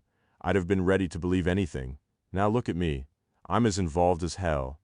"What has happened?" Molly asked again. "Where have you been?" "Down to the cottage, of course," Rose said. "I heard the cars go down some time ago. I thought it was the police bringing Louis home, but you should see what they're doing there. They're going through the cottage searching his things. They think he killed Greg Franks. I came back here and phoned the police station. They told me they were keeping Louis in custody overnight." She began to cry. Molly could tell that the hours of waiting for Louis to return to Porthkennon had been a terrible strain. "You must do something," she said. "Louis didn't kill Greg. He had no reason to. You can help us. I know about you and George. Everyone who comes to stay talks about the Tom French murder. Please get Louis home for me." Molly waited until the tears and hysteria had subsided. "Rose," she said, "was Greg Franks blackmailing Louis about his criminal record?" "No," Rose said. "That's why I'm so certain Louis didn't kill him. Greg Franks was blackmailing me." "Why? He had found out somehow who was Matilda's father," Rose said. "He said he would tell the birding world. I was screwing a convicted killer." "Who would want to stay in Myrtle Cottage then?" he said. And who would trust Roscoe to take them out in a boat? How did he know Louise had been convicted of manslaughter? He met him in Bristol in some hostel. Are you sure he didn't approach Louise for money too? No, she said. I think he was a bit frightened of Louise. She paused. Gerald knew something was going on, she said. He hated Greg and made me promise not to have him here again. But I couldn't turn him away. I didn't know what he would do. Did Gerald ever confront Greg? Tell him to keep away? No, Rose said scornfully. He wouldn't have the guts. Then Rose, wallowing in her muddled emotion, began to plead with Molly again, to do something to free Louis so he could be returned to her. But Molly made no promise, and it was only when she had the phone call from the hospital that she decided to take more direct action. When the superintendent discovered the link between Roscoe and Franks, he was jubilant. That was enough to keep Roscoe in custody at least overnight, he said. In the meantime, they would have a look at his cottage. If they could find any illegal substances, it would all be over. But the search of the cottage on the shore ended up as a farce. No one had considered that there might not be electricity, and the lanterns they found were beyond them to operate. They plundered the place, like burglars with torches feeling through the drawers of the heavy old chest in the bedroom, stacking tins of soup from the kitchen cupboard in the middle of the floor. Barry lifted the mattress on the bed and felt the frame beneath, and his fingers came away scratched by rust. There was no gun, although it was very late when Inspector Bingham returned to the house in the smart new estate on the hill. Richard was waiting up for her. She could tell immediately that he was angry, and that in the hours of waiting he had stoked the fury with distant wrongs and imagined hurts. "Where the hell have you been?" he demanded. "I've been worried stiff." "I'm sorry," she said. It was much better, she had discovered, to apologize immediately. Sometimes an apology was enough to satisfy him, and he would become calm and gracious. "I should have phoned." Tonight, however, the apology was insufficient. He had obviously been waiting, brooding on all the things he would say to her when she got in. The painful home truths it would be good for her to hear. She had hardly walked through the door when he began his lecture. "It's a matter of priorities," he said, so quickly that she knew the sentence had been rehearsed. "I mean, I don't expect to come first. I'm only your husband after all. But what about your son? You haven't seen him for days." "I'm sorry," she said again. "We've taken someone into custody. It should be over soon, but that still wasn't good enough." All the old niggling criticisms which at another time she might have found amusing were dragged into the row. There was the lack of ironed shirts, her failure ever to cook anything that hadn't come out of a microwave or a freezer, the drawer in his chest full of odd socks. "Didn't you realize that Mrs. Newby's on holiday this week?" he demanded. Mrs. Newby came in twice a week to dust and hoover and empty the dishwasher. "The house is collapsing around us, and damn it, I had a meeting of the round table and I couldn't go." Then she was joyously and rewardingly furious. He was like a little boy, she said, deprived of some treat. Why did men never grow up? Was he incapable of ironing shirts and cooking meals? And when it came to priorities, she happened to think that catching a murderer was a little more important than the bloody round table. She stormed to the bedroom and fell suddenly and deeply asleep. When he came to bed some time later to make his peace with her, to make love to her, she was so exhausted that he could not wake her. It was only much later that the sound of the telephone's ringing disturbed her. She picked it up half asleep, hardly aware of where she was, and some unfamiliar voice informed her that George Palmer Jones had been the victim of a hit-and-run accident and was in a Bristol hospital, oceanofpdf.com. Chapter 11. George was rescued by a woman with a passion for foxes. She lived in a basement flat in the house nearest to the alley and put out food for them.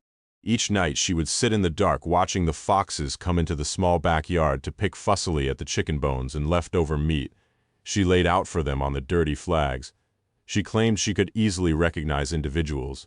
Sometimes they were too hungry for her delicacies and went straight to the bins left out in the alley. Then she would leave the flat and go out into the yard to look at them there.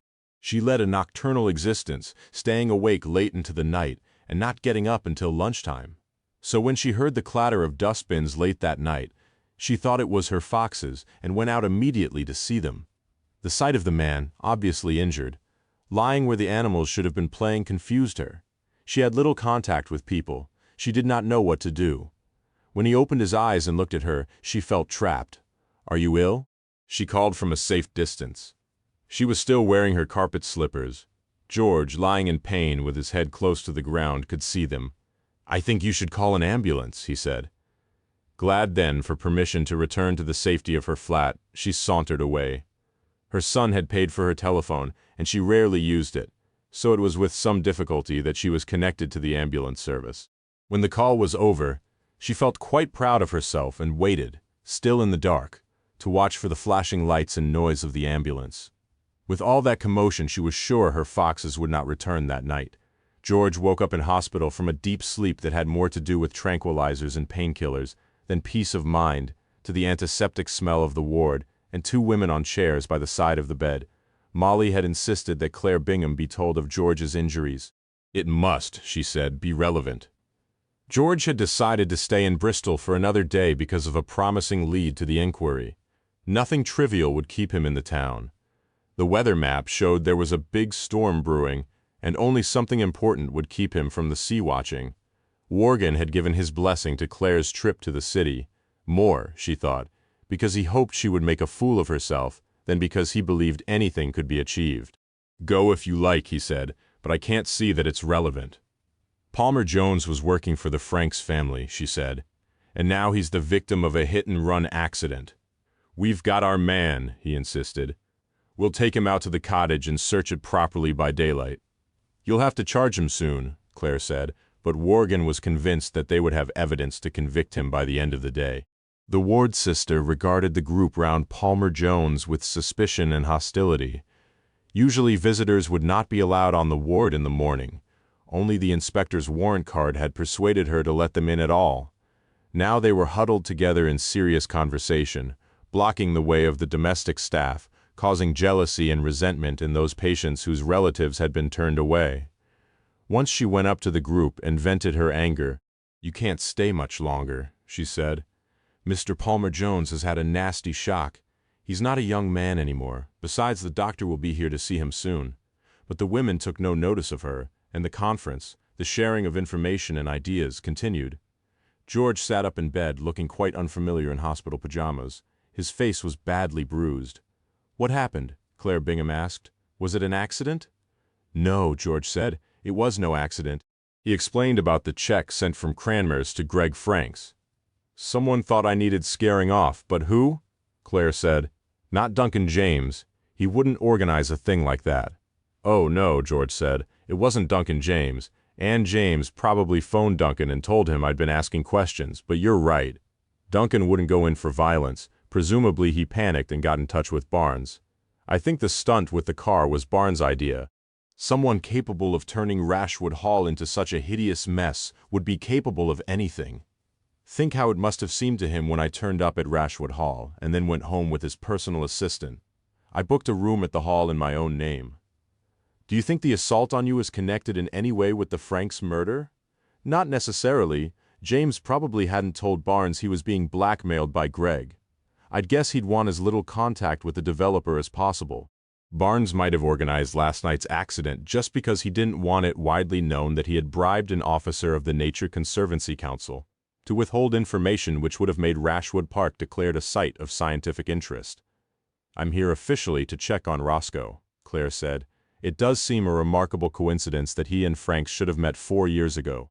"I don't know if it was coincidence or design," George said, and told them about his conversation with Vicky Jones. "Greg seems to have taken a perverse and mischievous pleasure in bringing together people who disliked him," he said. "He could have provoked any one of them to murder. By the time the doctor arrived and the sister triumphantly shepherded the women from the ward, they had formed a plan of campaign for the day. Claire Bingham went south to the city center, on the road from Heanor to Bristol. She had experienced a crisis of confidence, which, if Molly Palmer Jones had not been sitting beside her, she would have blown up out of all proportion. She might even have called it a breakdown. It happened on the M5 just outside Exeter, but it must have been brewing for days, since she was given the responsibility for the Franks murder investigation. Then, driving at speed on the outside lane of the motorway, she had been conscious with a sudden, dizzying self-awareness that nothing in her life was working properly. She had a vision of the disparate elements of her life as mechanical components exploding away from her, as in the slow-motion film of a bombed car before she felt, She had managed to keep things together with an effort of will. Now she had lost control of it all. Later she was to put the experience down to exhaustion or shock. Her husband realized, too, that it was close to the anniversary of her mother's death. At the time she was terrified, and though she continued to drive up the motorway, passing lorries and caravans like an automaton, she thought she was insane and knew she would never take responsibility for anything again. "I think we should stop for coffee at the next services, don't you?" Molly Palmer-Jones said. Claire never knew if this suggestion was coincidental or if Molly had sensed her sudden tension. And breakfast, it must be breakfast time by now. So obediently, Claire had turned the car off the motorway into the service station. She looked at the car clock and saw that the time was 8 o'clock. Even from the car they could smell the bacon frying in the transport cafe where the lorry drivers were eating in smoky isolation. But once she had switched off the ignition, Claire could not move. She was rigid, her knuckles white as they gripped the steering wheel. Her neck and shoulders braced against the back of the car seat. "My dear," Molly said, "what is the matter?" If anyone else had asked the same question, Claire would have shook her head and remained stiff and tight-lipped. But the elderly woman's interest and understanding allowed her to speak. It all came out: the impossibility of living with Richard, the impossibility of working with Worgen, her guilt and frustration. Her life, she said at last, was one massive cock-up. The most miraculous thing about the whole encounter, she later told Richard, was that by the end of it, they were both laughing. They laughed at the pomposity of men and the weakness of women who were taken in by it, and at Claire herself for taking them too seriously. Claire was never sure how the tension had been released, and confidence restored. Molly had listened but said very little. There was no physical contact, no comforting embrace. But at the end, the crisis was over, and she felt able to start again. "Coffee," Molly said. "Now we definitely need coffee." And mounds of toast. So they walked across the car park to the cafeteria, with its piped music, and the smell of baking bread pumped specially from the kitchen to make the place appear welcoming. Then they sat at a quiet table gossiping, more like mother and daughter than like strangers. Claire Bingham's loss of nerve on the M5 was to prove a turning point in the case, though they never discussed it again. There were no longer two separate and parallel investigations. She found herself prepared to listen to Molly's ideas and trust her judgment. By the time they had the conference with George in the hospital, she was open to his theory that Duncan James had been blackmailed by Greg Franks over the Rashwood development. She listened carefully to the views of Molly and George and found they had quite different ideas about how the case would be resolved. With the experience on the motorway, her hero worship had returned. She was prepared to consider a flexibility in her methods which would have astounded her colleagues at Heanor, who saw her as a mindless follower of rules. It was Claire who charmed and wheedled information and reminiscences from the retired policeman who had looked into the fire at Sinclair's boatyard. It was Claire who came up with the ultimate coincidence. She went first to the police station in the city center where Roscoe had been charged with arson and manslaughter. A middle-aged detective constable was waiting for her, but she soon gathered that Worgen, who had arranged the visit by phone, had not described it as of any urgency or importance.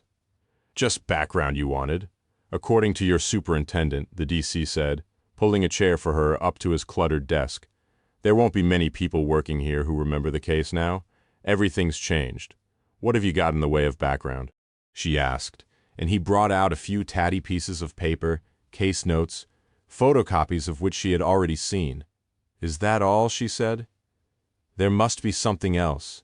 Someone who remembers the Roscoe case. It was a big fire. It must have stuck in people's memories. And because she was attractive and smiled at him, he made coffee for them both and talked to her. He told her about Hubert Rolfe, the detective sergeant who had never believed Roscoe had planned the fire by himself, and who had made such a nuisance of himself about the case that he was forced to take early retirement. "Not a popular man, Hubert Rolfe," the detective said. "Not here." He looked around him to check that no one was listening. Too straight sometimes for his own good. He's a great one for causes.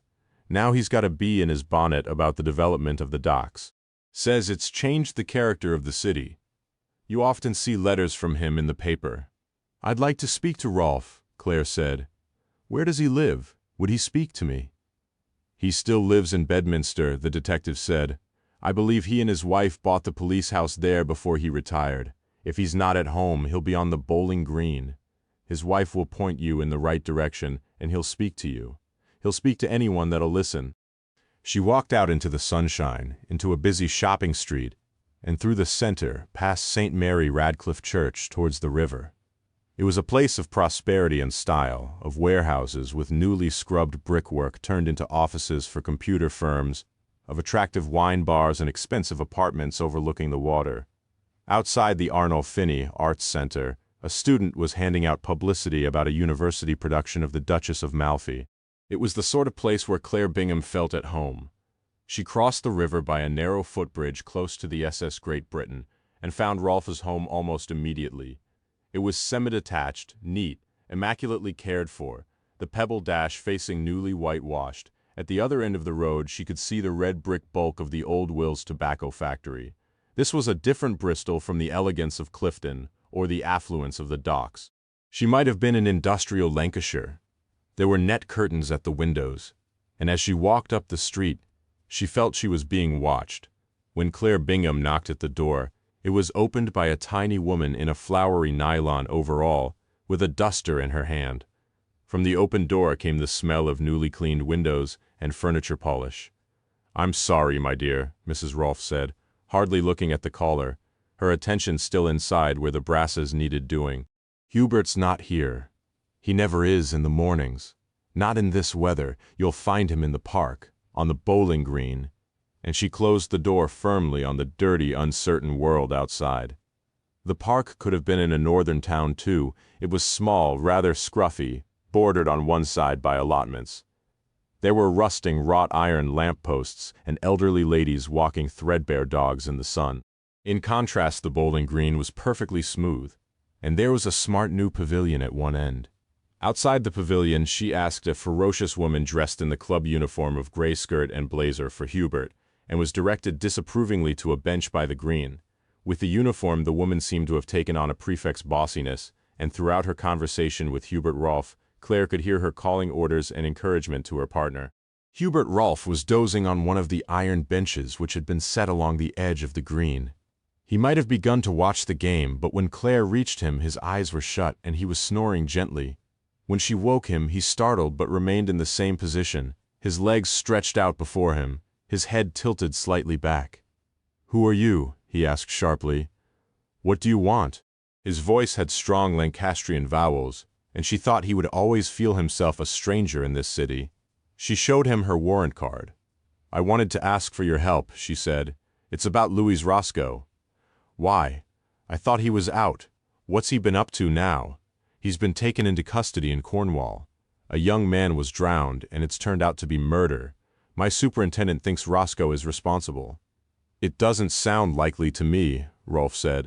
Claire thought he must have cultivated his North Country accent for years, determined not to be taken for one of those West Country yokels. "Roscoe's no murderer, not unless he's changed." "Tell me about the original offense," she said. "Tell me about the fire."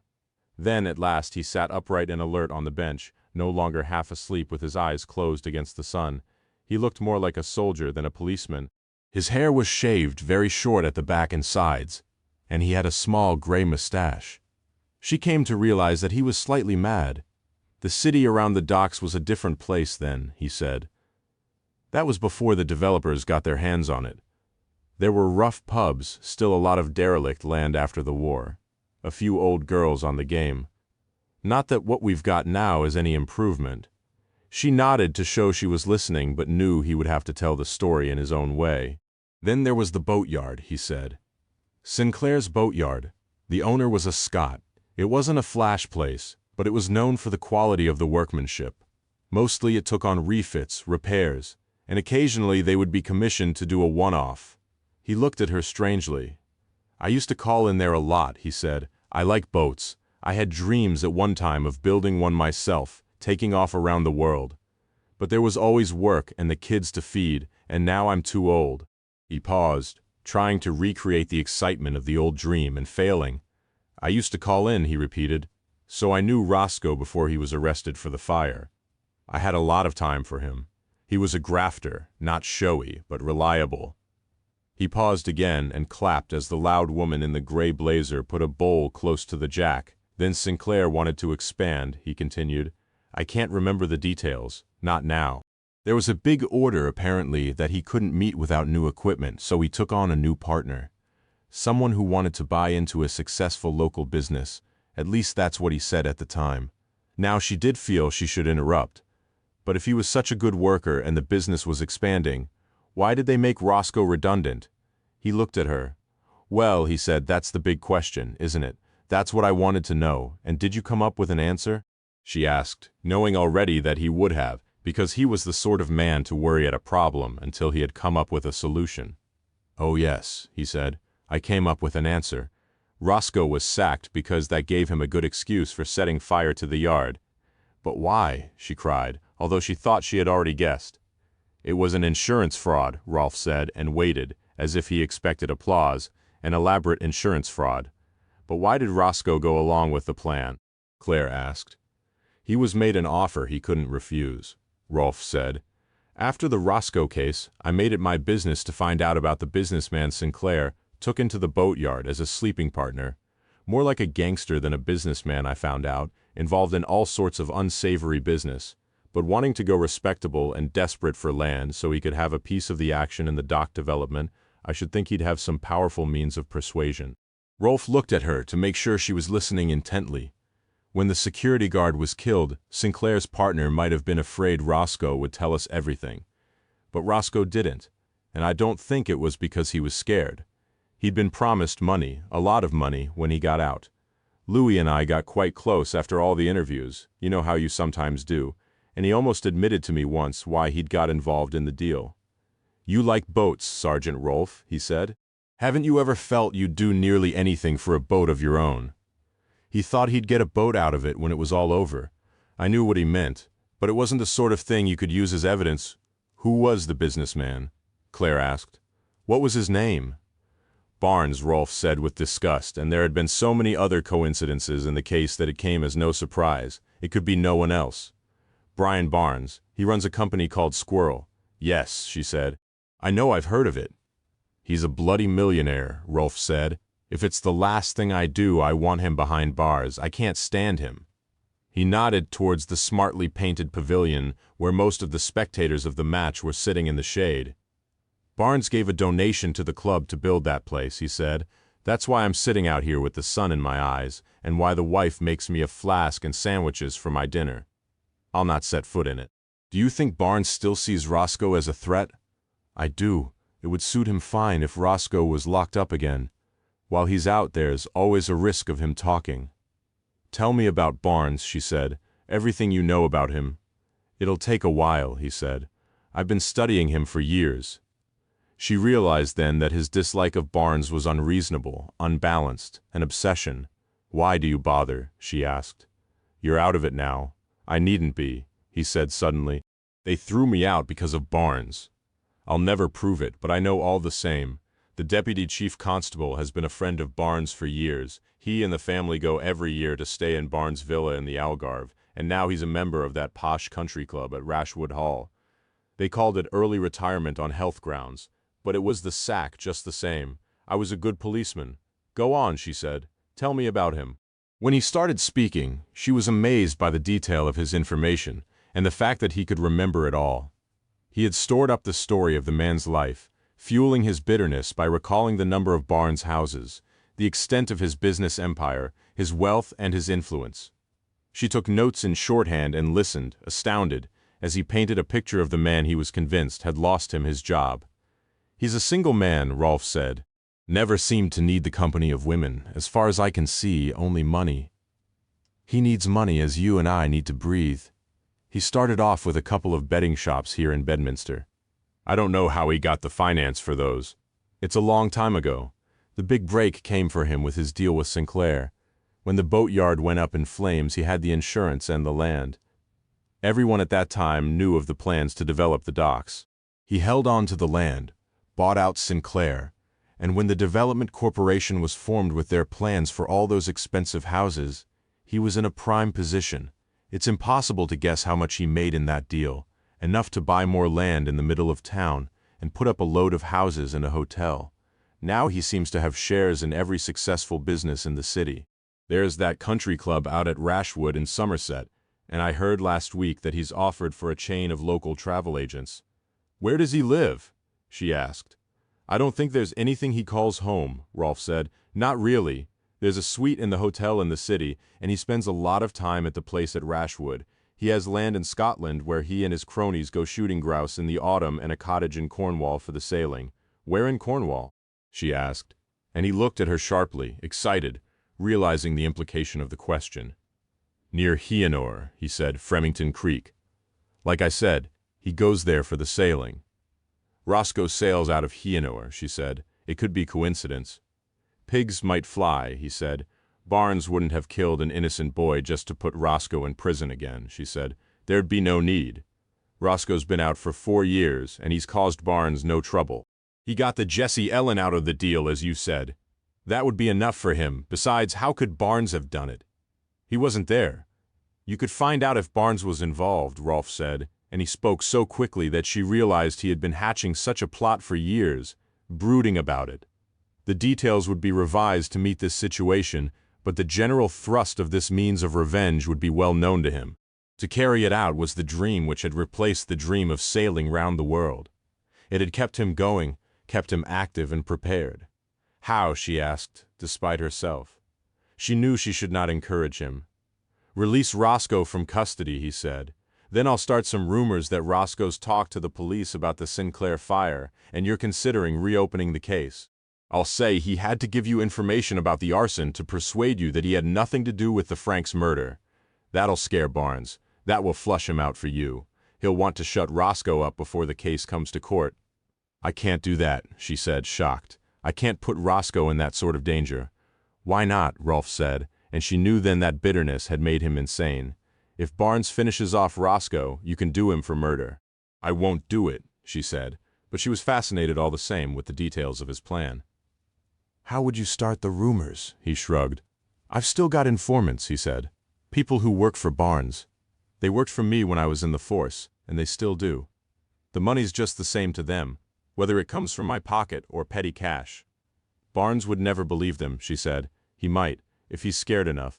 And he's scared already, Claire thought, with George Palmer Jones just turning up at Rashwood Hall. For a moment she was tempted to go along with the idea. There was some attraction in having a quick, if dangerous, end to the case, but she knew it would not do. No, she said, I can't allow it. It's far too risky. Suit yourself, he said, and lay back on the bench, his eyes narrowed against the sun, watching the smooth underarm action of the bowler. She was surprised by his compliance. She had expected him to put up more of a fight. Well, she said, standing, thanks for the information anyway, but he seemed not to hear her, and did not answer. It was only when she was on her way past the pavilion that he spoke, and by then she was well out of earshot. It's not up to you to allow me anything, lady. I'm not a policeman now. I can do what I bloody well choose. oceanofpdf.com. Chapter 12. When Molly left the hospital, she went to Whiteheath. The name had recurred throughout the investigation. Roger Pym taught games at Whiteheath Comprehensive School. Jane Pym worked from an office there. Louis Roscoe had stayed with friends on the Whiteheath estate when he was first released from prison and reported to a probation officer based there under the terms of his parole. More recently, with Claire Bingham's help, Molly had traced the woman who had been in charge of the bail hostel to Whiteheath. It seemed that she had been promoted and the year before had been appointed senior to the team of probation officers. Molly thought that the place was worth a visit. It was a sign of Claire Bingham's new attitude to the case that she allowed the older woman to go alone. The bus Molly caught was almost empty. The smart shops in the city center would have little to offer the residents of Whiteheath. There were a few listless youths who had been in town to sign on the dole. They stared out of the window and had little to say, even to each other. The bus dropped her at the edge of the estate by a primary school that looked like a prison. There were half a dozen tower blocks surrounded by a crescent of low-level terraces. As she stepped out into the street, she felt suddenly chill, although the day was still fine. The weather was already starting to change. There were feathers of cloud which occasionally blocked the sun and a westerly breeze which blew litter across the streets and around the flats.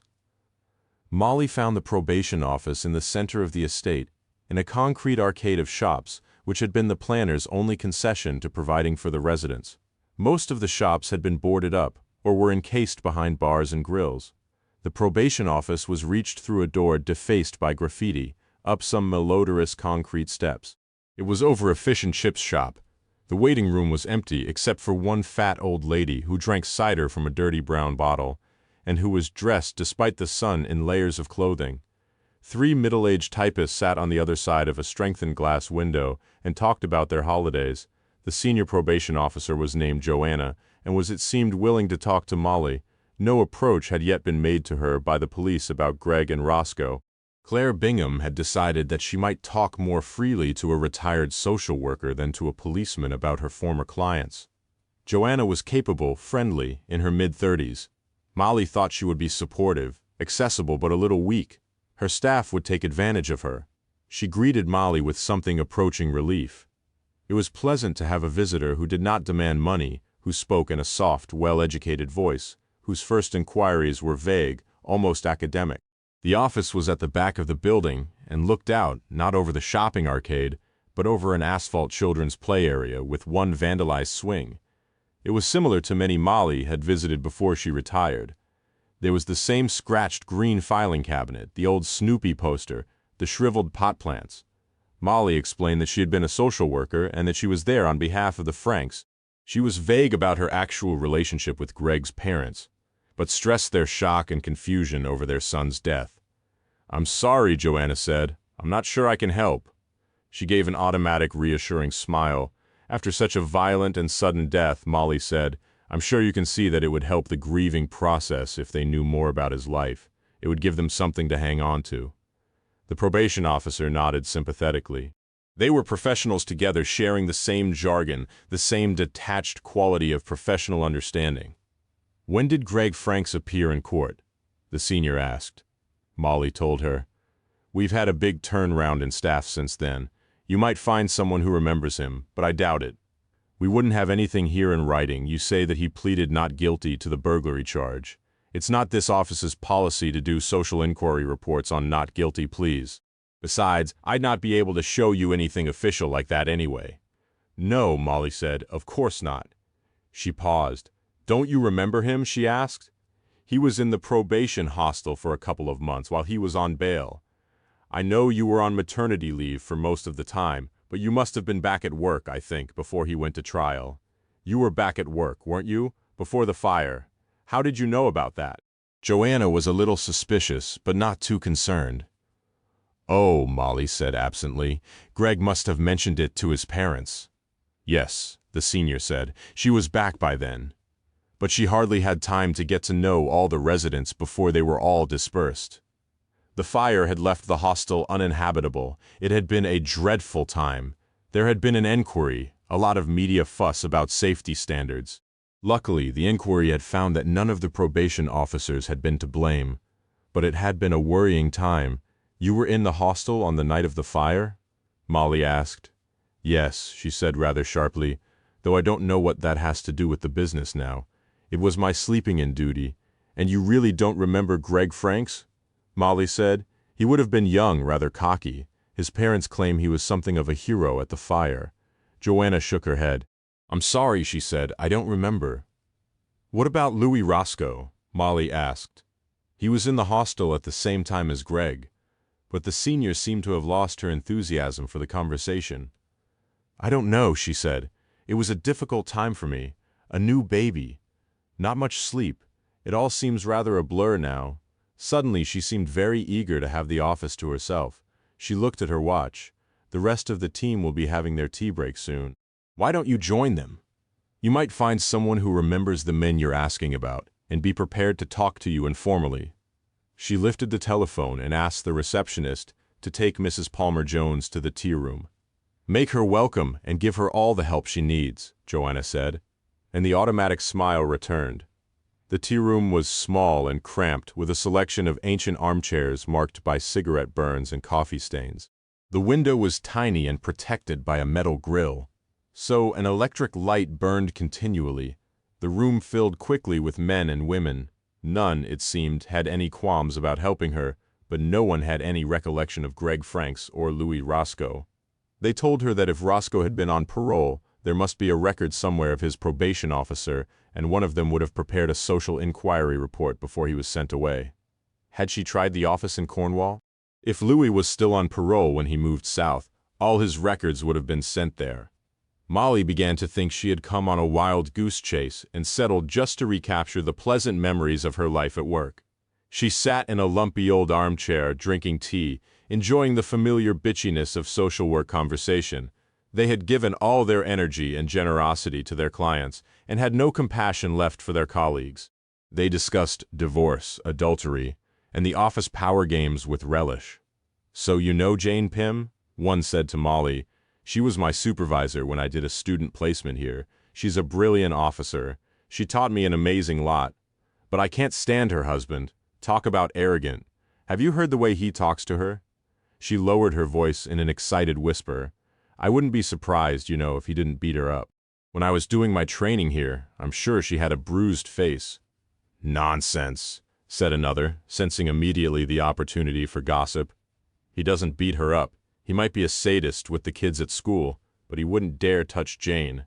You probably caught her on one of her bad mornings. She'd have had a hangover.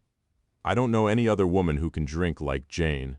Don't you remember that party at the housing office last New Year?" Then Molly was entertained by all the old stories which must have been repeated every time there was an audience. She was told about the senior who was so drunk that he tripped down the witness stand steps on his way to give evidence in court, about the local police superintendent who dressed up in women's clothes, about the parties they attended so they could at last forget clients and enjoy themselves. She could have stayed all day listening to the warmth of their conversation, but they began slowly to drift away and back to work. She was thinking that she would have to admit defeat and leave, too, when the door was pushed open to reveal a probation officer who had been in court. His arms were full of files, and he stood for a moment helplessly, then tipped them in a heap on an empty chair. He was prematurely middle-aged, balding, with little round spectacles. His suit was crumpled and poorly fitting, and was obviously only brought out for the days when he was on court duty. On his feet were brown suede desert boots. By now only the typists were left in the tea room. 3 of them sat in a row, knitting. They wore almost identical blouses and cotton skirts. One looked up briefly as the man came in. "Mike," she said, "this is Mrs. Palmer-Jones. She's looking for someone who remembers Greg Franks or Louis Roscoe. Joe says we should help her." He poured stewed tea from a big brown pot, blinked and looked at Molly. "I remember Louis Roscoe," he said. "I did the original social inquiry report, visited him a couple of times in prison, and supervised him on parole for a couple of months when he first came out. I expect the papers were transferred to Cornwall. He came from there. He won't be on parole now, though. It would have ended ages ago." In time with each other, like the chorus of a musical, the typists speared wool with knitting needles, sighed loudly, and stood up. They filed in a line out of the room. Molly almost expected them to return and curtsy. "What was he like?" Molly asked. "Why do you want to know?" "Louis is being held by the police in Cornwall in connection with a murder. As far as I can see, the only reason for his arrest is that he met the victim, Greg Franks, at a probation hostel here. I'm not convinced Louis had anything to do with it." "He never meant to kill that security guard in the boatyard," Mike said. "I saw him in the remand center before he went to court, and he was really shocked even then. He was angry, too. Why was he angry?" The man paused. "I think there was more to the arson than the police would ever recognize," he said, "officially at least. I know one of the officers on the case had his suspicions about it, too. But he couldn't persuade anyone else to take them seriously." He looked at Molly through his thick spectacles. "I went into a lot of detail to prepare the original social inquiry report," he explained. "More than I'd have time for now. I was just out of college. He was the first report on a serious crime I'd ever done. That's why I remember the case so well." "Don't you think Roscoe set fire to the boatyard?" "Oh yes," Mike said. "He admitted that as soon as he was arrested. But I think he'd been paid to do it by his boss. Only his boss didn't tell him about the security guard, who paid routine visits to the premises throughout the night." "Why should anyone want to set fire to his own boatyard? For the insurance money," Mike said. Later, when she was to discuss this with Claire, Molly thought it significant that Mike had come so close to the truth. He did not have the details about Barnes, But they agreed that Rolfe's version of events was confirmed and strengthened by the probation officer's own inquiries at the time of the crime. Why didn't Roscoe tell the police that he'd been paid to start the fire? Perhaps he's not that sort of man. Perhaps he was threatened. Or perhaps the plan all along was that he should be caught and convicted.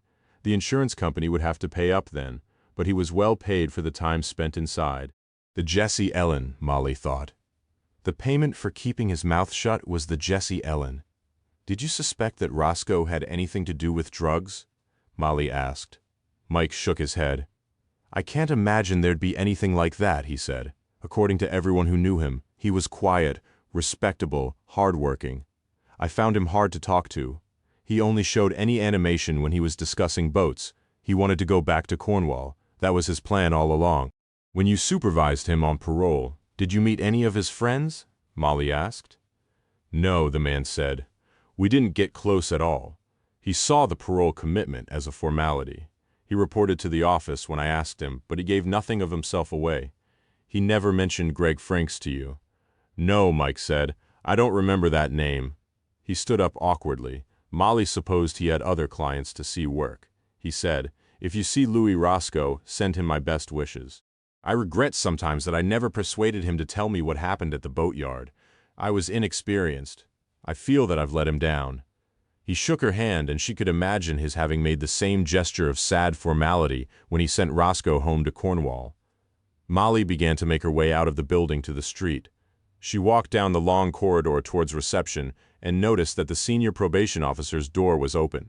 She hesitated at the door, thinking that she should thank Joanna, say goodbye. But the woman was writing a report with intense concentration and seemed not to notice that Molly was there. It was almost lunchtime, and when she went outside, the shopping center was busier. The chip shop was open, and a straggle of people stretched onto the pavement. Near the launderette, there was a group of mothers with bin bags of washing perched on prams and pushchairs. They reminded each other optimistically that the kids would be back at school in a couple of days, and then they could have some time to themselves again. But at least it's been fine, they said, looking at the sky, where the wispy trails of cloud were becoming more substantial. At least they haven't been in under our feet for 6 weeks. They were cheerful now, that the holidays were almost over. They could laugh at the ordeal. They took no notice of Molly standing bemused in the center of the arcade. She was a scruffy little lady who might have come from the old people's sheltered housing on the edge of the estate. When she took out an A to Z and studied the road map, the women thought she could be a social worker or someone from educational welfare, checking that the regular truants were prepared for school. Molly looked up the Pym's address in the index and then found the map. They lived in an area of the city which she would have to pass on her way back to the hospital. There was time to walk back, she thought, and she could make a detour past the Pym's house just out of curiosity. She needed the exercise and the time to consider all she had learned in the probation office. She set off down the windy main street towards the town center, pausing occasionally to study the map. As her surroundings became more respectable, she recalled the events on the Jesse Ellen, given greater significance by the information she had learned about Greg and Louis in a smart suburban shopping street, which might once have been a village high street. She stopped suddenly. Of course, she said to herself. Of course! The well-dressed women with their designer carrier bags watched her with sympathy and fear. Community care was all very well, they thought, but it let such odd characters onto the streets. Unaware of their mistrust, Molly trudged on. The Pyms lived in a solid Edwardian terrace not far from the high street. Molly walked slowly past the house, and while she did not actually limp, managed to convey that her pace was the result of arthritis, not undue curiosity. Now that she was here, the detour seemed a waste of time. She would discover nothing from the neat front lawn or the gray stone walls of the house. She was looking at the map again to find the quickest way back to the hospital when a woman came out of the house next to the Pyms and called to her. "Excuse me," she said. "You're not the woman who's come to look at the house, are you?" The estate agent said they might be sending someone. "The for sale sign isn't up yet, but I can show you round if you like." "Please," Molly said. "That would be very kind." "I don't want to leave, really," the young woman chattered as she opened the door into the front room. "We've only just got it straight. My husband's a do-it-yourself freak. He's not really happy unless he's doing up a house. But look at this new kitchen. I'd really miss the ceramic tiles. Would you like some coffee? I'll make some when I've shown you upstairs. Molly said she would and waited patiently until the tour of the house was completed. She marveled at the fitted wardrobes, the rebuilt bathroom, the extra bedroom in the loft. Only when they were sitting in the gleaming, streamlined kitchen did she ask about the woman's neighbors. "What are they like?" she said, sipping instant coffee. "Neighbors can make so much difference to settling into a new home, especially in a terrace." "I know what you mean," the woman said. "We had teenagers at 28 until recently, playing the saxophone all night, but you're all right. They've gone to college now and they don't even seem to come home for the holidays." "What about the people in 32? Molly asked. "The Pims lived at 32. Do you get any trouble from them?" "She's all right," the woman said, the urge to gossip stronger than the desire to sell the house. "She's very quiet, always polite but keeps herself to herself. Sometimes I wonder if she's got some illness, something progressive that develops early. She always looks so pale. And a couple of times I've been to the doctor's and seen her in the waiting room." The woman seemed afraid that as soon as she moved, Jane Pym would make public her life-threatening illness, and she would be denied the drama of it and the satisfaction of telling people that she had known all along. "What about the husband?" Molly asked. "What's he like? He's a teacher," the woman said. Then again discretion was overwhelmed by her pleasure in a good story. "But he's got a dreadful temper." "Oh?" Molly said, the ideal audience wanting more. "Terrible," the woman said, and Molly thought that the Bristol accent was perfect for gossip, soft, confiding, friendly. "Last year we creosoted our fence. Roger Pym stormed round here late one night and accused us of killing all the plants in his garden. You could see it wasn't true, but there was a dreadful scene. I thought I'd have to get the police, but he went quietly enough in the end. His wife made him see sense. We haven't had much to do with him since then," but she paused to heighten the dramatic effect. "One of the neighbors says he killed their cat, strangled it with his bare hands just because it was taking the birds coming onto their bird table. I knew when we first moved in that he was weird." She lowered her voice and said in a shocked whisper, "He's a grown man, and he goes birdwatching." Soon after Molly left, she thanked the woman for showing her around. She had other properties to see, she said. She was very impressed with the new kitchen, but thought she might find it a little intimidating. She had enjoyed the conversation. It had really been very interesting. In the hospital, Molly and Claire found George still in bed but desperate to leave. He was a fractious and unhelpful patient, and the staff would have been pleased to be rid of him too. "This is ridiculous," he was raging to the staff nurse who was trying to take his pulse. "You've seen the x-rays, you know there's nothing broken. So why do I have to wait for the doctor? You've had a concussion and serious bruising," she said. "Besides, I'm not supposed to have given you the results of the x-rays." "This is madness," he cried. "I should be in Cornwall. There are things I should do." He did not tell her that he had heard a gale warning through the radio earphones which hung round his neck like a stethoscope. Hurricane Erin had already hit parts of the Republic of Ireland and was expected over the southwest peninsula after dark. Claire Bingham took them back to Cornwall. George was in no fit state to drive, and he felt that his nerves were already too frayed to suffer Molly's speed and erratic braking. They left their car outside Gwen Pullen's house, deciding it would be easy to get a train back to Bristol, and that they could collect it then. In the car he listened to the women talking about the fire at the Sinclair yard, the lurking and sinister presence of Barnes, and the domestic habits of Roger and Jane Pym.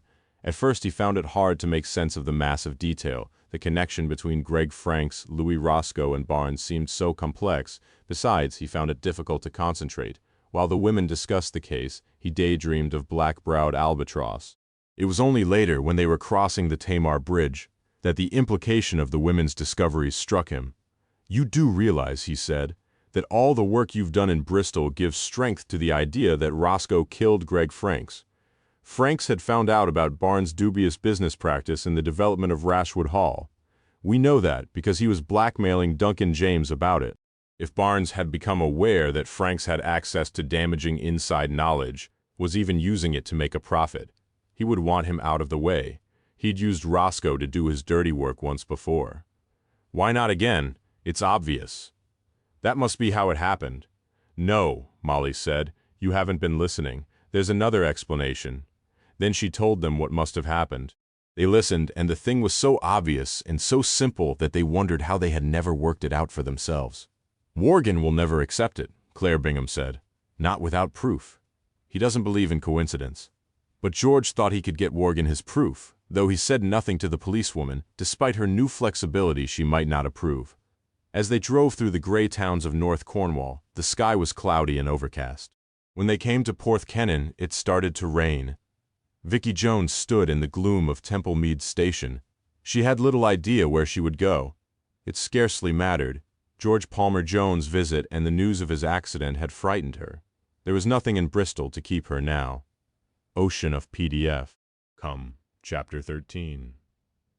The storm which first hit Cornwall on the day and night of September 3rd was as strong as the hurricane which devastated the south of England in October 1987, but less was heard of it on radio and television. This might have been because it only touched the west coast of the peninsula and no big centers of population were affected. What interest could most of the country have in a few remote cottages swept away by freak high tides, caravan sites flattened, boats smashed into pieces?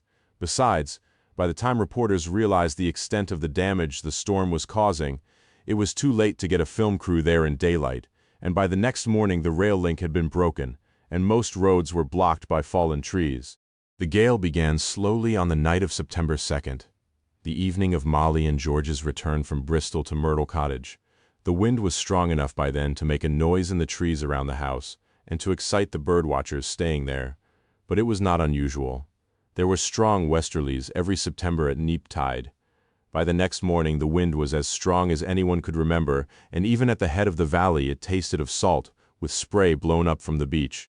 The storm reached its peak at mid-afternoon of the 3rd at high tide, and then the noise of water and wind was terrifying, and though the sea watching was so magnificent that the birders continued to stagger out to Porthkennon Point, it was a major expedition to walk the few hundred yards to reach there. When Molly and George were dropped at Myrtle Cottage by Claire Bingham, the others were sitting much as they had been the night before, walking through the door. The Palmer Jonesies saw exactly the same scene as Barry had seen when he arrived to collect Jane Pym. Molly thought it was possible to believe that no one had moved all day. They had eaten a meal, and there was the same clutter as before: scraps of French bread, the sad remnants of a salad, empty wine bottles. The only difference was that Louis Roscoe was there too. That surprised George. He had expected him to be still in custody, but it would make things easier. The relationship between Roscoe and Rose seemed to have changed. Rose had taken public possession of him, and the new show of friendship had caused a tension in the room. Gerald Matthews obviously hated it and was making himself unpleasant, criticizing everything, trying to provoke argument. At first glance, nothing else seemed to have changed. Rob Earl and Roger and Jane Pym sat in their accustomed places, drinking heavily. Duncan James shrank into his seat, quiet, self-effacing, almost forgotten. The conversation was no longer of the murder and when they might be allowed home. The real birdwatchers were no longer eager to go. They spoke in a series of bird names: Corey's Shearwater, Great Shearwater, Bonksy, which was a sort of incantation or prayer for the following day. The wind, Molly thought, provoked the same obsession as the boat trip had done. It was the same madness to do with birds in the sea. And she saw, as soon as they arrived, that George was infected by it too. When they walked into the kitchen, there was very little response to their arrival. Molly had expected questions about what they had discovered in Bristol about George's accident. She thought they would want to know when the enquiry would be finally over, but they seemed to have decided by mutual unspoken consent that Greg Franks should be forgotten. Their lack of concern made her angry. What right had they to decide that Greg's life was of such little value? Roger Pym's only interest was in whether George had managed to discuss the red-footed petrel with Gwen Pullen. Did you get to the museum? Did Gwen tell you about the old record of a colony of similar birds on the Aleutian Islands? We should have taken a tape recording of the bird's call, you know? That could be decisive. Did you discuss a name? We really should have a name. And he paused, hoping that they would suggest that the bird should be called after him. He had come to believe that the discovery was his, and he would be remembered forever as the person who had identified Pym's red-footed petrel. So George was brought immediately into the conversation, and Molly marveled that he could appear so calm and absorbed while she felt such a terrible responsibility. Later in the evening, the doorbell began to ring, and all night there was the sound, hardly discernible against the wind, of cars driving down the valley. The people at the door were birdwatchers who had seen the forecast and wanted to be at Porthkennon Head at dawn. Did Rose have any space, they wanted to know? Could she put them up for the night? They stood on the doorstep in the rain like helpless little boys. At another time she might have tried to help them, given them floor space to unroll their sleeping bags, invited them in for something to eat. But that night she was in no mood to be hospitable. She even resented the old residents. She wanted Louis Roscoe to herself.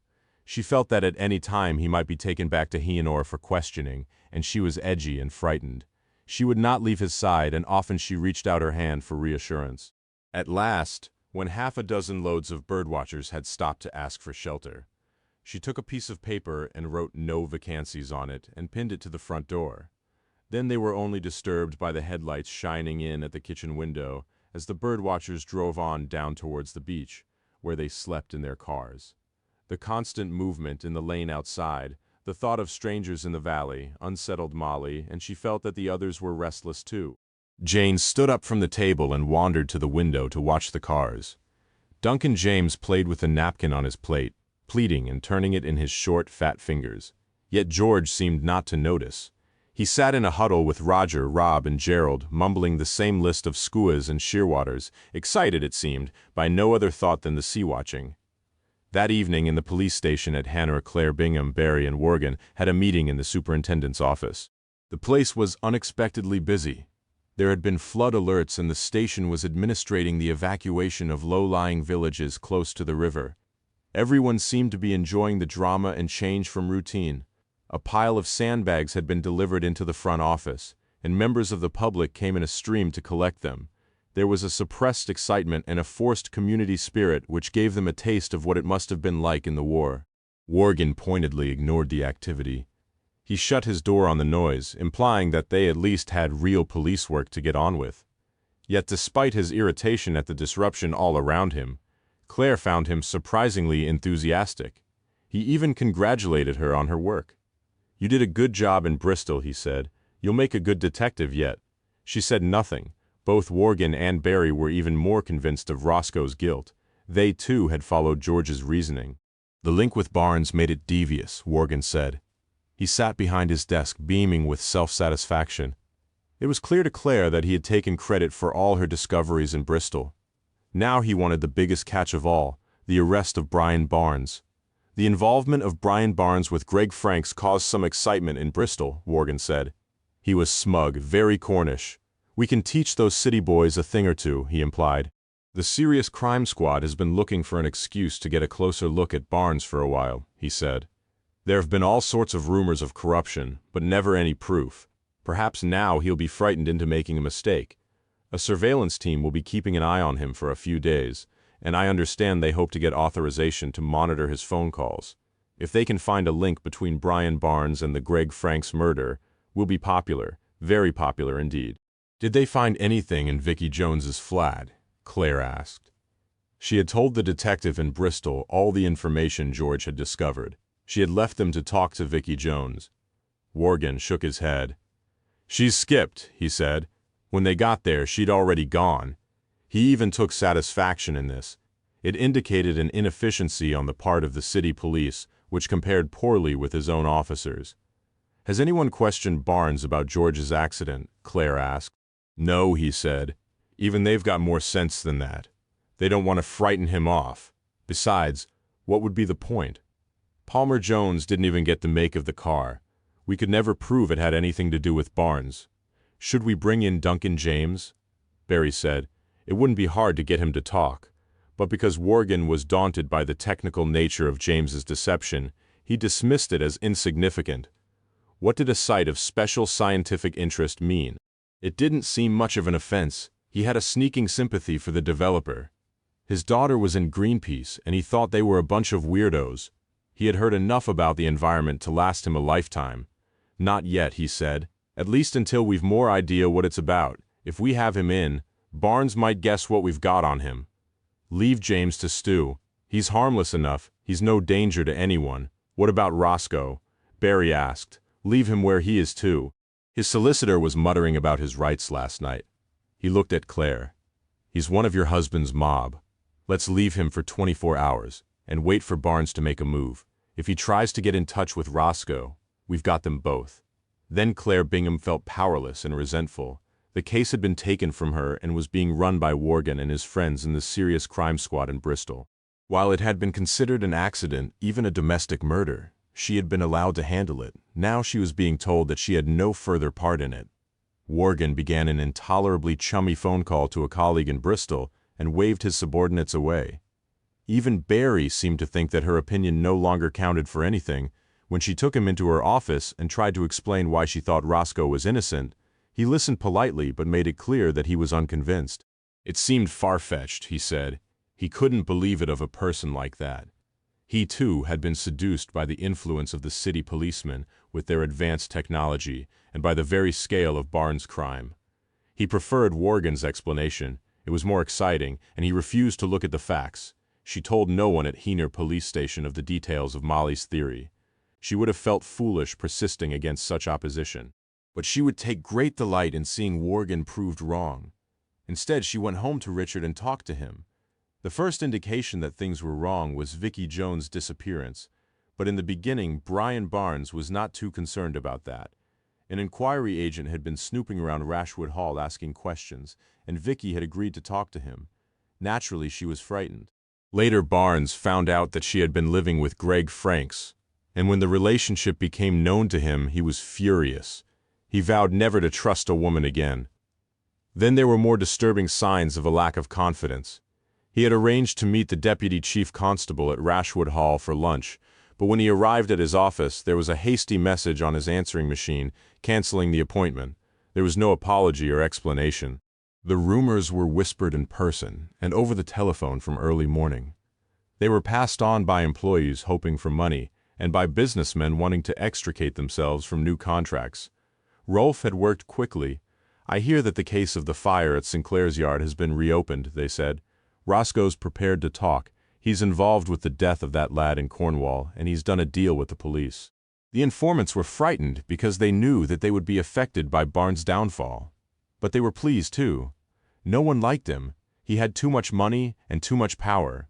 They exaggerated and strengthened the rumors, so Roscoe became a key witness, essential to the police's case. It was all over for Barnes, they implied. Roscoe had done for him. The sudden isolation and suspicion did not come as a shock. Like Vicky Jones, he knew that success was temporary and precarious. But he was a fighter, and he was not prepared to let it go easily.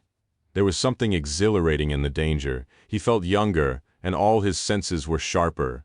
He saw a man in a navy anorak standing outside his office with his back turned to the blustery wind and knew instinctively that he was a policeman. Barnes looked forward, too, to the excuse for violence. Since he had become outwardly legitimate, there had been little opportunity for that, and he realized now that he missed it. In this state of readiness and tension, he saw Roscoe as his only enemy. If he could prevent Roscoe from appearing in any court case against him, he would be safe. Later, he was amazed that he considered the thing so simple, but at the time it was the simplicity of the danger facing him which was exciting. The thrill took him back to the gang fights in the dance halls of his youth. When Barnes made his phone call to Cornwall, no one listened to the conversation. It had taken longer than the police had expected to have the monitoring of his calls approved. The deputy chief constable had, for some reason, not been keen. Barnes spoke to the housekeeper, who cared for his house there. He tried to speak with something of the grace of the landed gentry, and imagined himself as he was talking in his country uniform of Barber jacket, Hunter Wellingtons, and cloth cap. It reminded him of what he had to lose. He had a favor to ask, he said. It was rather urgent, or he would not consider troubling her. He knew her husband's business took him to Porthkennon. Could he please take a message to a business contact there? "Just ask him to phone me," Barnes said. "Tell him it's vital. A matter actually of life or death." Smiling, he replaced the telephone receiver. As soon as it was light, the birdwatchers emerged from their cars and vans and went onto the low headland to look at the sea. The short grass sloped into fingers of rock, so it was possible with care to climb to the water. There was no shelter on the exposed headland, and they huddled into the rock to get some relief from the wind. Soon it became clear that the night of cramped discomfort, The walk through the cold and wet had been worth suffering. Thousands of seabirds were blown close to the shore. By 9 o'clock, they had seen all the species of skua ever recorded in Britain. The birdwatchers squatted in huddles and peered occasionally through binoculars towards the horizon. They shouted above the wind to alert the others to especially exciting birds. By lunchtime they were cold and hungry, but no one dared leave the headland for fear of missing something spectacular. They knew birdwatchers would talk about September 3rd for years. They would be envied for being there. They were surprised when George Palmer Jones refused to join them on the headland. He was feeling his age a little, he said. It must have been the accident. If he was feeling stronger, he might join them later. He took a chair into the enclosed front porch of the cottage. Through the glass, he had a view down the valley, and he had his binoculars with him. Old George is being a bit optimistic, the birdwatchers said. If he thinks he can sea-watch from there. Rose fussed around him and brought a rug to tuck around his knees and cups of tea. Only Molly knew he was tense and alert, and that it was all part of the plan. The night before, when the others began to go to bed, Roscoe had gone back to the cottage on the shore.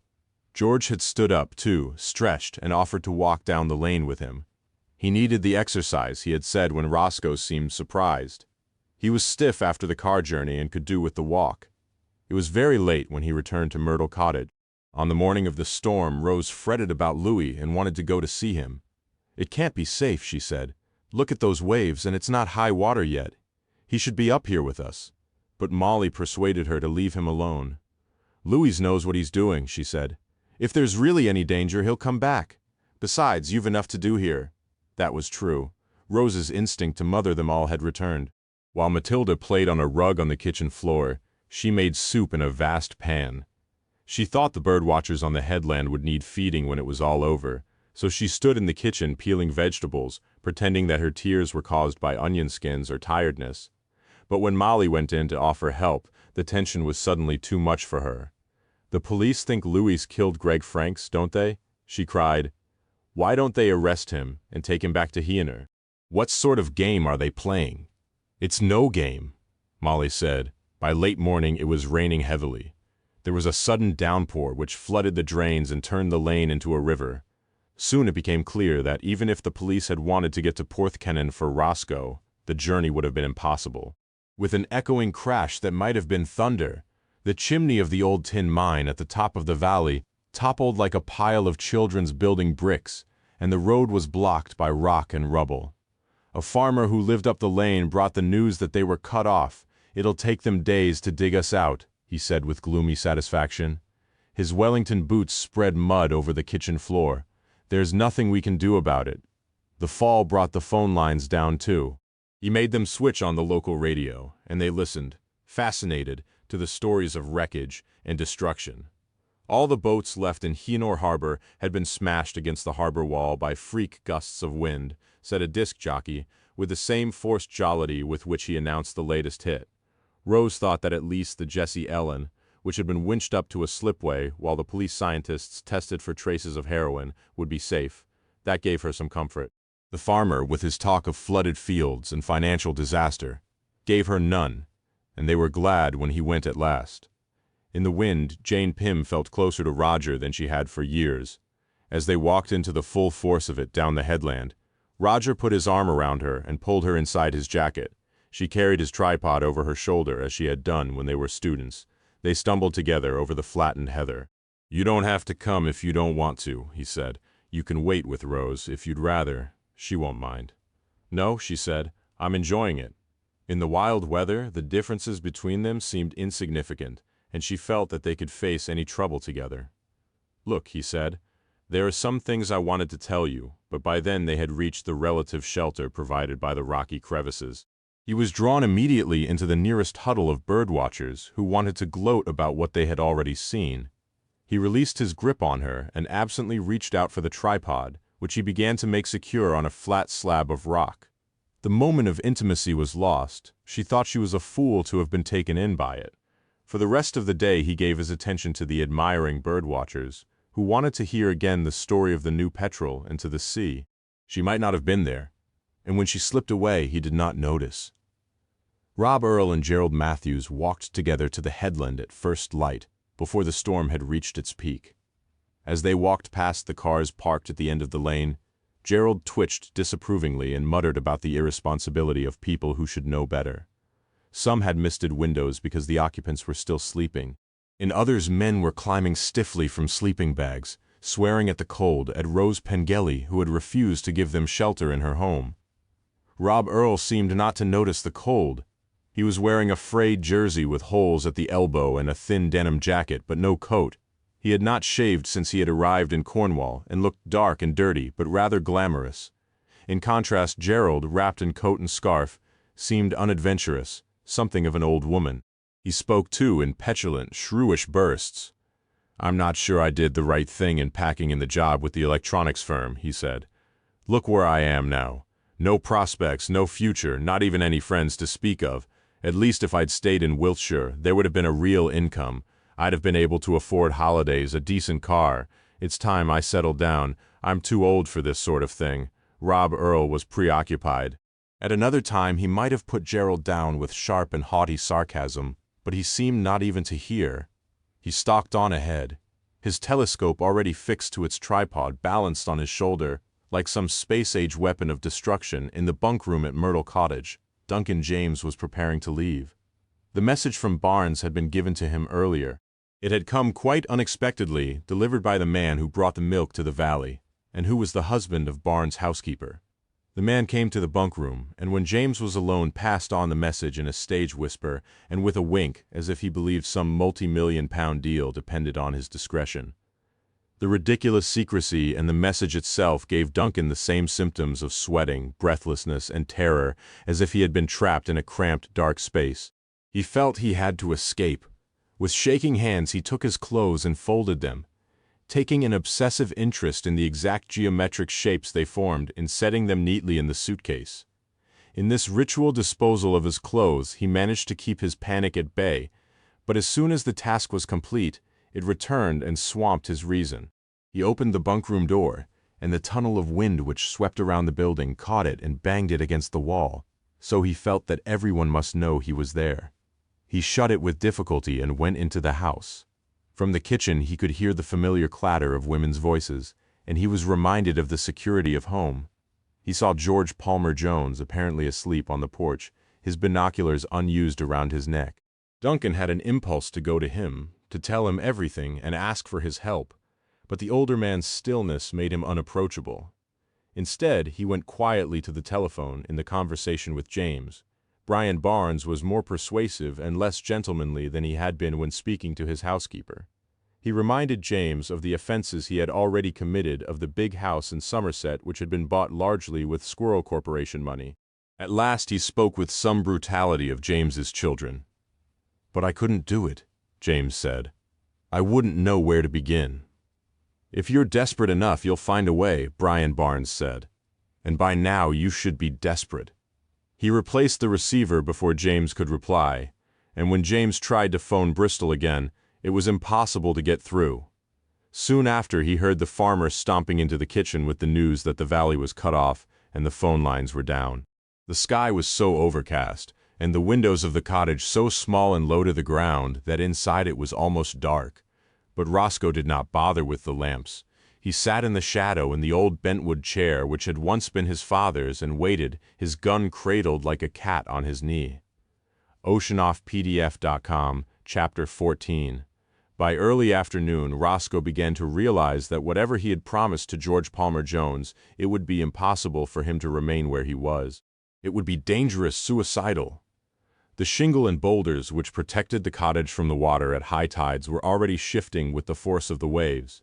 The whole beach was creaking, and he imagined the foundations of the cottage moving, as if there had been an earthquake. Besides, he had lost faith in Palmer Jones. It had been easy to believe him the night before when they had walked down the lane together. It had been flattering to be treated as important by such a respected gentleman, and he had agreed with some pride to George's proposal. Now nothing had happened, and Roscoe felt let down. He wanted to be in the warm kitchen in Myrtle Cottage, with the windows misted from the heat of cooking, and Rose laughing and the baby on his knees, reaching out to touch his face. He set the revolver carefully on the chair where he had been sitting, and began to prepare for evacuation. He had said nothing to George about the revolver. He had obtained it almost by chance from a man he had met in prison soon after his release. He had kept it because he knew instinctively that no one who had ever had dealings with Brian Barnes could consider himself quite safe. He never envisaged himself using it, but kept it as a talisman, a charm against evil. In the hours of waiting it had been a comfort. Now, because he no longer believed George's story, and thought the only danger he faced would come from the police, he set it aside. He pulled a navy canvas bag from the cupboard under the sink and began to throw things into it. There was not much that he felt worth taking. A favorite jersey which Rose had knitted for him when she was first expecting the baby and which had been airing on a makeshift line in the kitchen, the few important papers he had, an insurance policy, his passport. Then he remembered that there was a photograph of his mother in the drawer in the bedroom, and he went to fetch that. He did not hear the door of the cottage being opened, though he noticed when he was in the bedroom that the noise of the wind had suddenly diminished. The birdwatchers on Porthkennon Head were aware of the moment of stillness, too. Suddenly they could speak to each other without having to shout, and they could breathe more easily. "Perhaps it's all over," they said. "Perhaps it's blown itself out." But the period of calm was only brief. It lasted perhaps for 15 minutes, then the storm continued more ferociously than ever.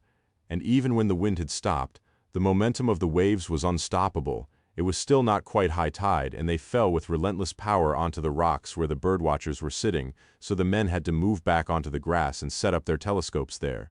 Perhaps it was the sound of water which prevented Roscoe hearing the door of the cottage being opened, or perhaps he was not sufficiently on his guard. It took him longer than he expected to find the photograph of his mother, but he continued to look because it was inconceivable now that he could leave the house without it. He discovered it at last without a frame, trapped behind the drawer. When he went back into the room, the figure, anonymous in anorak and hood and boots, was standing just inside the door as if only just arrived. But his gun was missing from the chair and was in her hand. He stood across the room from her, still clutching the photograph, and thought that Palmer Jones had been right. "So it was you," Roscoe said. "You know, I couldn't remember." "You wrote me a letter," she said. "It was on my bed last night." "Yes," he said. "I took a chance, but I wasn't sure." Jane Pym took down her hood with her free hand, still holding the gun in front of her. Roscoe could see that she was finding the revolver too heavy for her hand, and that she held her arm rigid, so it was shaking. He had an impulse to tell her that unless she relaxed, she was bound to miss. Instead, he tried to remain calm. He walked back to the chair by the window and saw a wall of gray water break over the boulders nearest to the cottage. "If I can keep her talking long enough," he thought, "we'll both be drowned." That seemed a more attractive way to die than to be shot by a middle-aged neurotic woman. Only then did he wonder what had happened to George Palmer Jones and think that he had some responsibility to get at the truth. "You'd been drinking," he said that night of the fire. "Oh," she said, and she was smiling. "I've always been drinking. You should get help," he said. "Do you think I haven't tried?" she demanded, her voice hard and tense as the arm that held the gun. "I got foul medicine from the doctor which was supposed to make me sick if I had a drink. I stopped taking it. I bared my soul in Alcoholics Anonymous before I realized that half of them were my clients. You don't know." He did not know. He had no idea what she was talking about. But he sat by the window, inviting her to continue, waiting for the water to sweep them both away. "Greg Franks recognized you," he said. "Oh, yes," she said bitterly. "He recognized me, and that was partly my fault, wasn't it? If I hadn't said I thought I'd seen him before, he might have taken no notice. But he recognized me, and he tried to blackmail me. He sat on the deck, still green and seasick, and asked me for money. So you hit him and threw him overboard." "It didn't happen like that," she cried. "It wasn't planned. But he was grinning, teasing me. 'Still like a drink,' he said. 'Don't you? I saw you last night. If I hadn't been at the hostel 4 years ago, someone might have died.'" Was that true? Roscoe was suddenly interested. "Probably," she said. It no longer mattered to her. "I was sleeping so heavily that I didn't know what was going on. I suppose I was drunk. Franks got everyone else out and then came back for me." She seemed lost in her memory of the past. The gun jerked suddenly. "I shouldn't have been there," she said. "I'd finished my contract at the hostel the month before. My friend was the warden. She was back from maternity leave, and it was her turn to sleep in. She phoned me up that day and begged me to do it for her. She couldn't leave the baby, she said. It was teething and screamed all night. She couldn't trust her husband not to strangle it. So I went in as a favor to her. It wasn't my fault." He was not listening, he was mesmerized by the movement and closeness of the water. He had always thought it was the boats which attracted him and had caused all his trouble, but perhaps it was the sea after all. He waited with a sort of resigned anticipation for the water to come. "You shouldn't have tried to blackmail me, too," she said sharply, demanding suddenly his attention. "That's what the letter was about, wasn't it?" "I suppose it was," he said. He had written the letter to George's dictation and had taken little notice of the words. He could tell that his vagueness and lack of concern irritated her. He wondered what he could say to please her, but there was a jerk and then the noise of gunshot, immensely loud in the enclosed space of the room. It came as an awful surprise to them both. He never knew if she meant to fire the gun, but he could see that she was angry to have missed him. It was another failure. "No one blackmails me," she said, and he knew then that she meant to kill him. He turned to look at the water again, thinking that even if he was shot, he could be watching the sea at the same time. The next wave was so big that it reached the walls of the cottage, and the spray ran down the glass of the window. The silence inside the room surprised him, and a little reluctantly, he turned back to face the woman. The scene which met him was so unexpected that he stared dazed and open-mouthed, and he could do nothing to help. He watched the cottage door open and George Palmer Jones appear suddenly behind her. She had straightened her arm to fire again, but George reached out one long and powerful hand and clamped it around the chamber of the revolver. So, although she pulled again and again at the trigger, the chamber containing the cartridges could not revolve, and there was no bullet in the barrel to be fired. The scene took place in silence. It was only when she seemed to realize that with George's hand around the gun she was quite powerless that she screamed. She released her hand from the grip and her finger from the trigger, and with her arms at her side she shouted at them both, a stream of loud and furious oaths. George went to the open door and flung the gun into the churning waves, then turned back to them, astounded by their stupidity. "Come on," he shouted. He seemed the only person with the wit to move. Roscoe was still staring, bewildered. "The walls won't hold much longer. We've got to move." Then, directly to Louis, he added, "Rose will never forgive me if anything happens to you." The mention of Rose's name seemed suddenly to release Roscoe from his trance. He picked up the canvas bag and walked across the room to the door. He passed within inches of the woman who had tried to shoot him, but she took no notice and stood quite still, her face in her hands. Outside there was still little wind, but as he waited, a huge wave swept over one of the Birdwatcher's cars which had been parked on the shore. It was turned on its side as if it were a toy. Now was Roscoe's turn to urge hurry. "Look out," he said. "We'll have to go." George pulled on Jane's arm and dragged her to the cottage door. "Leave her," Roscoe said. "She's not worth it." Another wave, bigger than any they had seen before, was being funneled between the headlands. George tried to pick up Jane in his arms like a child, but she kicked out and struggled free. Roscoe caught hold of the sleeve of George's jacket and pulled him up the footpath to the higher ground, under the trees. The wave broke over the cottage with a force which ripped out the chimney and tore a hole in the roof. As it was sucked back across the beach, it pulled rock and stone, pieces of furniture, and the whole pile of freshly sawn logs with it. The wood bounced on the surface. "Where's Jane Pym?" George asked. "In there," Roscoe said, nodding. "She never meant to come out." He felt a vague irritation of envy. It was the way he had chosen to die. "I'll have to look," George said. "Don't be a fool. What are you, some sort of martyr? It's not high water yet."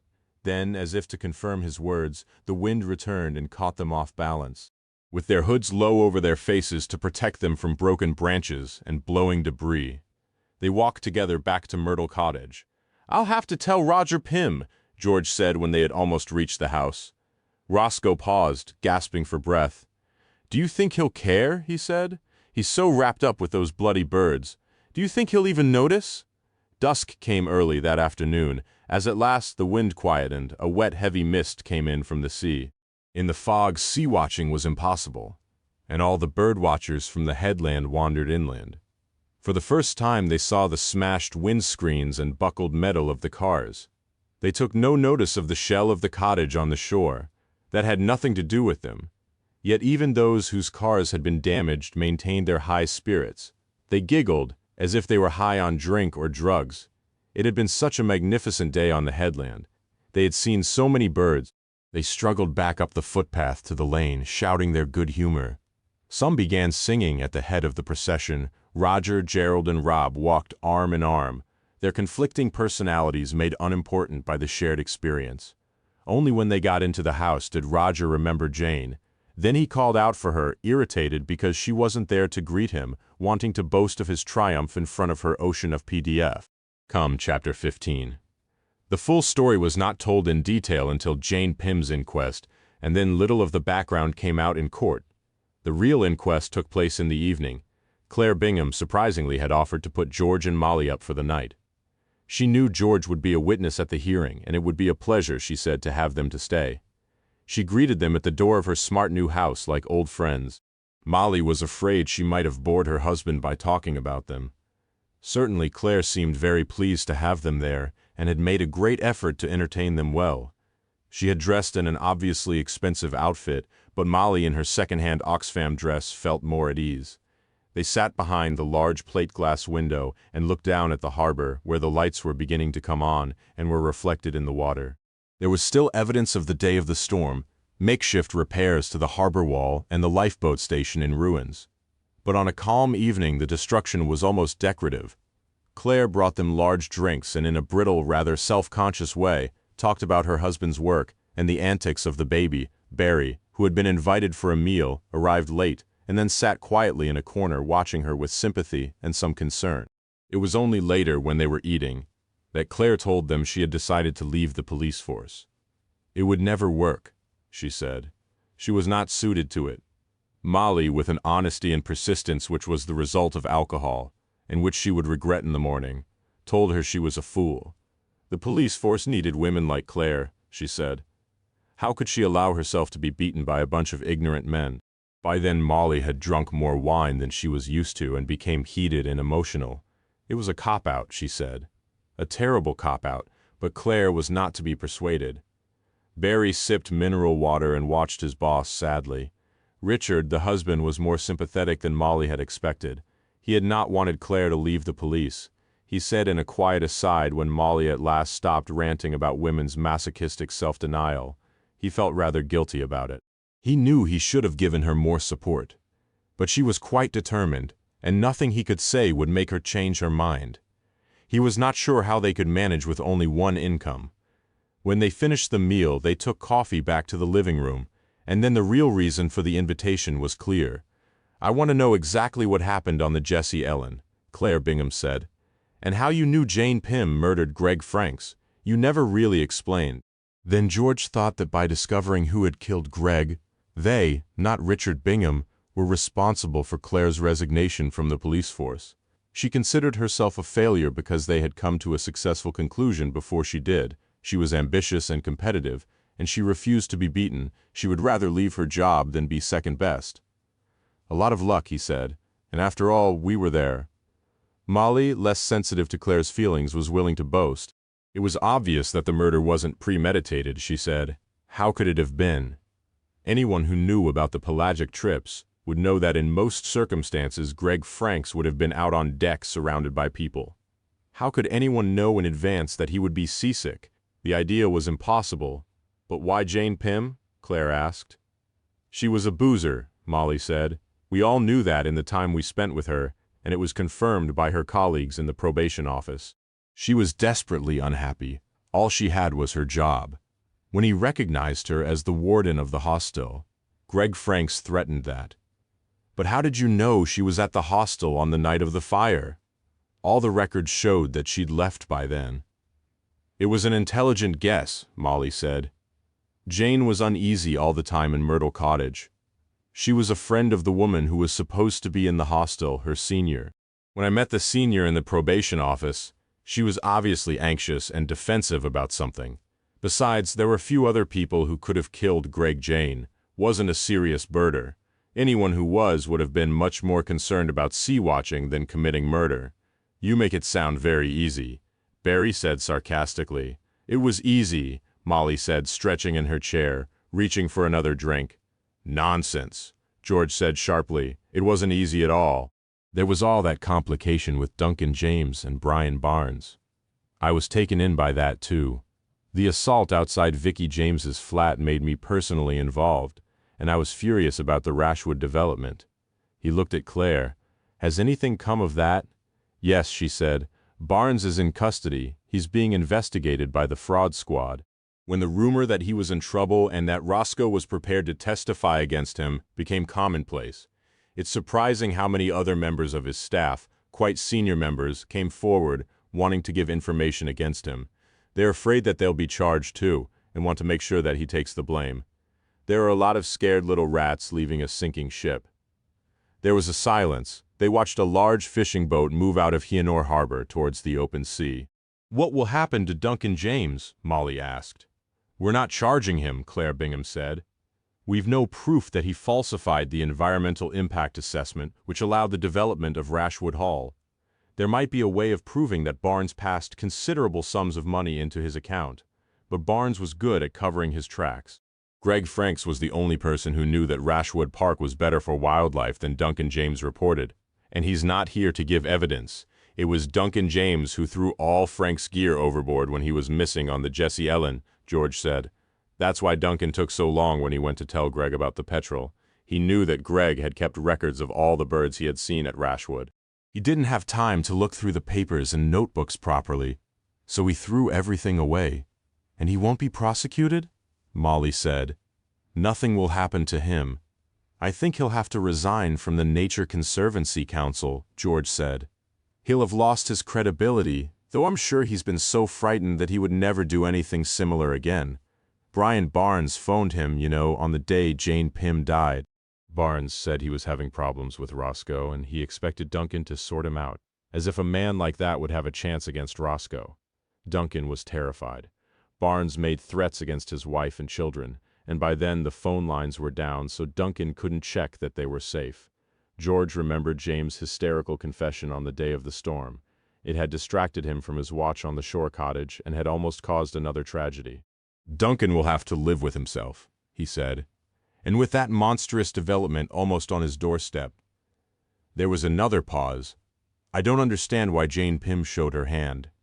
Barry spoke quietly. He had taken so little part in the conversation that the words surprised them. Why did she go to Roscoe's on the day of the storm? If she'd kept quiet, no one could have proved her guilt. "Roscoe was at the hostel at the same time as Frank's," George said, though he was so wrapped up in his plans for the Jessie Ellen that he didn't notice Greg or Jane Pym. "He was there on the night of the fire. When we suspected that Jane had killed Greg Franks, I asked Roscoe to write to her. The letter said he recognized her as the warden of the hostel, so he knew why Greg had died.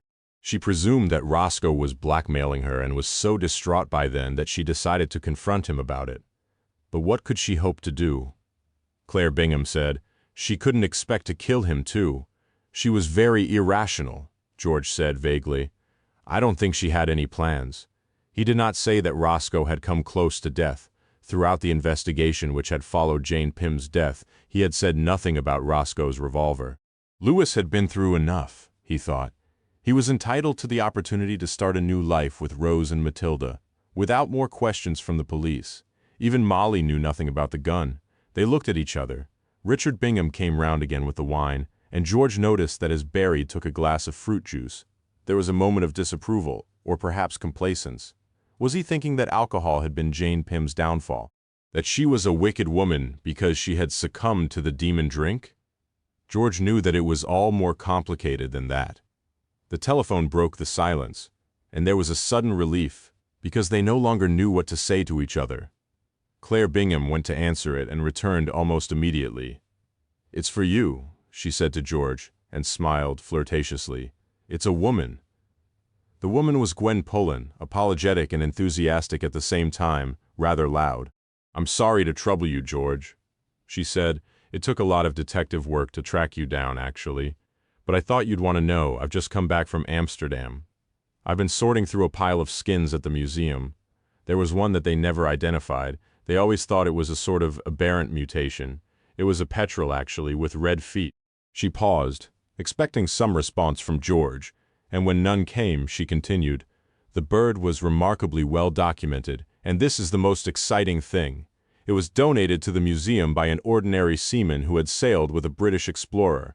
I've checked everything out, and he was on the Aleutian Islands expedition. He must have been a better shot than the Englishman, don't you think?" The seaman's name was Damis, which has rather a ring to it. So if everything is approved by the appropriate bodies, I suggest that your bird is known as Damis's petrel. George, are you there? George, who had been holding the receiver away from his ear to prevent himself from being deafened, said that he was there, and he liked the name Damis's petrel too.